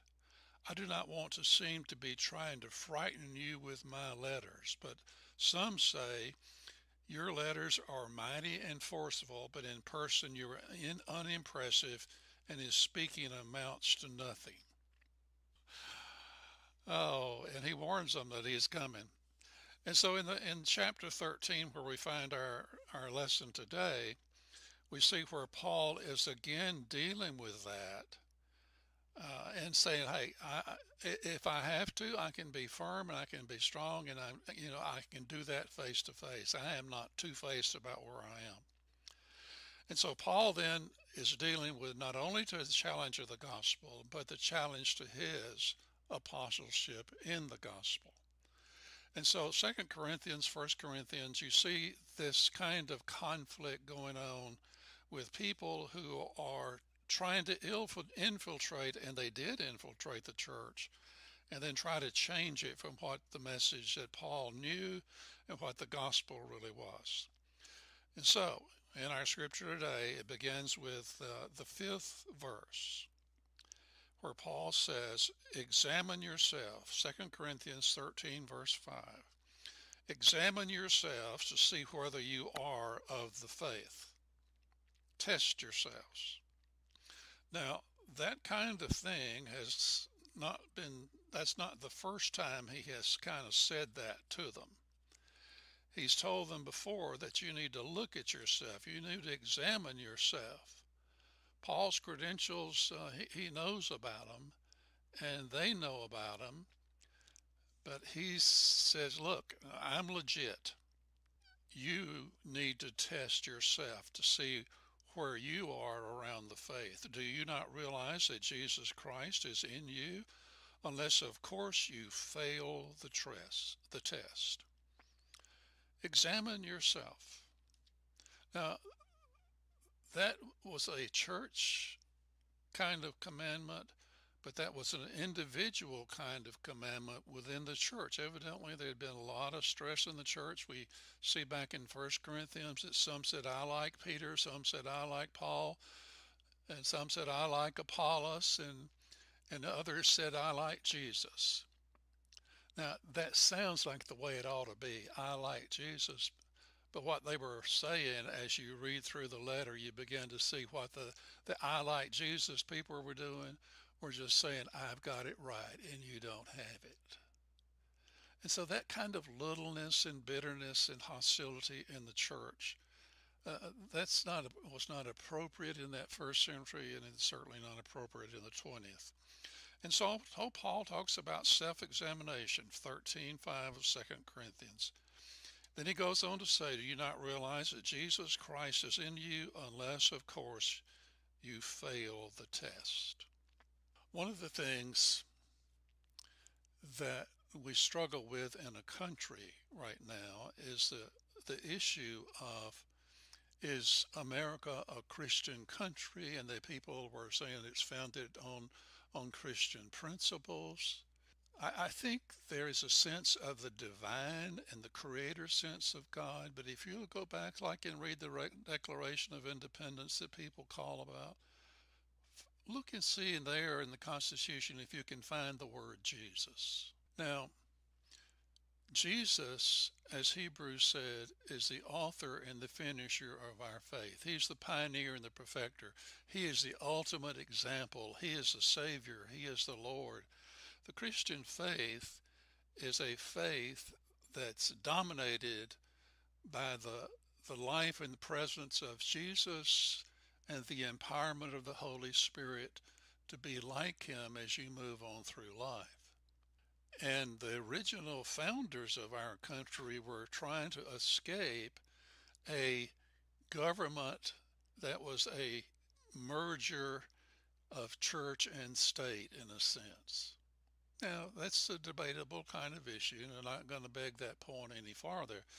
But nonetheless, the examination by Paul has to do with the church and its own fulfillment of the ministry and how it got warped. And so Paul said, Jesus Christ is in you unless you fail the test. Jesus Christ in you. And then he says in verse 6, and I trust that you will discover that we have not failed the test. Paul is willing to put his life to the test, and they can check that out. Verse 7, he says, now we pray to God that you will not do anything wrong. That kind of perfectionism is not something that I could say. I've never done anything wrong. But I don't intentionally try to distort who I am and how I live. And I'm not trying to claim any kind of perfection, but that goal, remember Jesus said in the Sermon on the Mount at the close of chapter 5, be perfect as I am perfect. There's something to be said about chapter 7, I think that is rather. But it's that sense that why not aim for the goal? You know, it's okay if you fail because God's going to take care of you, and he knows you're human. He knows your frame, as the Psalm says. But why not aim at the goal? I mean, how many times would you've seen a basketball game? What do you aim at when you shoot? You don't aim at the coach's bench. You don't aim at another player. You aim at the goal. And so if we aim at the goal, that's okay, but that means that we've got some understanding of what the goal is, and we have some understanding of what the goal is not. And we want to turn from that which is evil. As in Hebrews chapter 12, it said we want to disassociate ourselves from all of those things in which are sinful, and we want to run the race, and we want to look to Jesus, who's the author and the finisher of our faith. It goes on in chapter 2 Corinthians 13, verse 7. He said, not that people will see that we've stood the test, but that you will do what is right, even though we may seem to have failed. If there's somebody you think Paul has failed, that's no excuse for your failure. That's what he's saying. For we cannot do anything against the truth, but only for the truth. And Paul wrote, we are glad whenever we're weak, but you are strong, and our prayer is for your perfection. And this is why I write these things when I am absent, that when I come, I might not have to be harsh in the use of my authority, the authority the Lord gives me for building you up and not for tearing you down. Now, Paul makes a claim for apostolic authority. He makes a claim for the authority of God in dealing with this church as well as the other congregations. Now, what would you say if a pastor said all of this to you? Well, I think probably most of us would rebel a little bit. You know, as a pastor, there are times that you have pastoral authority, but I wasn't perfect. I didn't get it right every time. The scripture said to test the spirits and to see if, God is at work in this thing. None of us as human leaders are perfect, but Paul had a different place. Now, I know some pastors who kind of feel like that they have this kind of authority, and this is my church, and you're going to do my will because I know my will is God's will. Well, it could be, but I don't see that that's something that we need to make a big deal about, that I and God's will, God is out there reaffirming my will rather than my affirming God's will. And so in verse 11, Paul writes, finally, brothers, goodbye. Aim for perfection. Listen to my appeal. Be of one mind. Live in peace, and the God in love and peace be with you. Greet one another with a holy kiss. All the saints send their greeting. And then a benediction of may the grace of the Lord Jesus Christ and the love of God and the fellowship of the Holy Spirit be with you all. Now these last verses are the markers. That's what we aim for. We're not in here contesting Paul's authority. We're not here to contest the authority of in a church. But he says, aim for perfection. Listen to what I've said. Be of sound mind. Live in peace. Greet one another with a holy kiss. You see, Paul says we have a fellowship with each other that is so strong and so good. It needs to be true to the gospel, and in his case, in terms of his authority. But we need to live the life that Christ wants us to live and be the person he wants us to be. And he will give us the power to do it. This has been Bob DeFore with the International Sunday School lesson for the day.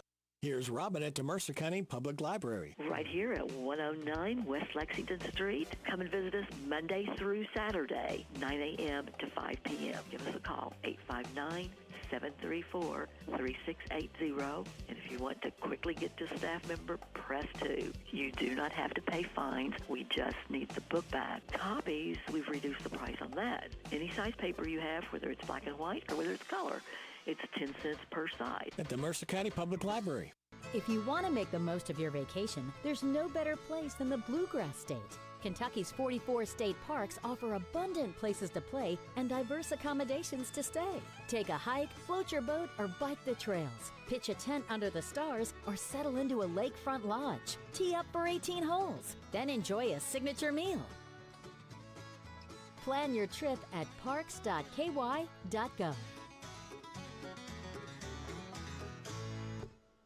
You have a loved one needing to find help, hope, and healing today. The first step to a happier, healthier life is to call the Isaiah House Real Hope for Addiction. Isaiah House provides care for men and women. Locations throughout Kentucky, resetting one's life through healing, opportunity, education, and employment support for lifelong success. When you feel once to the point of rock bottom and needs help, hope, and healing, call the Isaiah House anytime, 24 hours a day. Farmers National Bank has been your lifetime bank since 1879. We have a tradition of delivering friendly, knowledgeable service as well as giving back to our community. Two areas in which we strongly invest is education and economic development. Farmers National Bank supports our local school districts and colleges. The bank also invests in economic development and civic organizations that help create and maintain jobs in our area. This is the best investment we can make. Farmers National Bank, your lifetime bank, member FDIC. Roxanne Watson is on a mission to have more people sign up as organ, eye, and tissue donors. What drives her? Roxanne received a heart transplant made possible by an organ donor. I decided that day to devote myself to signing up the most people in the United States. That's my goal. Now she's a powerful force for good. What could you make possible as an organ, eye, and tissue donor? Leave behind the gift of life. Go to organdonor.gov. U.S. Department of Health and Human Services, Health Resources and Services Administration.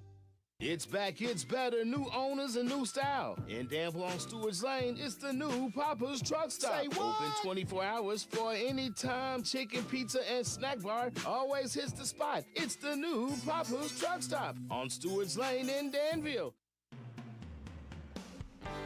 Buy, sell, and trade on the WHBN Swap Shop. Weekdays at 9:30 and 3:05 on WHBN, FM 99.5 and AM 1420. It's 11:25. The WHBN weather forecast is brought to you by Horn Home Supply, a trusted name for quality service and a fair price for over 40 years. See Matt Horn at Horn Home Supply in Harrodsburg, South College Street. Showers and a possible thunderstorm today with a high of 60. Wind gust to 23. New rainfall amounts between a quarter and half an inch possible. Tonight, got a chance of showers late, mostly cloudy, low of 32. Sunday for Sunday, high of 48. Sunday night, mostly clear, low of 28. Sunday, Monday, high of 56. Sunny Tuesday, high of 65. It's 51 degrees. It is the weekend. I'm Scott Fitzgerald with a look at your sports around the Commonwealth right here on the Kentucky News Network. The 13th ranked Kentucky Wildcats are back at it today. They're in Knoxville for their annual border war battle with number 4 Tennessee. In the team's last meeting, February 3rd in Lexington, you remember freshman Rob Dillingham had himself a night, going off for 32 points. At stake for the Cats in this one is seeding. Kentucky is in a 4-way tie for second place with Florida lurking around at 11-6. The Cats come into this one with the second best scoring offense, while the Vols are holding teams to a second best 67.1 points per game. Something, of course, has to give. One person that can make that happen, freshman sensation out of North Laurel High School, that would be Reed Shepard, something not lost on his coach, John Calaberry. And I got to let Reed go some, but there are times he leaves the man he doesn't need to leave and he gives up a 3. It's kind of like Robert on offense. You got to let him go a little bit because he could go on a run. With Reed, defensively, he's making some plays that change the direction of the game, the whole complexion. And the Western Kentucky Hilltoppers continue to ramp up for their regular season finale today at Liberty. As it stands now, the Tops would be the 3rd seed in the upcoming Conference USA tournament at 8-7. They're a game up on 7-8 MTSU. At the OVC tournament in Evansville, stop me if you've heard this before, Morehead State's Riley Minix led the way. Yeah, the big fella had a night again last night, dropping 26 points as Morehead State beat UT Martin 84-78. They move on to the conference championship game against Little Rock today. The win marks Coach Preston Spradlin's Eagles' 3rd trip to the championship game in the last 4 seasons. The program also tied the school record for wins in a season, 25-8 now, equaling the 1983-84 squad and the 2010 and 2011 squad. The Eagles, by the way, dropped their only regular season contest at Little Rock back on February 15th in a heartbreaker 68-69. And that's a look at your sports around the Commonwealth. I'm Scott Fitzgerald. This is the Kentucky. What's holding? Coming up on WHBN, a news update from the Kentucky News Network.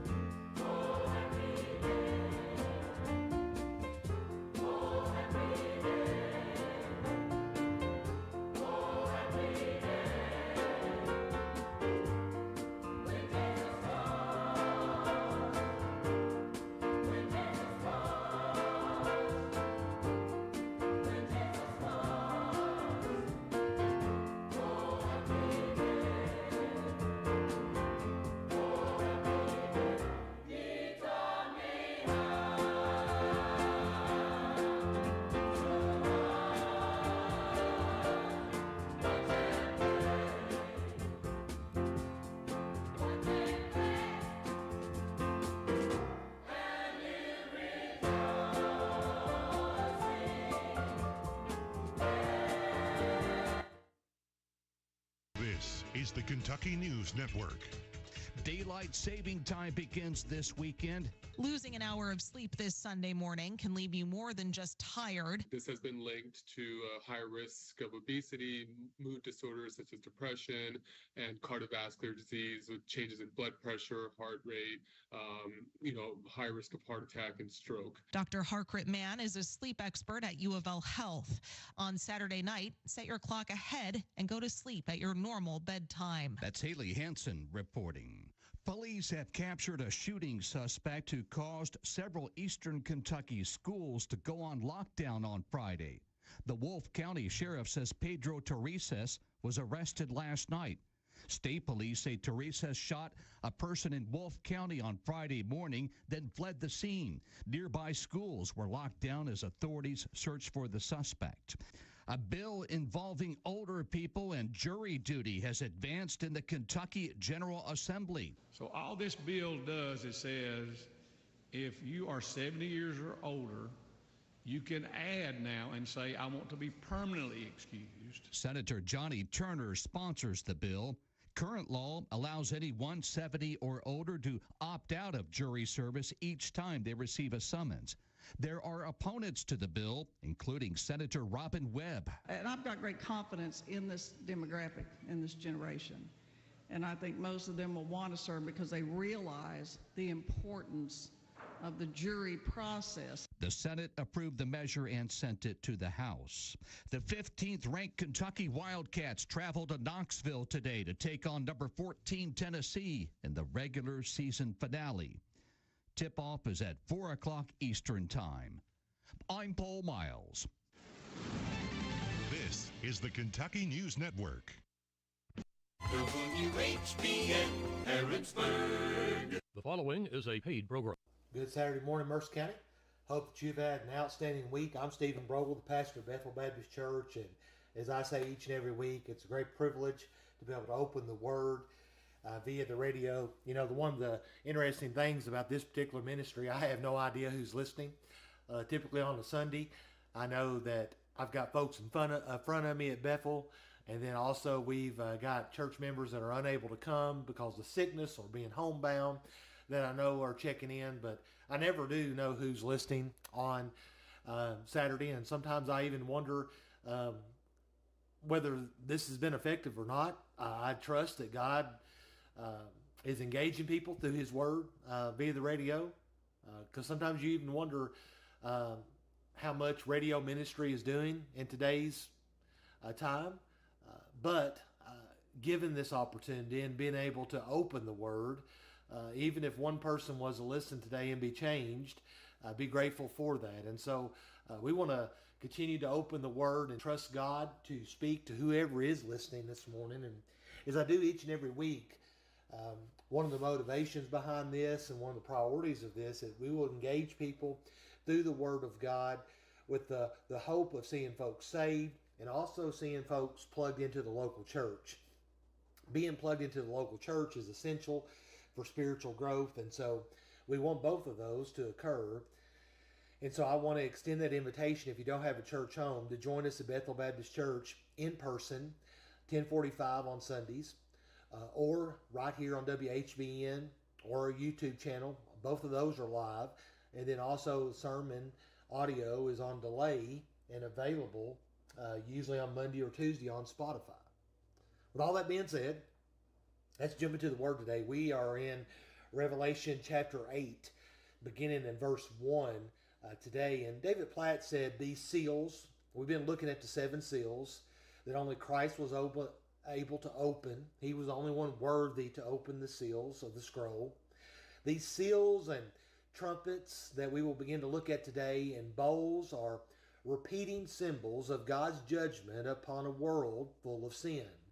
And they are progressing in intensification, all leading up to the final judgment and the return of Christ for His people.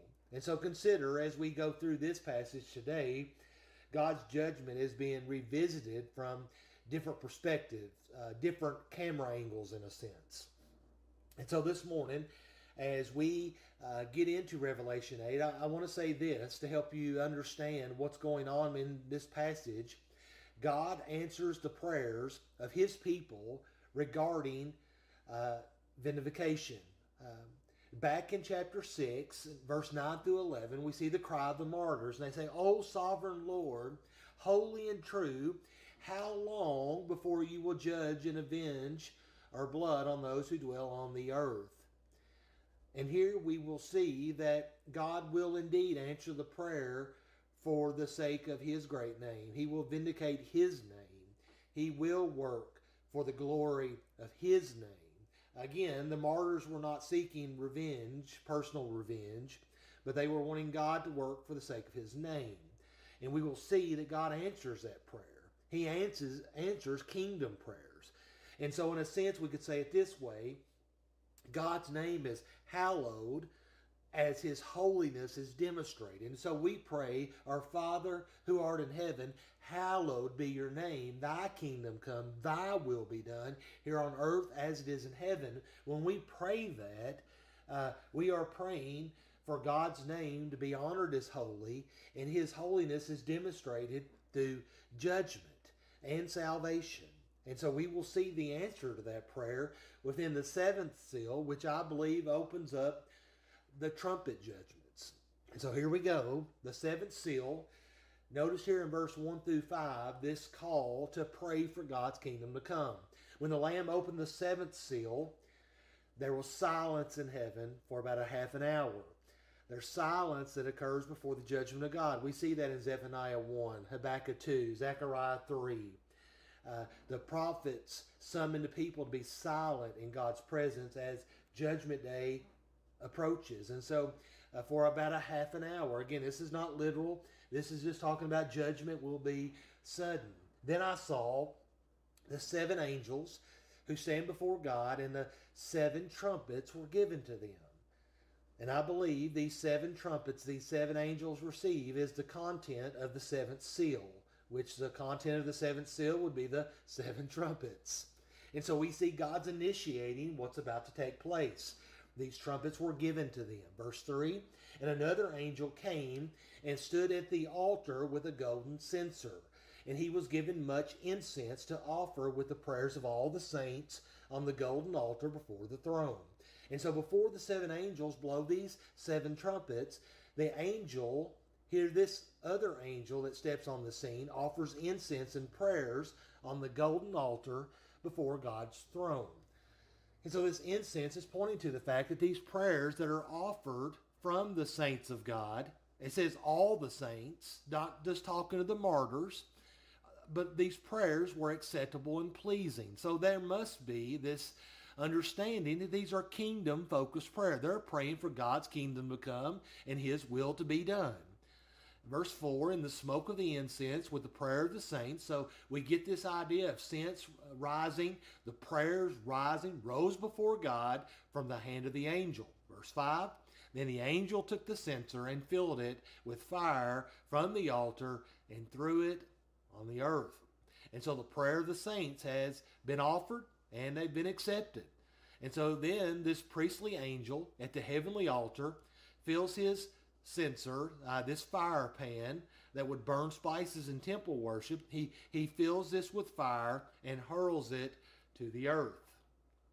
Now, to understand exactly what that means, we got to go back real quick to Ezekiel 9. Remember, there was mark put on the foreheads of the men who were groaning over the abominations that were occurring in Jerusalem. And so when the judgment would come on the unfaithful, those that were sealed by the protective mark would be protected. Well, and when you pick up in Ezekiel chapter 10, we see that, well, let's just read it. Ezekiel 10, verse 1 and 2. Then I looked, and behold, on the expanse that was over the heads of the cherubim, there appeared above them something like a sapphire, in appearance like a throne. And he said to the man clothed in linen, go in among the whirling wheels underneath the cherubim. Fill your hands with burning coals from between the cherubim and scatter them over the city. And so this angel standing in the temple of the Lord takes fire and scatters it over the city, which ultimately is emphasizing this declaration of God's judgment, pointing back to Ezekiel 9, a judgment on the unfaithful. And so as the prayers of the saints go up here in chapter 8, and he hurls it to the earth, you get this picture of judgment being poured out upon the earth. And then it says, and there were peals of thunder, rumblings, flashes of lightning, and an earthquake. So these judgments have been hurled from this angel in response to the prayers of the saints. These judgments are coming from the very throne of God. So we see within these first 5 verses, God is unleashing his judgment on the world. Now, I think it's very important to understand this. According to God's sovereign plan, there is a connection between the prayers of God's people and the outworking of his purposes to save and to judge. God is going to judge the wicked world, and he is going to deliver his people, and he does so in response to the prayers of the saints. Prayer is one of the means which God accomplishes his purposes. Remember, again, as we pray for his kingdom to come and his will to be done, we're praying for salvation and judgment, and God uses the means of prayer to accomplish his purposes. And all of that's according to his sovereign plan. It doesn't make him less sovereign. It just means that he uses the prayers of his people to do the outworking, or the prayers of his people are connected to the outworking of his purposes to save and judge. And so he answers kingdom prayers. So we must be praying for God's kingdom to come. Let's continue to pray that his name is honored as holy, and his holiness is demonstrated. And yes, his holiness is demonstrated through judgment. So yeah, we are praying for judgment to come because we want to see all things made right. We want to see sin eradicated, right? We are longing for his kingdom to come, to be fully consummated, that we're removed from the presence of sin and the sway of sin. So we've seen in the seventh seal this call to pray for God's kingdom to come. But notice with me now, and beginning in verse 6, we see here the first four trumpets. And this, in the first four trumpets, which we're not going to be able to give a lot of detail to for time's sake, we're being called to proclaim the gospel to the lost. Now the seven angels who had the seven trumpets prepared to blow them. And so as a result of the saints' prayers, now the trumpets are prepared to be blown, signaling that God is about to judge his enemies. Now the background of these seven, or these first four trumpets, or really first five trumpets, are the plagues of Exodus, but also the trumpets in near the walls of Jericho. They give us the background we need. You will see correspondence or parallels to the first five trumpets, pattern after five of the plagues of Exodus.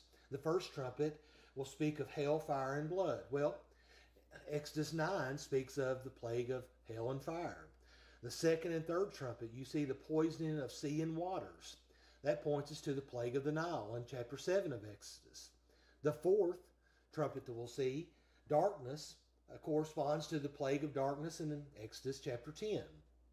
But then, not only from the plagues of Exodus, we also, in the background, remember Jericho, the fall of Jericho in Joshua 6.